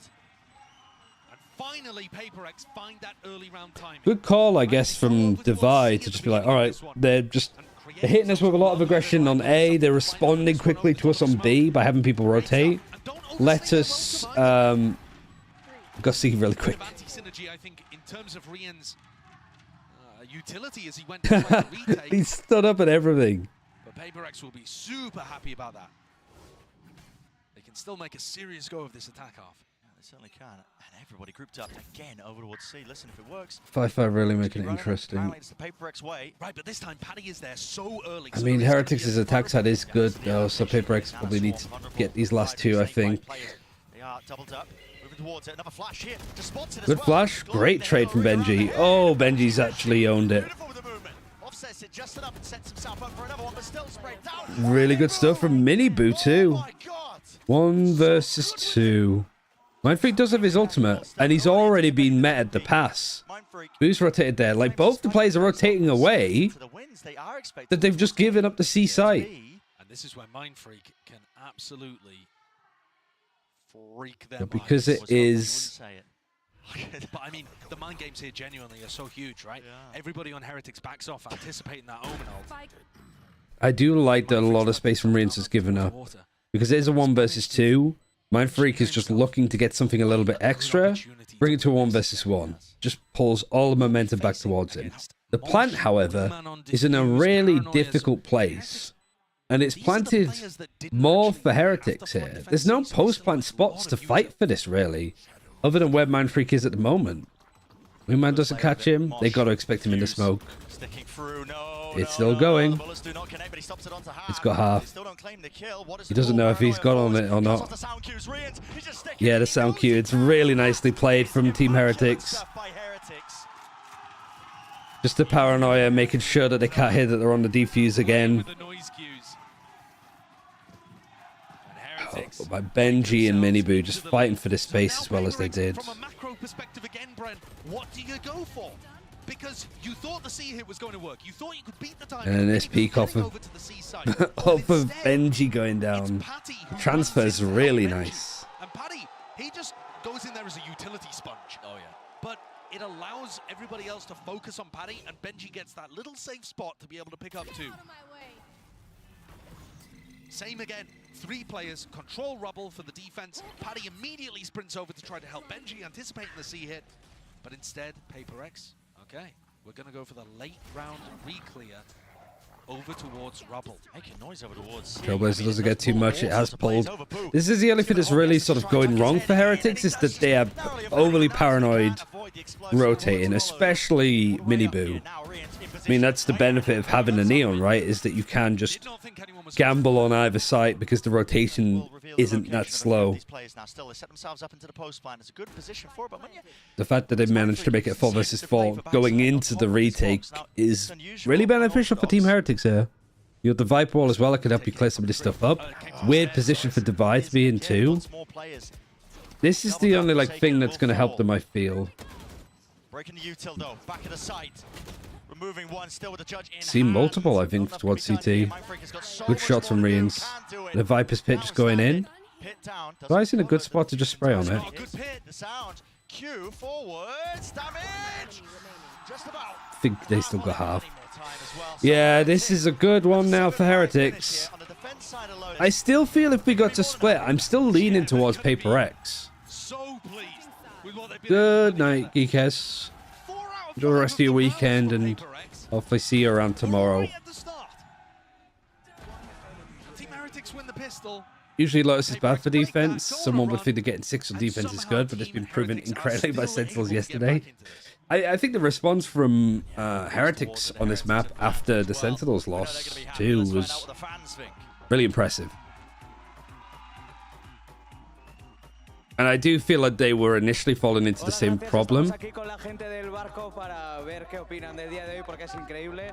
How does it feel to be in front of this crowd in your town supporting your team? ¿Cómo te sientes apoyando a tu equipo en tu ciudad con toda esta gente apoyando a tu equipo? Solamente tienes que verlo. Hemos venido aquí a demostrar que Heretics va a ser el club más grande del mundo y de la historia, y para eso se necesita una afición a la altura, y creo que en este evento está quedando claro quién es la mejor afición del mundo, porque somos el sexto jugador de todos esos 5 jugadores que están ahí, que se están dejando el alma por nuestro escudo y van a levantar Madrid en casa representando al mejor país del mundo y al mejor club de la historia. They are here to show.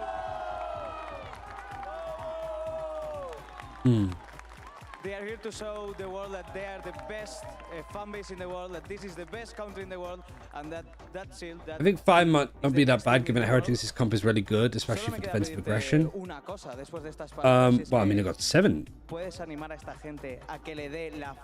Like, Heretics going on to the attack with 7, I think is really solid. Like,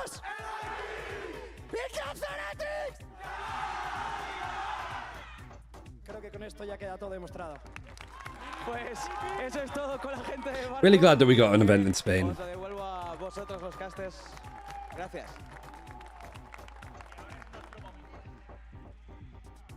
I got most of that.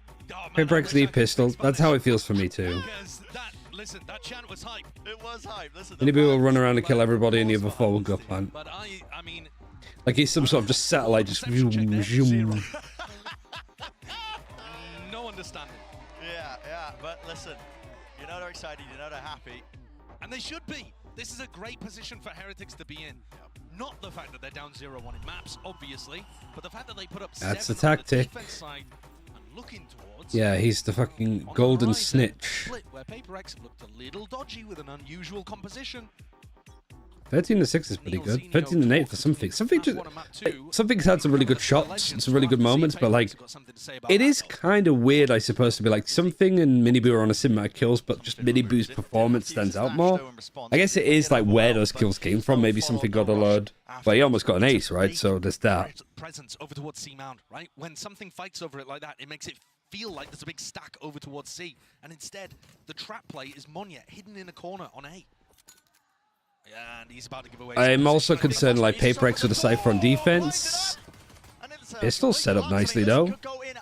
Open the door. Hello, it was pain. The end. And what was it like for Heretics on their defense? They kind of got destroyed by Carmen Cobb. I can't remember if it was attack or defense side. When you're on a pistol round and you see utility and So is that over towards Mound, Paper X winning 3 out of 4 of the pistols? The Heretics are losing out a lot on pistols too, which kind of, like Sideshow said before, is a sign of fundamentals going wrong. The Heretics, I feel like in the game with Carmen Court on Lotus, they lost hard. I'm just seeing they lost really hard on their defense. Their attack was pretty bad too, but they had some part of a comeback. Slowly re-clearing out towards Mound now. Cam's going to be spotting it. Here we go with the judge. You should be able to absolutely eviscerate. Take your pick, Forsaken. Forsaken's still here, and Boone knives him. Brutal. Knife in the back pocket, shanking the opposition. But Oh, he's pulling out the knife as well.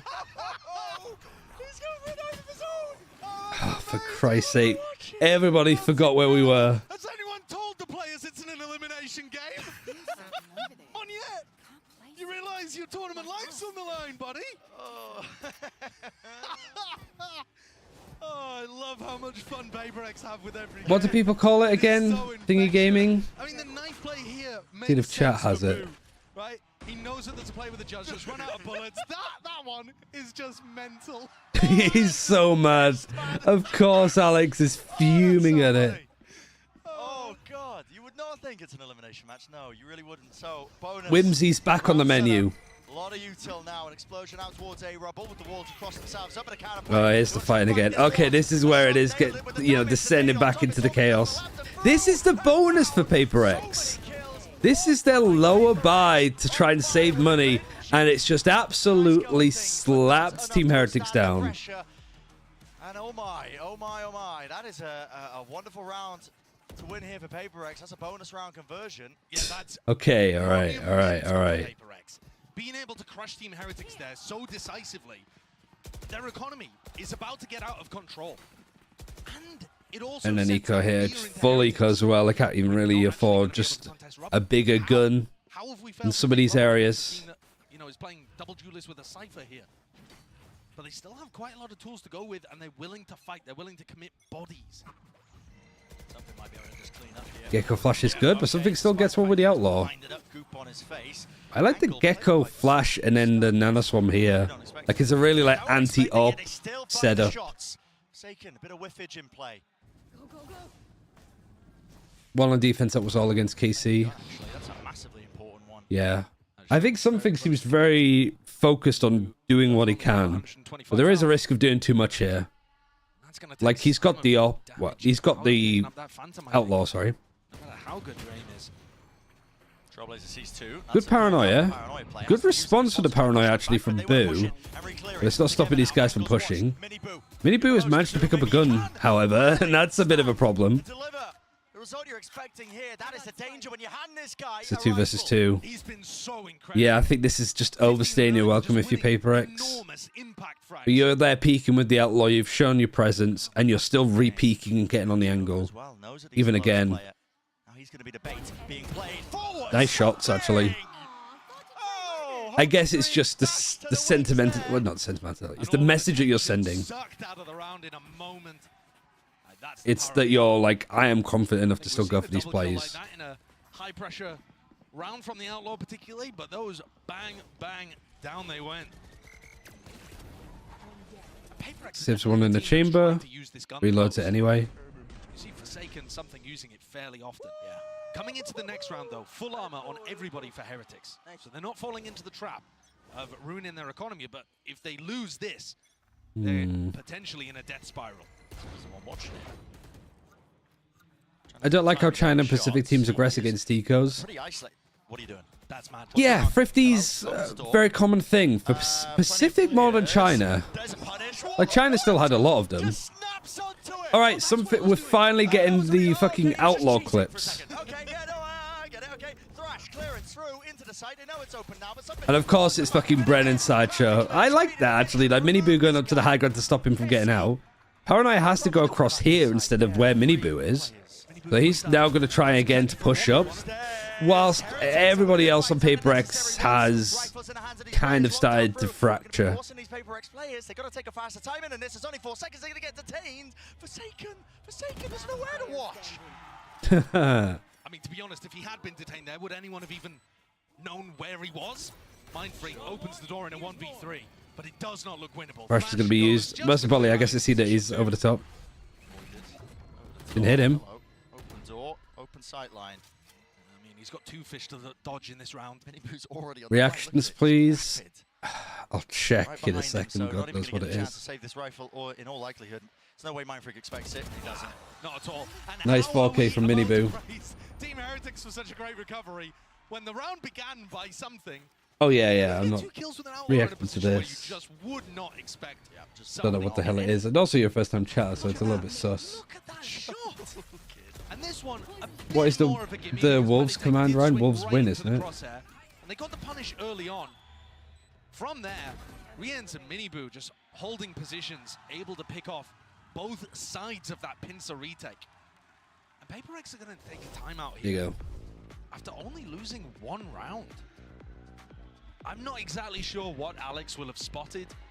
Maybe he didn't like the call for the next round coming up. Maybe he was wanting to adjust the macro a little bit. Yeah, thought that maybe, I don't know. Maybe he's just telling something. I mean, you had a 5 versus 3 there for a second. It's getting too obvious. Like, something's getting too much done. And you had players going stairs and pushing out at the same time that you had Monya on his own in heaven. We are getting, as viewers, rewarded by displays of magnificent individual talent. And it was just not really well timed between the stairs players and the CT ones. They've only been able to put 1 round together on their attack side. Normally this map is attack sided. Imagine EMEA doesn't have teams at playoffs, I'd be laughing so hard. When they were 7-5 up. Talk about attention. Palpable in the arena. Yeah, so would I. We're back in Sao Paulo. Yeah. The fans that are here are willing Heretics to make a deep run. They talked about it seemed fated like Heretics got to Madrid. Nobody was expecting this team to go out. I'm trying not to be that salty. Like, or at least try not to come across as like a sort of like salty EMEA fan after like all of the shit. But if we had like EDG making playoffs and 2 EMEA teams not doing, great pilgrimage over towards the other section of the site, which Forsaken is holding with just a shorty. China's shown me more love and support than fucking EMEA has. to be able to navigate it. The question for It's Heretics 2 out of 8. in It's easy for 2 general regions to not sense get into when playoffs. PaperX go for an aggressive stack like that, Yeah, we got one Pacific at away least. Oh. On the stun as well. He's taken so much damage, actually, from the molly anyway. I think what you saw there is they add a pause into the round, just in case it's a stack on C. And they're rewarded for it. Oh yeah, players dropping like flies now. Nice post plan. Really nice execute. Just great round from Team Heretics after the timeout. To be safe for something. Yeah, he could actually send this one and build up to his ultimate, but he's going to decide to play it a little more cautiously. Not allow the ult cycle on the attack side to start building. Yeah, because right now you don't have the Fresh, no lockdown, no Viper's Pit. Without the neon wall being used. And I think if there's going to be any... In an ideal world, the playoffs is one from each region, but I want PaperX to get in. Yeah. I would use the neon wall as a really... 2 Pacific teams out of the 4 regions would be really funny, I think. With how much people be like, oh yeah, Pacific looks dreadful this year and stuff like that. They did look bad at kickoff. And it's like, oh, actually, we're the only region that had 2 teams make it. I think Loud said is more likely. I think they are going to struggle a little bit holding onto this C site if only Forsaken is going to play there. I would imagine... I mean, let's start here. The Cypher's very good against the Neon in general. The Trips are looking to try and find really big value, any kill trip kind of setups. But I think usually you're going to want to put one of them for some kind of like mid-control or info towards another site. 2 trips on B. Heretics are just slow and diligent enough to clear common positions. One mate, trying to fight this a little bit more. Omen faking a TP to go deeper, but he's actually TP'd on top of the boxes, which is kind of nice. Yeah. Happy with something just holding space towards Mound. He was pre-firing. And then a turret on top of the wall underneath. This will give them a good indicator. Has to get broken. Whose position? Yeah, I don't know. Have we seen this before, this map? I think we have. It's going to be a bit unexpected. Not quite. Yeah, the angle just watching the push up. Yeah. And I think something's more likely to go for that if Team Heretics put any pressure towards A, but they've Broken. been silent on that side of the map. The disease there, paranoia. Paranoia. It's the fact that the stun gets these little gaps that a paranoia / a mosh would miss. Like, the actual neon lineups that they're using are incredible. They do so much work. Oh, wait a second. False information, Mindfreak cancels. Did he hear the shots being fired at him? Seekers now. This Seekers is a little bit scary because it's going to break the door just as Mindfreak is on it. An opening here, Mindfreak might just get over upon. 20 seconds, Brent. This is too slow from Heretics.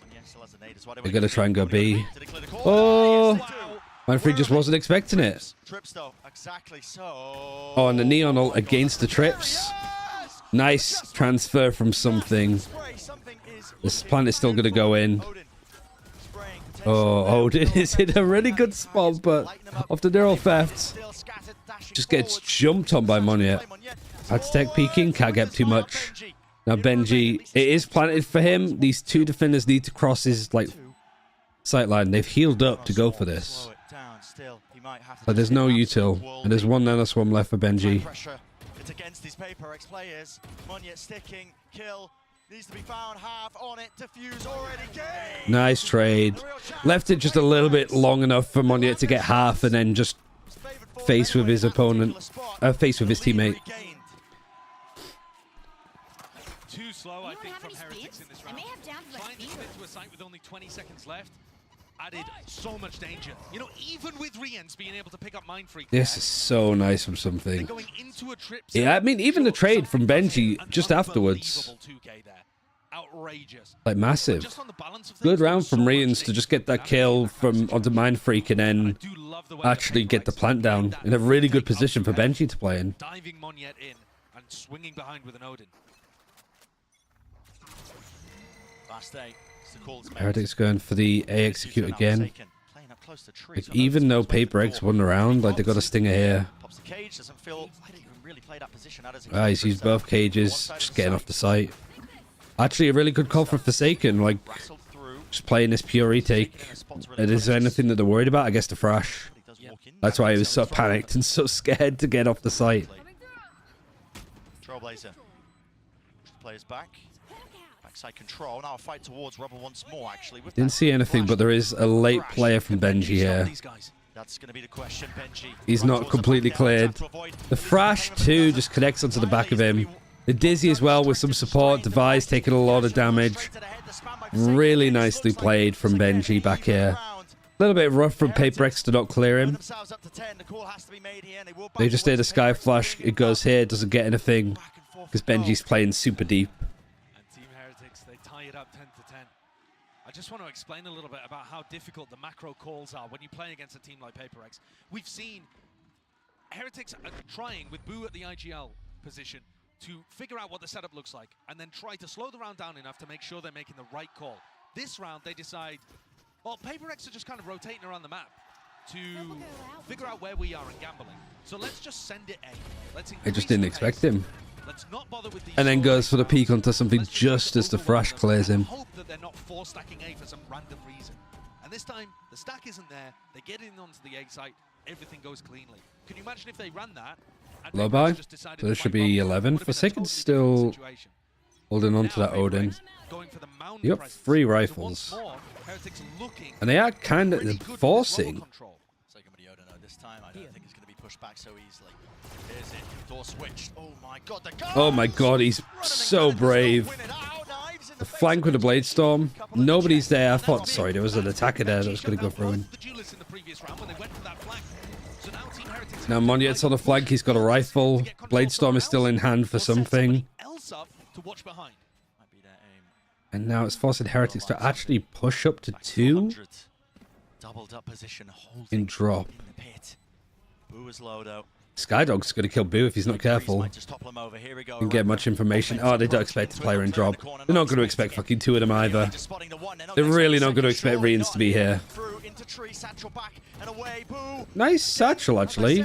Boo is super low HP. I'm surprised that he doesn't get the kill there. Oh, man. Sees that Boo is like 4 HP after this. It'll be so hard. A little bait and switch. Taking that space forwards on the site instead of all getting stuck inside tree. And PaperX didn't send anyone heaven. They all went through stairs or through into sight. Nobody going heaven. 2 drop here is a really good call. Clear out pit. Alex is mad. Don't blame him, to be honest. Some of these, like the 4 subs, and then just weird to see PaperX being the like ones that are starting to alter. Monyet's in position to break a lockdown. TV into the back. He sticks it. Boo is in so Oh, much Forsaken danger. is going. That's a rifle given up. Judge close quarters. Oh, how is the money working for PaperX here?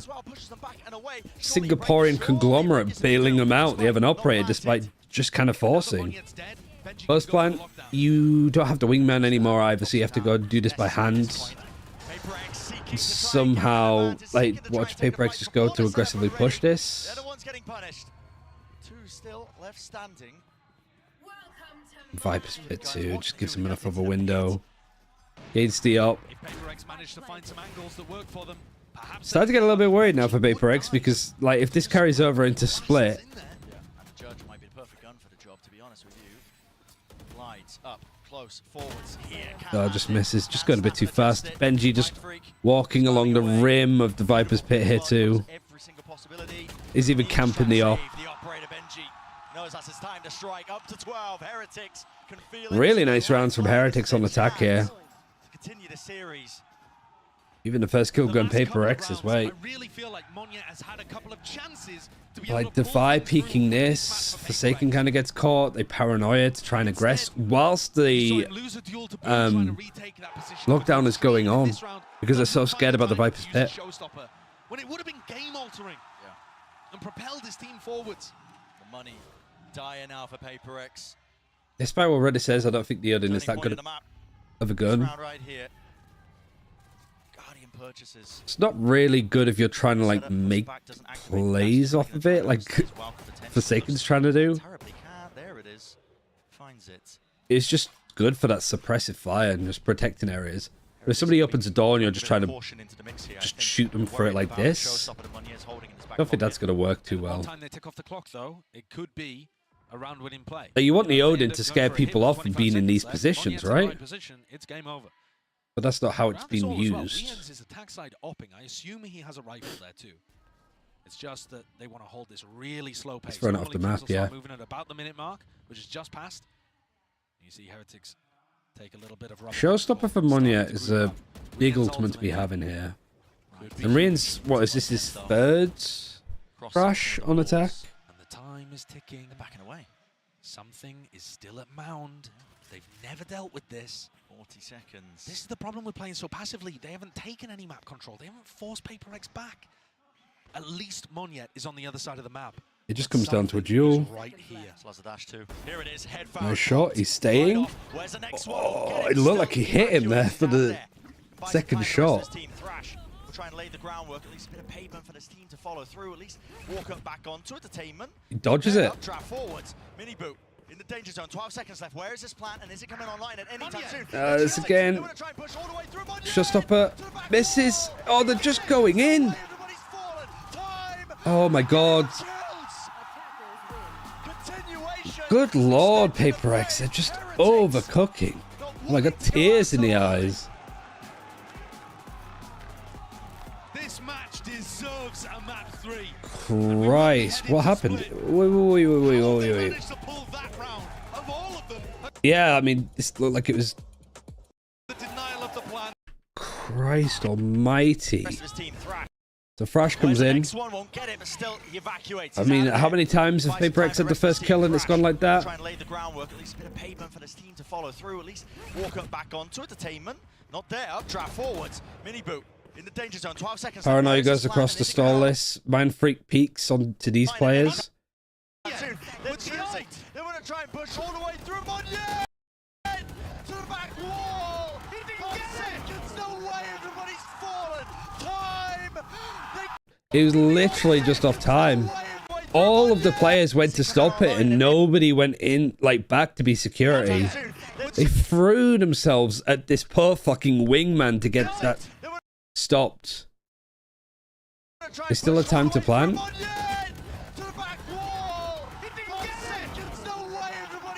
Just had it.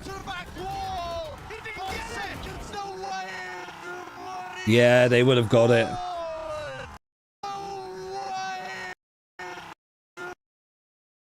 .12 seconds.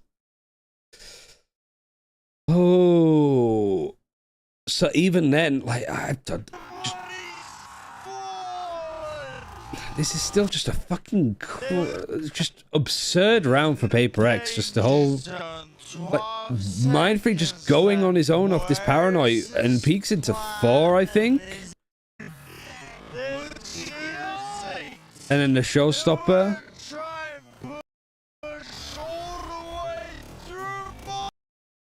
Which, yeah, just kills the wingman. And you've got something on the plant now. You've got 3 players here live. Like, Moniet's gone down. He died from here, like the Kobe fucking Showstopper throw. But Patchtech turns around. Obviously, because of spikes. They see the explosion. Something's there. Gets him there. Miniboo, great decision here. This is a great molly as well from Rians. Like, this mosh just makes so much space.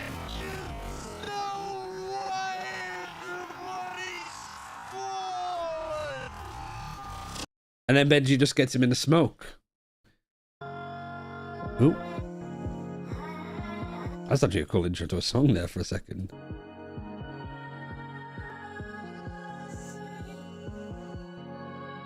Oh, Ender, hello. Thank you for hosting. Where are you going on this fine day? You not seen this one out? I know it's a Sunday, so you might have plans. Split, huh? Yeah, I mean, I'm not really... I gotta get some coffee and breakfast. I guess it is 11 AM. Late brunch. He's got people to hang out with. He's in busting an A. 3 maps of PaperX in mind, I mean? Yeah, I mean, that last round was just... Everybody just tried to dive on the grenade there. Like, even it was like 4.12 seconds the Patchtech still had on the plant, so he was still able to plant it. but just that you had 3 players just... Even if there wasn't time, everybody still would have died because nobody's like playing back to try and play safe. They all just send it into Team Heretics. But I think that was all done for like Heretics' defense, looking a lot better than it did against Carmen Core, looked a lot better than it did against Sentinels. And with a white hot crowd behind him chanting "Si se puede," they in fact do it. Yes, they can. Heretics force a map 3 and Paper need to be locked up. These compsy strats, they hurt my soul. I don't like the comps at all, but I think even if you put them on a proper comp, they would still make those mistakes, right? That's a personality problem, it's not a tool problem. I think playing it up against the Paper X, who they have something playing the best. I think they just gave like too much. At the round, I think where it was like, it was an anti-eco, because Paper X won the pistol, they won the bonus, and then I think it was the round after the bonus that they lost, because they had like 3 people peeking and fighting on C mount. Like they just overstayed their welcome. They tried to be aggressive when they were against this round, because they give Miniboo a rifle, and then Miniboo just finds the opening. This map control for your squad, and as you can see there, securing it by not only getting onto a site, but then continuing the aggression. But 7-8. You know, we talk a lot about Paper X being a squad, Up, especially like the start of that half, it was all Paper X, and then they fucked it up for themselves, to be honest.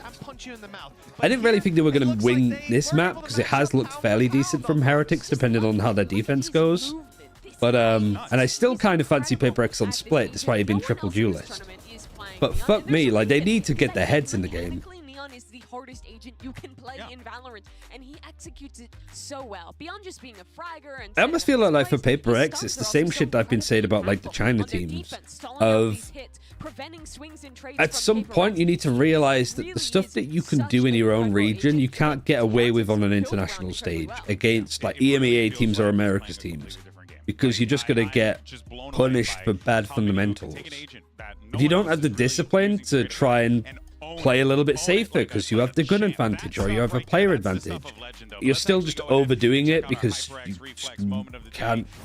You're giving into your demons a little. Those intrusive thoughts are just winning out too much. It's nice to see like more disciplined squads actually punish that a bit.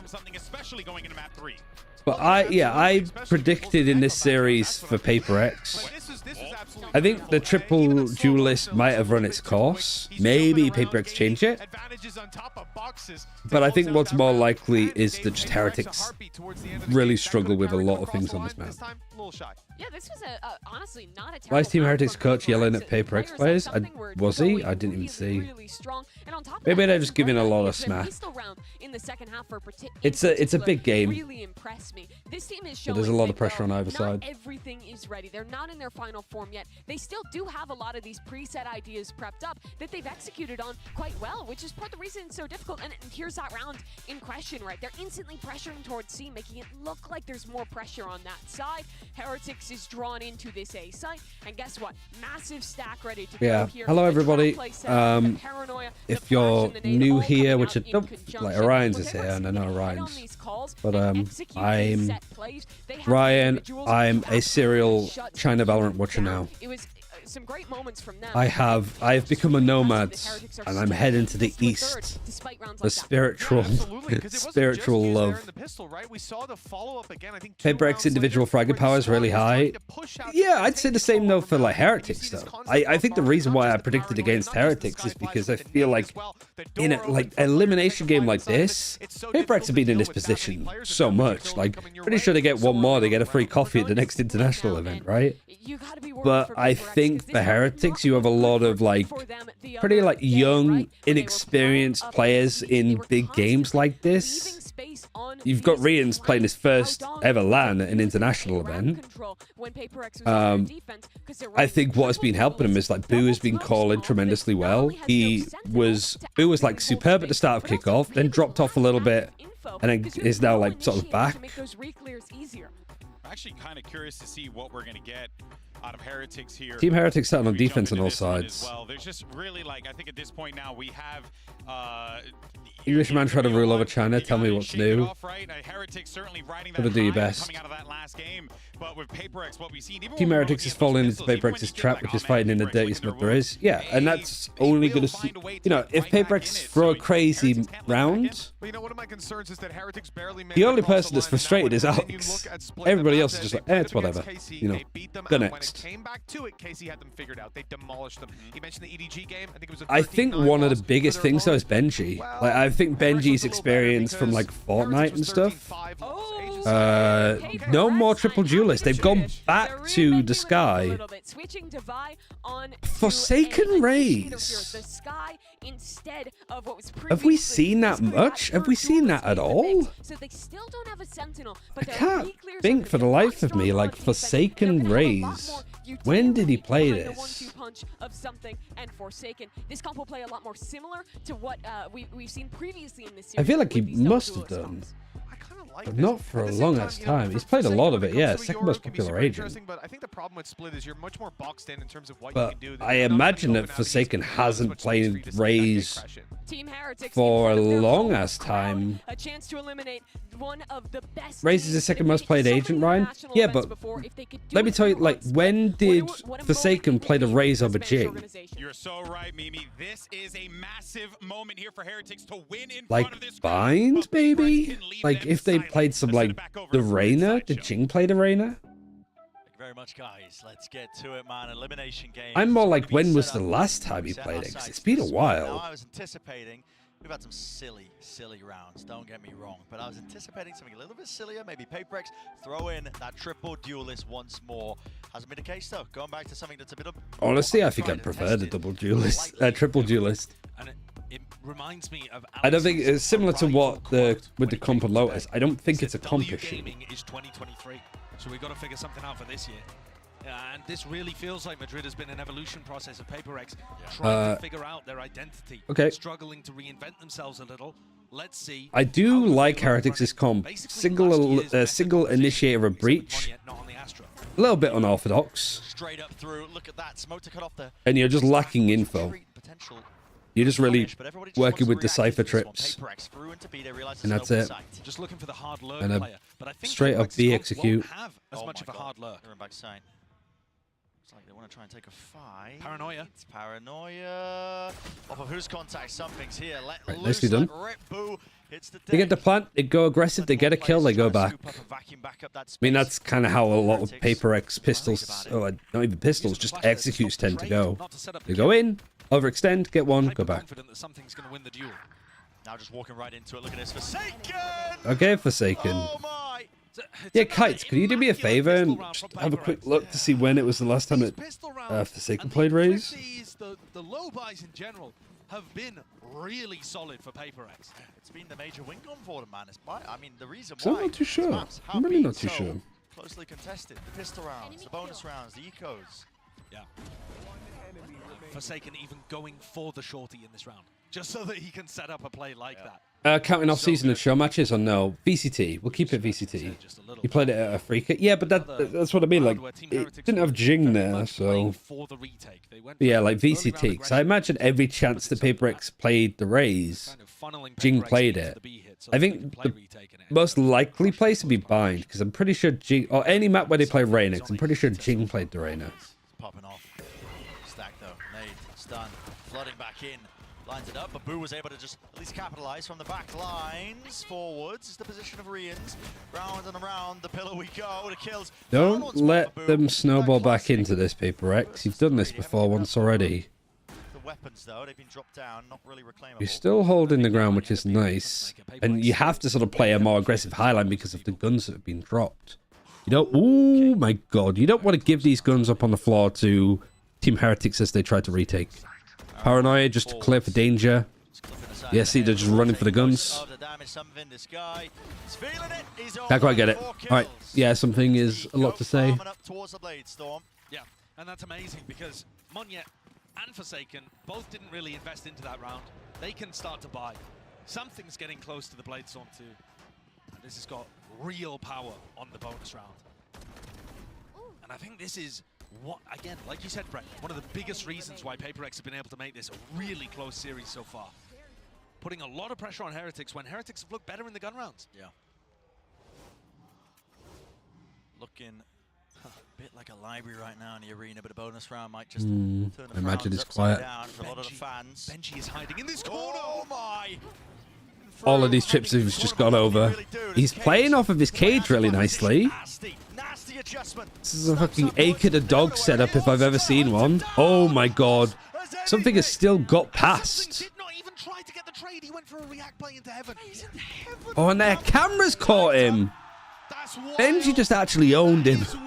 The 4K and then I think the assist as well on the cam. You expect, I would say 100% of the time, the Jet is going to then go back into sight to make sure you deal with That was, I think, something just getting a little bit over the top.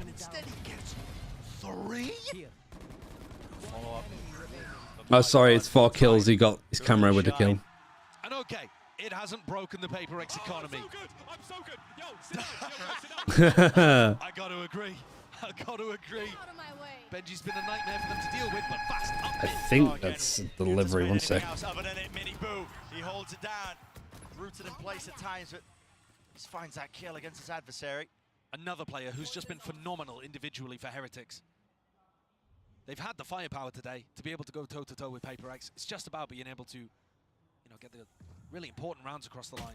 Ball fades, spots it, one player, stun. Fault line to re-peak. Right back.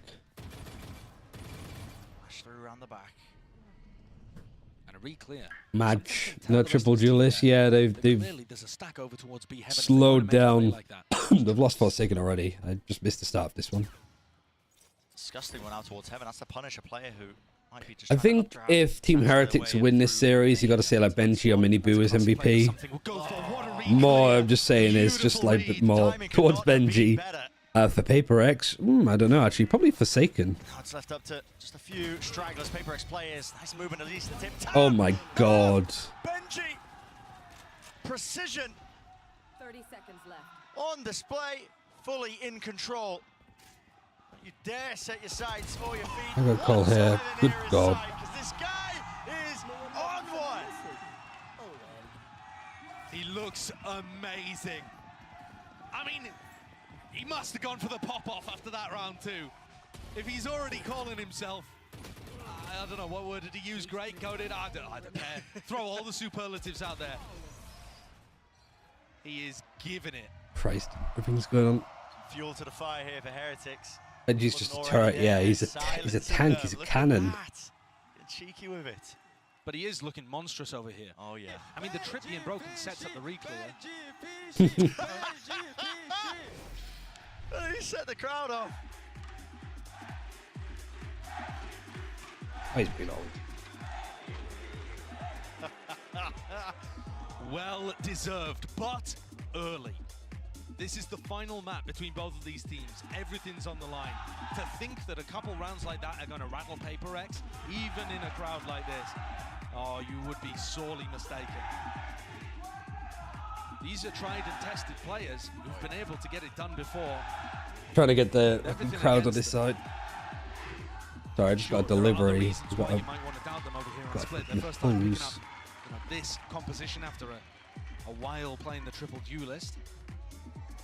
But still, Heretics are showcasing they have a system that works. One of the downsides, actually, of Team Heretics' composition is 8-2 and something 7-2. But if they can find good timings to flash re-clear areas, and PaperX fall into it like they did in the previous round, well, that's not a weakness anymore. Suddenly it's a strength. Back at a timeout. Looks like the call's been made. Guess what? Maybe PaperX got to choose the side too. Send it, but no, just pausing here in the cam. Up above. Oh my. Just some well-timed spam there. Yeah, there's no actual visual to give that away. In the same spot again. Doesn't care. Yeah, by all metrics, I mean, that should be just a one and done. But the man's been making it. You found it? Can I link VLI? Yeah, you should be able to. It's also really good because it pulls people onto really deep, committed angles that the rest of your team can play off. Check it later. Nade. Fault line. This is down. This is dangerous actually for Paddock. So it's literally like, yeah, before Jing was on the team. Yeah, not really with the guns though. The flashing is good and the connection. Oh my god! He maintains his composure. Locking it down and through with the rifles. Boo. Too much more you can do. To be a bit to mid-game. Oh, no, that's fine. Appreciate it though. Yeah, that's what I was kind of like feeling. He's literally deadlifting his team. He's got more kills than everybody else combined. I've seen him play that spot so many times in EMEA throughout the kickoff. But you see, even when Moniak goes for that elbow push, it doesn't pull his crosshair. He waits for the next player through. And Rienz is sending those flashes so that he can play off the back of it too, right? He's playing himself into the spot. Man, Benji is just... he's broken and mental. But yeah, something to clean He's up playing in the same slightly. spot. Can you actually do anything to clear him out? There's no stun, there's no like aftershock. From what I can remember, play very spread across the map. They're fighting for both sides. Playing here, like, maybe it was more of a plan for the Euro too, but it doesn't matter if there is no Euro. It seems to be working out plenty. Control of both of them. I can't believe Benji is in the same damn spot. But they also just keep wanting to go away, despite the fact that Benji's been doing this one, and they're walking out. They're walking out. No way. Again, they don't expect it. There's no way. Again, a 90-degree snap to the side, forsaking us a risk. I can't believe that Paper X are this boomed. Almost reeling. Oh my god, the quality of like the thing he's gone for a second there because he like looked right into the screens and he just sort of fucked with the guys. Benji cannot be there 3 graphics. rounds in a row. Right there. That would be silly. That would be silly. But sometimes silly's what it takes. Because a team like Paper X, something in the attack side up. And they still don't check him. Yeah, I mean, everybody backing away though. they got to do it every single round now. Map control. They were gaining B main, A main at the same time. They're leaving something really to his own devices. There's so much danger here. But look, if something wants to clear this corner that Benji's been playing in, he has to come out so wide. Look at this. I mean, even with it, oh, the movement. It's nice. No way. Oh my god, they don't clear him? Surely Moniak would have seen him at that point. It's just all going wrong. Surely there's a timeout like soon. Oh no, there was just one for Paper X. I would love to see that from Moniak's perspective. Is that the one spot? Okay, so when you ult as an Omen, your vision slowly improves over time. Yeah. And I'm wondering, was he just looking in the wrong direction at the end of the ultimate? Could he not see Boo? Long stream is long. Yeah, we got a full game here. Hopefully we have yeah, no cameras on Alex at all. Yeah, we need to see this. Let's see it from his POV. He just doesn't look. Oh, he looks at the last second. The fucking double glance. Doesn't feel like he reacts quick enough or potentially comms it either. Cleared too late. Cleared way too late. That is a weird one. Wow. Paper X. Oh, Christ. Rattled here. Not something that I was When he never looked to his left, he just maybe didn't expect it. Everything is going wrong. It's, I don't know what to call it. There's got to be a word for it. I guess it's just the scripting. Is it called scripting in FIFA? He's missed it. Can't quite see it now. He sees it though. Spotted. Exchange of the fire. The flash. No. The whole when you have one team that has 40 shots on target and they don't score, and then team with 1 shot on target and they score. Around, of course. Even with the limited weaponry of Paper X, never know when they're going to hit some shots off. But really, I mean, Heretics on full display, I think, with a lot of their defensive setups. They're going to stun re-clear mid here.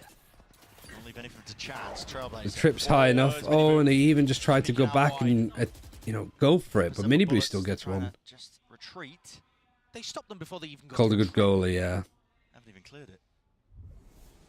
Sagan's wondering how to break this one. Guess Go what? for a B execute.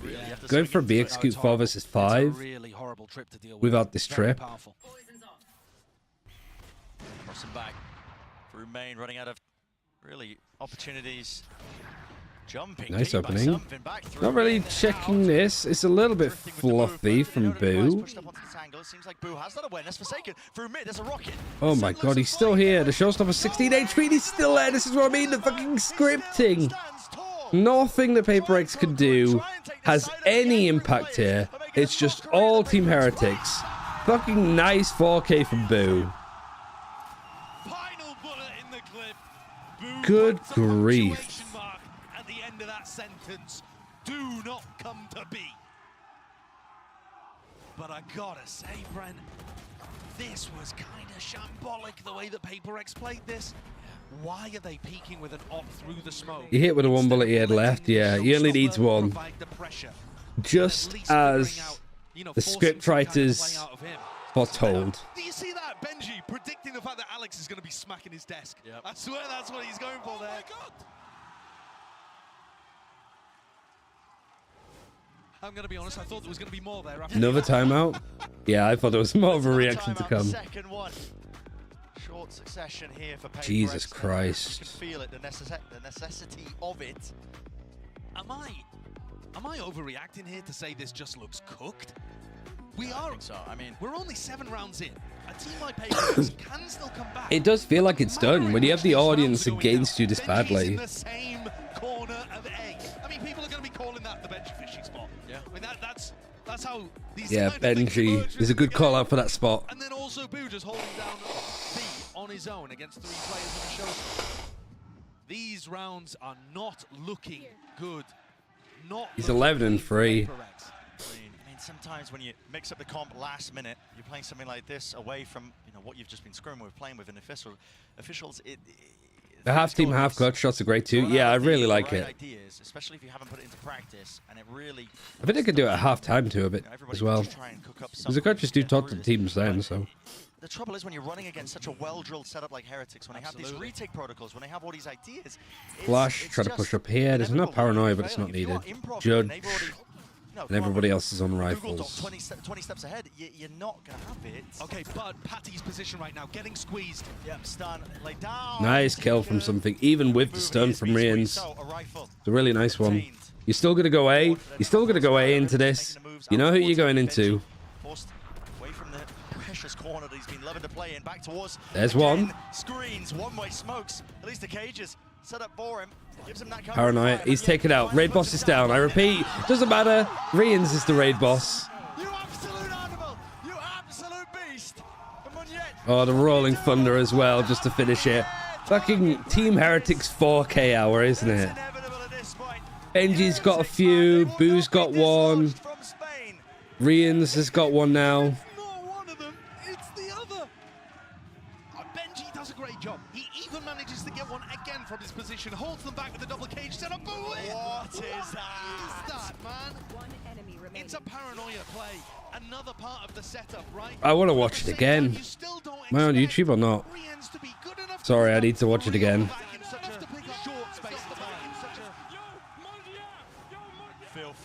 Filthy stuff.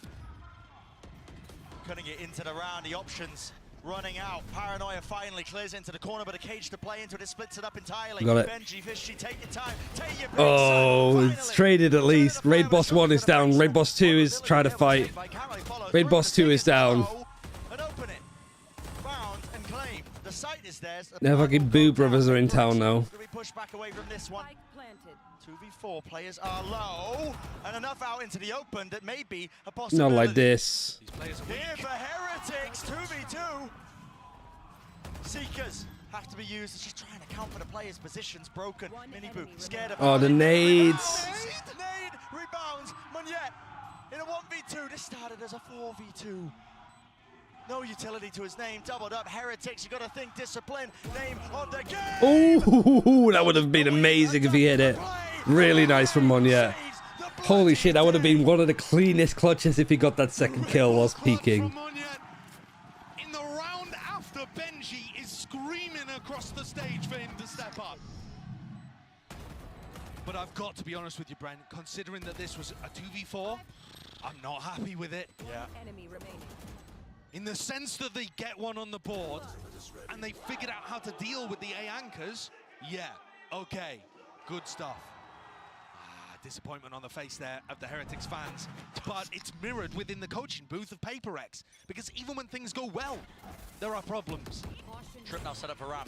Mini-Boo, he's in their faces right now. Oh, Mini-Boo's showstopper. Little bit adjusted though, he can't quite find it. Flash, push him away. Got to respect that one now. He was looking to try to punish the Trailblazer coming out from Divide, but he couldn't quite. Forsaken had a nade up in his face. Yeah, they kind of called a cancel there. And Benji is watching. Mindfreak time tries to take a timing. Shut down. Now you run your wee little legs right into the B anchor. Guess what? It's we're going for Boo, are we? Yep. Benji on one side, Boo on Do you the have other. much? You have got another from the shadows, but are you going to make the same mistake that you did last time? Flash didn't get him, so they might not clear this properly. They are going to clear it properly, luckily. Great stun again from Rian, so Patete peeks off of it wonderfully as well. Fast waterfall. The fights, though, are going to go towards Forsaken's got a 4K now. Jesus Christ, it's just multi-kill after multi-kill. Do I need to step in with what's going in with chat, or have you guys got it? To be able to push them across the line. You're not really doing anything about that. Heretics tried to increase the pace, tried to bring it to them. Double kind of walked out through that and just got picked off. Neil Zinio's immediately taking a timeout, and I think he's going to be trying to talk to them about maybe setting themselves up a little bit so that they have the perfect timing to get out through the smoke. Yeah. But there wasn't much of a mistake there. The timing wasn't that far off. It's more credit, in my opinion, to how good Forsaken's aim looks rather than anything. Time for Heretics now. Who's talking a lot? And to be honest with you, Brent, if PaperX are able to put another 2 on the board here and tie this up 6-6, Get them to actually slow things down a little bit, perhaps. You've got the audience on your back, and you're like having so many of these hero moments. Just for the next 2, just try to let it be less chaotic. And also, they've shown that You're going into the half even at least. So just have enough to see if you can get the rest of the line. To force him inside of his cage and then double cleared it. You know, they really think We still have like the draw to like react to after this too. Adjustments, but the small stuff in our site exec. Let's put this piece of utility here instead to deal with this. And it's taken them long enough. It took them until round 9 to look competent on these site hits, but they get in there and it might be just enough. Gonna come down a lot to this though. All right. To the back of the site nade. This will clear at least one of the trips, maybe even both if they're lucky. Yeah, that gets both. Stun comes in really nice onto something. Util has to come flying. It's anchor, flood, call. Now the showstopper rocket through. Buddy, what a shot! Clay Pigeon shooting, and he's removed the major threat. But through the back of the site, they're not ready for it. You can check the context. I think I know the context. Wide-faced Benji was feeling that heat. It's over. Just like that, the round is finished. Boo in a 1v4. Very few chances of success. The round should be finished.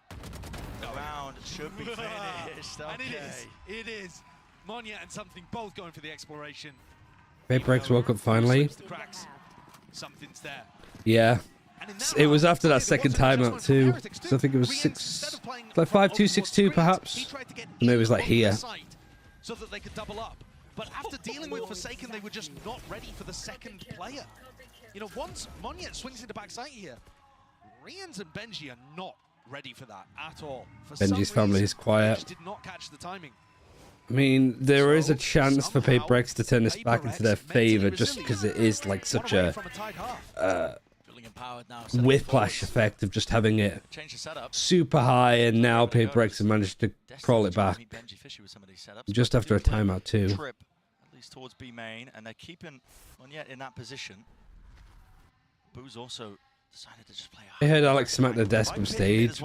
Wouldn't surprise me at this rate. Those options available for PaperX. If anybody tries to walk through the trip, tries to go fast through it as well, they will have that trip in the pit on top of it. But Trip was broken. It's definitely Boo's position that's the most vulnerable, but PaperX are moving away from that into the stacked site. But it's still pretty defensive sided. I mean, it's series like this, all of those kind of things go out the window. 2 has the mental to get it over the line. Nice from something. Good shots from Benji's on the other side of the map this time. V is for Benji. 2 versus 2, Viper's Pit. It's a murky territory now. It's going to be sweeping across the site. A tap. They plan to throw out the snake bite. Second one's going to come in now. Oh, and the spray was close enough that Divide goes down to half HP. Good God.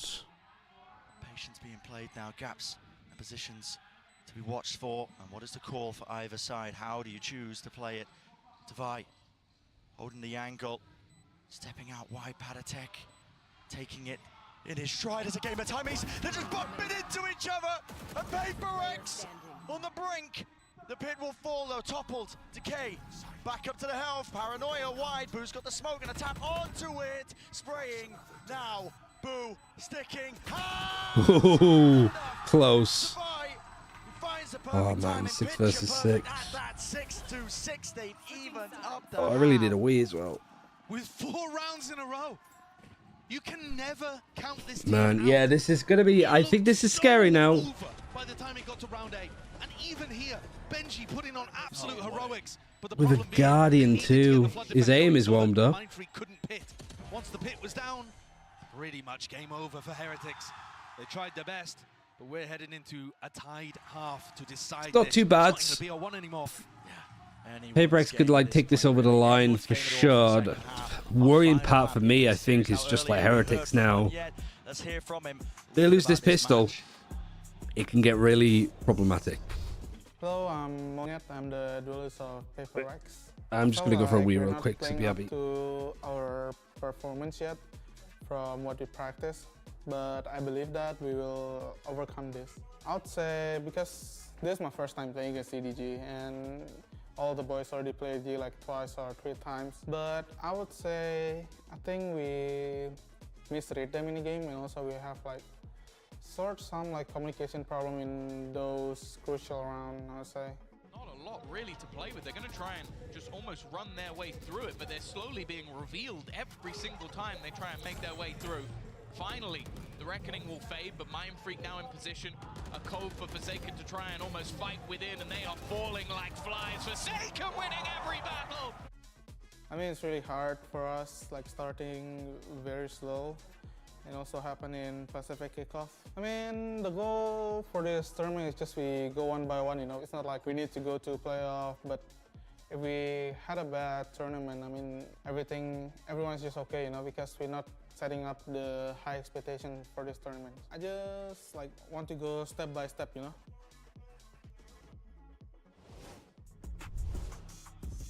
Maybe that's the key to some of the resilience that's been on display here by Paperex. I mean, just step by step, round by round, match by match. I mean, not expecting anything moving into this tournament. He even said it himself, you know, like not even expecting playoffs or anything like that. But they're on the verge here of removing potentially one of the tournament favorites, one of the arena favorites at least. I mean, still even footings. Maybe getting ahead of myself here, but something at the top of the scoreboard. This guy's been lighting the world on fire. He's been lighting a map on fire. He's awoken. Yeah. You look at the 2 players at the top of the scoreboard. Benji's done everything he could possibly ask to do. I'm gonna leave stream for the day. I'll come back tomorrow and be better. See how he's going to be able to influence these attack rounds in the same kind of way. At least Yeah, I think it's just something that you guys Whereas need to something on Jet in this hash comp, out. he can have enormous impact on attack and defense. If he's feeling it, he can force the fight. This pistol doesn't look like Paperex are in position to try to fight it unless something It's finds not really time the to best off place to prevent. be a forum, and I'm not really in the focus of. Having control, vitally important here. And guess what? Everybody just grouped up onto the side with the exception of Benji Fishy. Nobody is ramped to stop this retake from coming through. They're all on site. Can't like the look of this I won't worry about it. on Just paper, at least just staring at the I'll leave minimap. it for you guys to sort. Ramp control gained. Off the main Um. angle. Look at them. They were trying to refight. It's just walking through these smokes. And Yeah, well, this is the kind of thing I'm getting a bit. good luck to Like, you. just Heretics, can they, like, Benji's still alive, can't quite hit it, and a very clean pistol. I mean, all of the pistols have pretty much gone Paperex's way today, right? To such a high degree now. Every one other than one, I feel think. like Paperex mostly have been winning them Let's see. virtue of great Both ideas. pistols on Sunset, one pistol on Lotus, both pistols on Split. Didn't make any sense to me. They needed to be repositioning to try to Here's another one. Yeah, they've only won one, and then they lost a round afterwards. I'm pretty sure. Yeah, they did. A rough fight. 3 easy pickings for Paperex.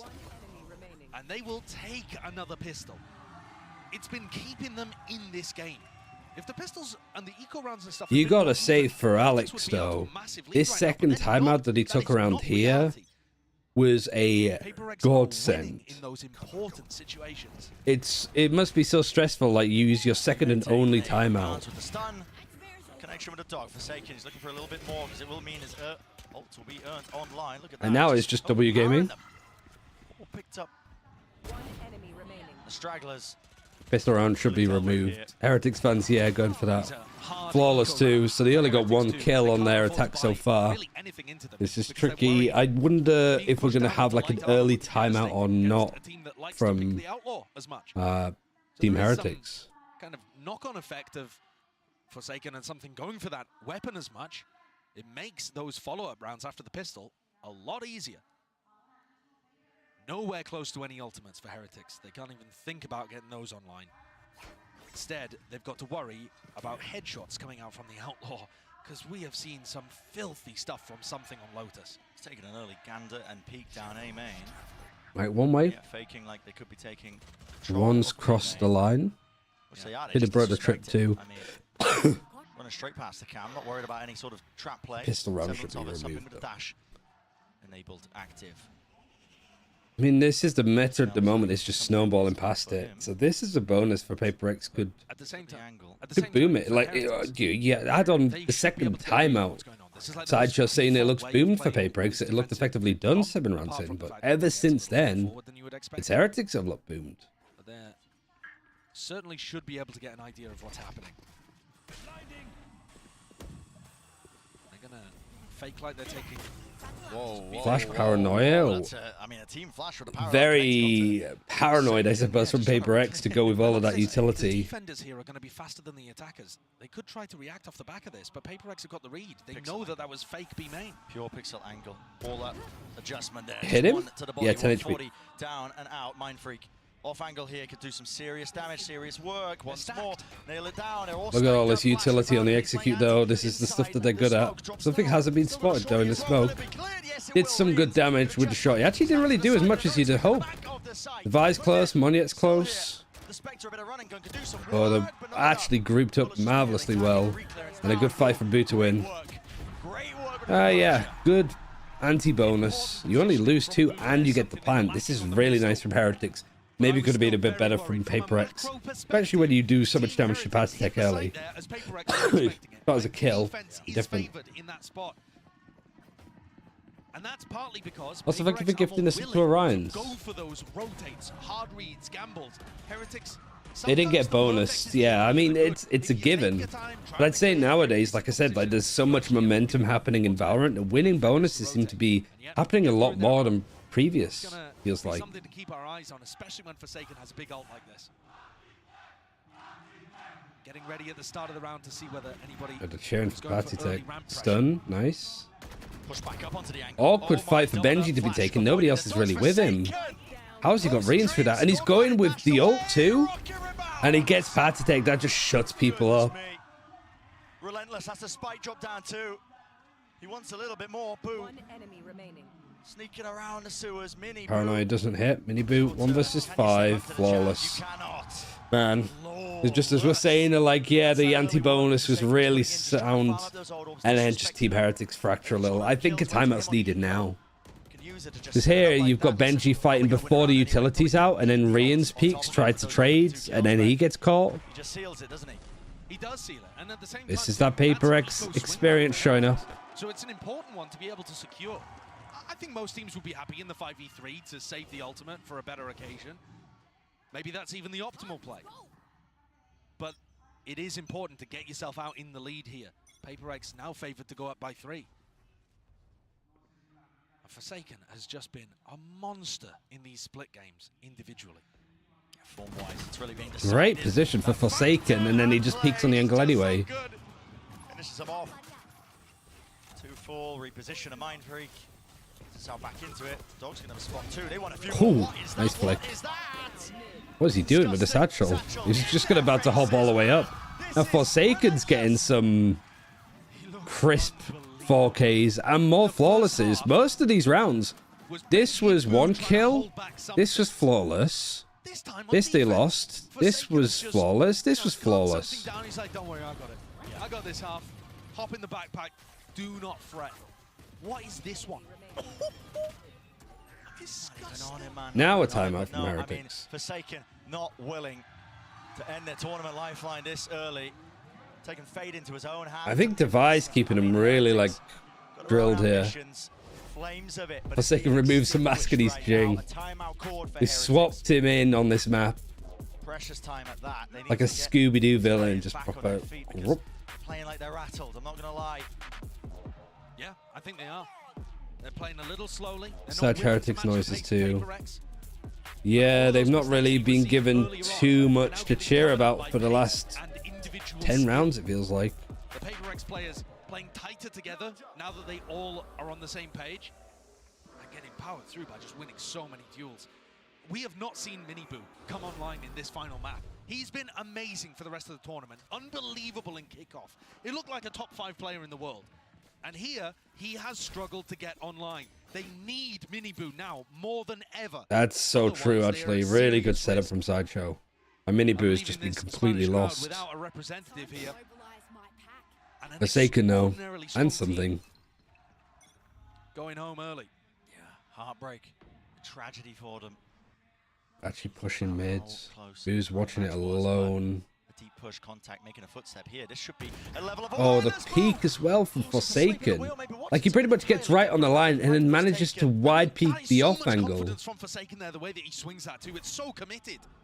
4 players though, ready to fight back. And they He's like the sort of like science nerds to do like lifting and like work out the levels of like how much protein and carbohydrates you need, like the science behind it, because it's just like nerdy shit, but it's on like the masculine side of stuff. That's kind of how it feels with like PaperX. Like they do the duelist ego stuff, but they do it in such a nerdy way to know how they can peak stuff. Through and out. Mind Freak and Divide. Double up onto that 3 versus 2, and I know I do, because I need a lot of like ideas. I need some good ideas. Maybe we have a Discord channel just to make some up. I don't know what would be good channel point rewards. He's got the breach ult online. Paranoia's aim for elbow. The only way they're saved. This Paranoia's headed He hasn't towards planted yet. Skydog seen what they can get. Aftershock to collide him off the angle. But that's when the Paranoia comes in. And it allows the TP from the Omen. Good trade. Actually good positioning. I was a little bit worried that Paranoia came in a little bit earlier before anybody was ready. But so long as it set up Moniet to go for the TP and play on site, Devi was with him. It didn't matter. I cannot believe the difference between the first quarter of this map and the rest of it. Slow start. I mean, it took a while for PaperX to even look like they were playing the game. The first 8 rounds, they were just out of it. I was ready to call it. Man, it was chalked. It looked incompetent. And then since then, they've only dropped 1 round. 1 round. He's still mad. He's still angry. Running old clips, but it must be. It's got to be. There's been nothing to Tier be list mad about. requested for channel points. That's a good one, actually. The fundamentals. One-way disrespect. It's probably because I got asked if I'm doing gym tomorrow by personal trainer. I think it's probably smart for me not to if I've had a cold. Because I don't feel too bad today. I felt awful yesterday and the day before, but today I don't feel too bad. Just need a lot of caffeine. Good trade from Benji. We need a Benji 4K. Benji's still alive. Marians 1 versus 2. Wow, it's so brave for Divide to be up there. I think they had a high low, to be fair. But man, this is just... I told you, like, it pretty much as soon as we got to this, I just felt like it was broken from Heretics. It's been an outrageous game. An unbelievable game. And it feels like PaperX have truly woken up. The form we're seeing from the players, the willingness to fight aggressively with each other. PaperX are just so confident. I don't know what fucking Alex said to him in that second timeout. But I honestly, part of me feels like Heretics did this to themselves. I've gone on about, like, you know, you go for the hype energy and you're like, I'm so good, you need to step up. And then it starts to go badly and that energy drop is just so clear. Like, I bet the comms for Heretics are just silent as a grave. The team of new players, new rookies, some of them experience at this wider stage. It could all just tumble and collapse. Dash now available. Showstopper used too. It's done. It's done. One after the time, the hammer swings down and out. Is it? Oh, he's still fucking going. No fear. The knife as well to finish. Oh yeah, fucking Moniet. Is he just shouting, I'm better?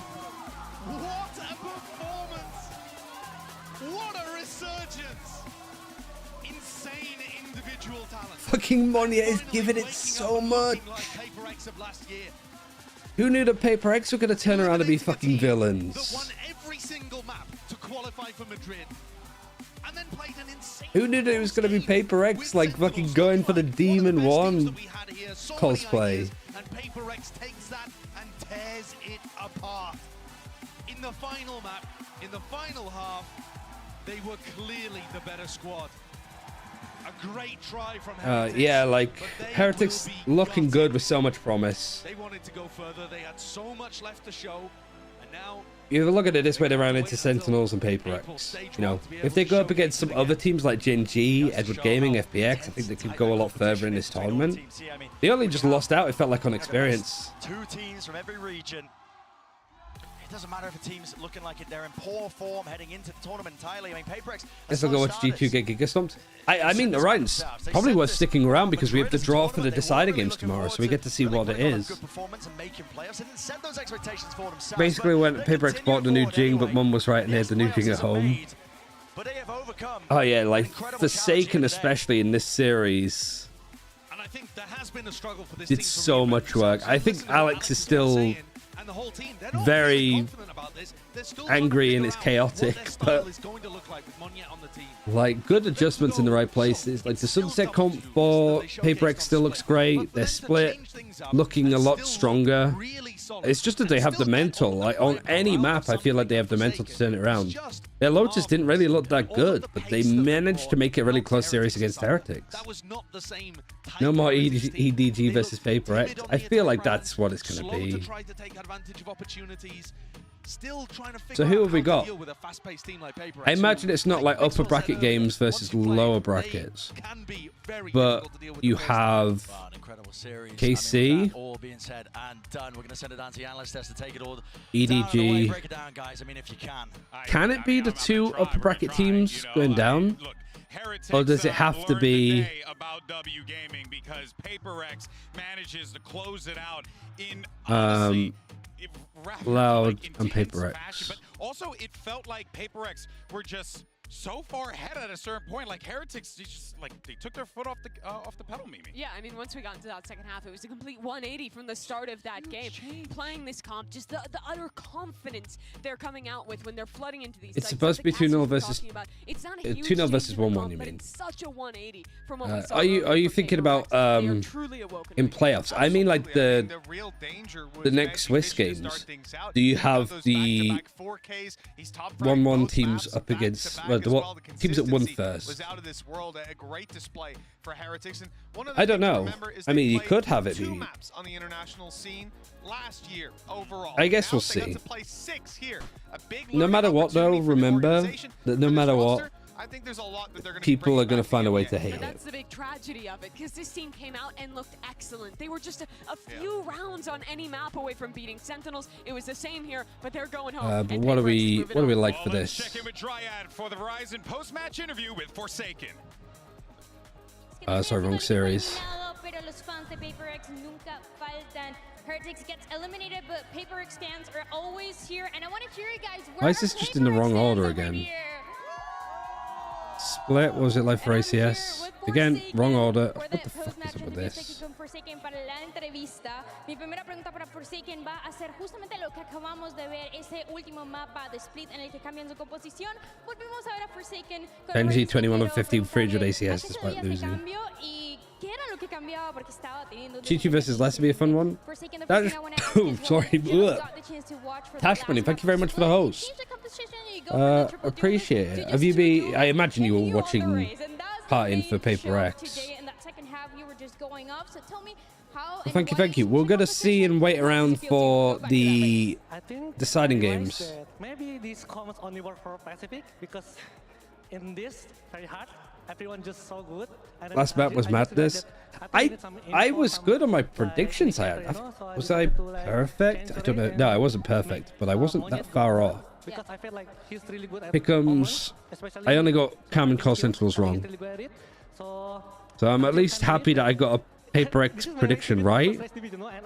So I'm doing good now. I'm in the top 15%.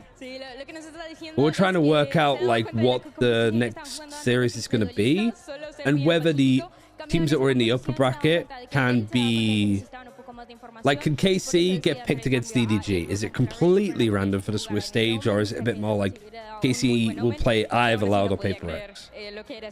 But at this point, I think it's impossible to say. It's Swiss. It's meant to be just complete randomization, I guess.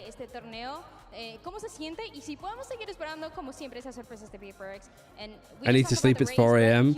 Yeah, you might. Well, they're playing again tomorrow, so yeah, get your rest. You might be up for 4 a.m. tomorrow again. Hopefully, though, we don't get Paper X versus EDG again.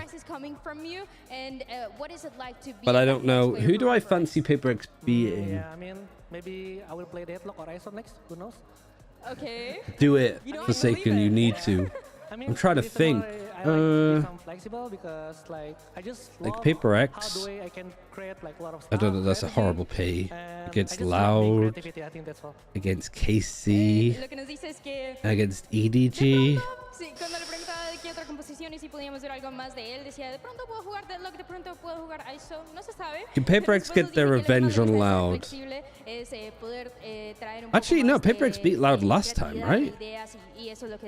And then Paper X lost to EG in the finals. Yeah. Who do you want to face in this tournament? I would say if somehow we met EDG again, okay. You know? The rematch. Rematch, yeah. I think it's gonna be different. I think they could beat EDG on a rematch. I think they could beat Loud. Don't know about KC. This is everything that we have for this interview, but if you're wondering how those next matches are gonna look like, we're gonna go right to the draw show. Oh, right, it's time.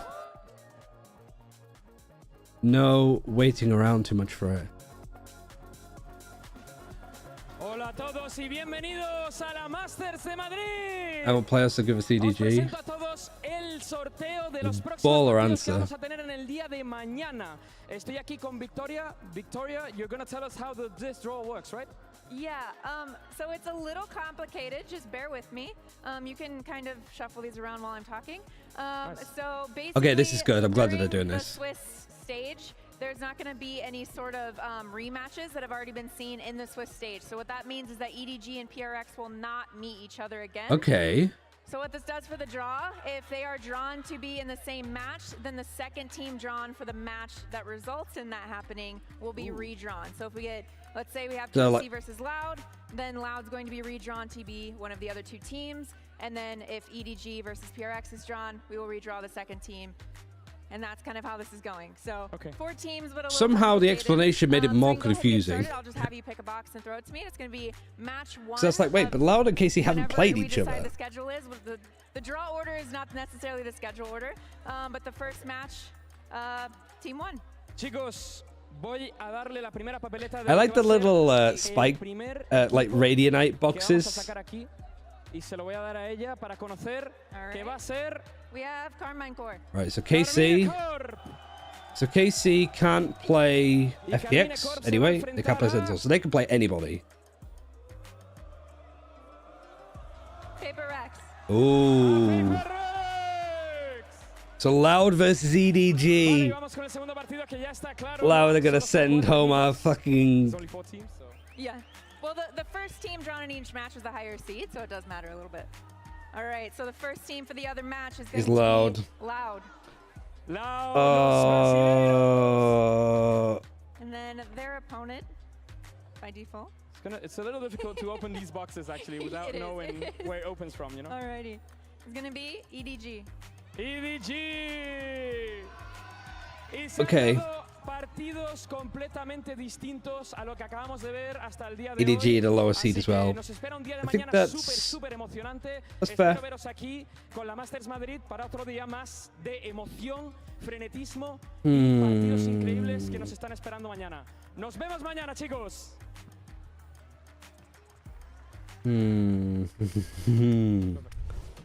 There you have it. We Oh, Alex is on the desk. Notice that we swapped out a Mitch man for an Alex. That's right. Coach Alex is here today. Hello, hello. Please take care of my desk, okay? And please react to that draw.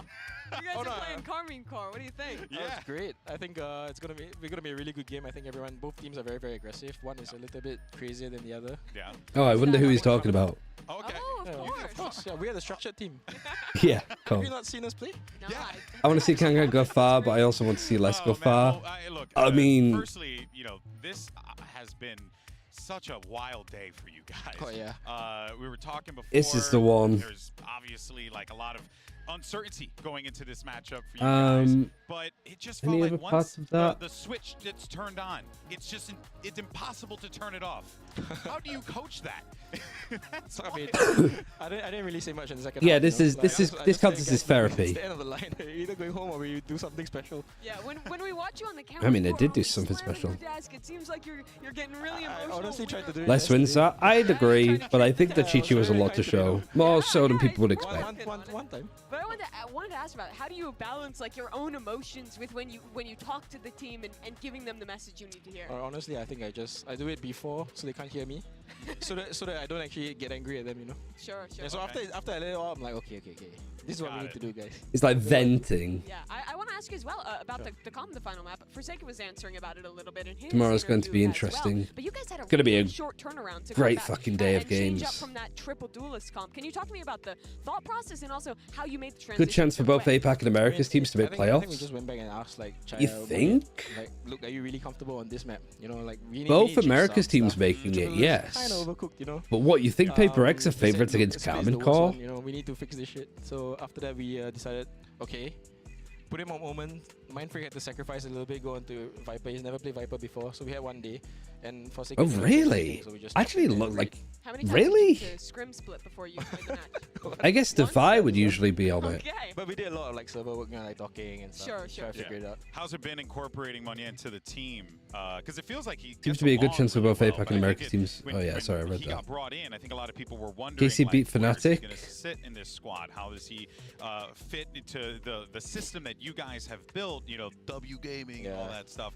How's it That's been entirely my incorporating? point. Yeah. He actually plays very well in practice. It's just I think he's really nervous sometimes, you know. So if it starts well for him, and a round goes wrong, sometimes he can just like, oh my god, it's good. Are you it's guys good trying to again. make it more Yeah, comfortable so we're for trying him to moving forward? Exactly, yeah. Okay. So I mean, like right now he told us like, look, the race is not working for us. We're gonna try and move him away from it. Okay. I mean, but you know, we don't have much time. I think we're playing tomorrow, no? Yeah, you are. Well, Yeah. we have like 5 hours then, I guess. Yeah. How do you prepare for a format like this? How much of your game plan is focused on your team on Paper X? That's and why how he much has the is most on, nerves is on win. counter-stratting generally? I do and how does that think change the for this Swiss format KC where the matches are back to back. aren't gonna Before we feel came that in, as you know, we much, just did, like, I a rough guess. idea of every team I here. think that they have the You don't know who we're structure, playing. like they have a good So I use performance that as coach in the Yoan. I basis think for Eng's really good at the when we find out mental that, side you of the know, game I as a prefer coach. to be awake really early in I the don't, morning, just rewatch I don't everything, worry just about confirm what KC we're doing, you know, what they're losing their doing, mental as much and as I after did with we have a game plan, Heretics. everybody gets together. And I was right about you know, Heretics. I think the first two maps they were good, but end of talk about split they game were plan, make lost. sure we're aligned, Absolutely and then fucking just go lost. into it and see what Game's happens. gone. Head's gone. It panned out today. As well as that, you guys playing against a home crowd. You've done that before when you all went on that run. If EMEA all the way gets back in there in Copenhagen. playoffs, I'll be It was sad. the same deal. I think most Are you people just here used would to it laugh at the point, or idea. do you still feel Would that love pressure, it. especially for Mignette as a new player? I mean, I always tell them that they're cheering for us, you know. Just lie to yourself. Yeah, and then they laugh and it's okay, you know. I mean, I think we're lucky enough that most people like us. So you know, so we don't really get like. Do they get a little flustered if they feel like they're? Have you noticed that before? Never. Yeah. I mean, I think they enjoy that. You know, we really don't get like lands like this in Asia. Yeah. For us, it's like really like it's an environment to enjoy. You know, and we try to approach it with a positive mindset mostly. Yeah. I mean, well, I remember, you know, coming into this, it was Forsaken who had said he felt like he was a 6 out of 10 coming into the event here. Yep. And I have to wonder, you know, like for you, you got to keep that positivity going. Is that oftentimes very challenging when the players, you know, they're young, they're emotional, you know, all the things that happen with teenagers and young adults and stuff? I mean, in the past, no. I mean, the last 3 years, we never really had to deal with this. But this time we're coming in with less confident than we usually are. So it's actually. Do you feel that was a helpful thing or less confident? Yeah. Terrible. Yeah. Okay. Because I was just curious. You know, everyone's got. We're suffering right now. Yeah. Do you Every think round the is confidence labor, is you know? back now? I don't know. We have to see. After watching that last map, you don't feel like it is? For one half, yeah. Yeah? I mean, look, Lotus, I feel like we could have done a little bit better. Yeah. We Okay. had like 10-6 lead or something, and we suddenly disappeared. You know, confident. Yeah, but So we in really that worked hard. interview that Alex was mentioning, for a second said you guys are a 6 out of 10. What would you rate your team right now? 6 out of 10. I don't think against CBA just like Paper X. No, of course. I think KC will struggle with the unpredictable nature of Paper Let's X. go ahead and show what we have coming up tomorrow Not for you wonderful really. people at home, and what We got the treat that schedule as we well. had today here. But of course, playoffs on the line. We have our 1-1 teams that are going to be clashing against Yeah, TBD, each other. so it's not You'll set get the yet. schedules later on. Make sure you stay tuned to the social media for VCT across all the different regions to get updates there. But you can see the matches. We probably have the loud game be earlier, Alex, you know, and then Paper X can play late. Surely. Excited about that game just to see like what would happen there. Any player in particular that you're like, oh boy, they're going to be a problem for us? Narrate, man. Yeah. It's on fire this time, man. Kind of fed that one to you. Is he a top rated player right now? Like, it'd be really unfair to have Paper X play late and then play early tomorrow. But against KC, might be the beneficial one. Like back when he was on an NA team. He was so good. He was like. He was already so good. Yeah, he was already so good. That's wild. Yeah. Wow. Well, hey man, we're excited nonetheless. They did the same thing to Senso, you know. Yeah, but there was a big backlash about it, so.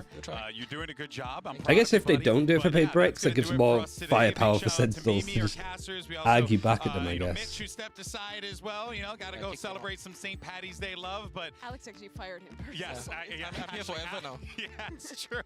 But guys, don't worry because we're going to be back here tomorrow. You're going to see his team take the stage against Carmine. I was going to maybe look at the veto, but I think we'll probably do that tomorrow. We'll be on a bit earlier and just make sure that we go through all of that. There was only one more team. I know, but you know what? I'm old and I'm tired. All right, guys. Well, we're going to go ahead and say If Paper X play late, then SEA fans will need to stay awake until 4 in the morning. Yeah, but they also both of them do get the events, next two events in their region, time-wise, so, you know, it'll be okay. But I'm going to leave it there. I'm not going to stay around for too long. That's why people may be popping in. But now he has to go. He's got to take Just this challenge halfway. half past 8 now. I'd like to sort of try to just have a bit more of my evening. Time for me to sleep. Yeah, go to bed. Go to bed, Pacific people. I mean, I didn't eat tea either, but we made a roast before I went live. That's it. Beth made a roast. I actually tried to help, but I ended up making things worse. But it was very nice. The fact that I haven't needed to eat since says how tasty it was. I'm gonna make some sandwiches and a nice cup of tea, I think. Get a bit bunged up as well, so I'm still a little bit coldy. So yeah, I'll leave it there. We'll be back tomorrow. We'll be cheering for Paper X or EDG.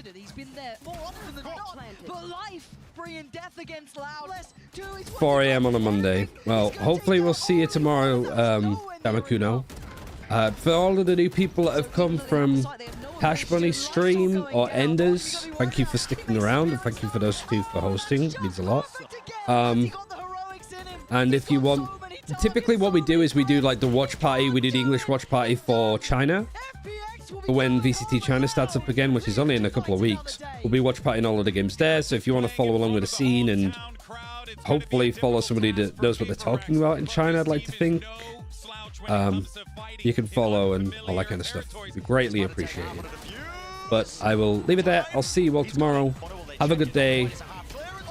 Hopefully W Gaming and EDG fighting, I guess. But yeah, good night, everybody.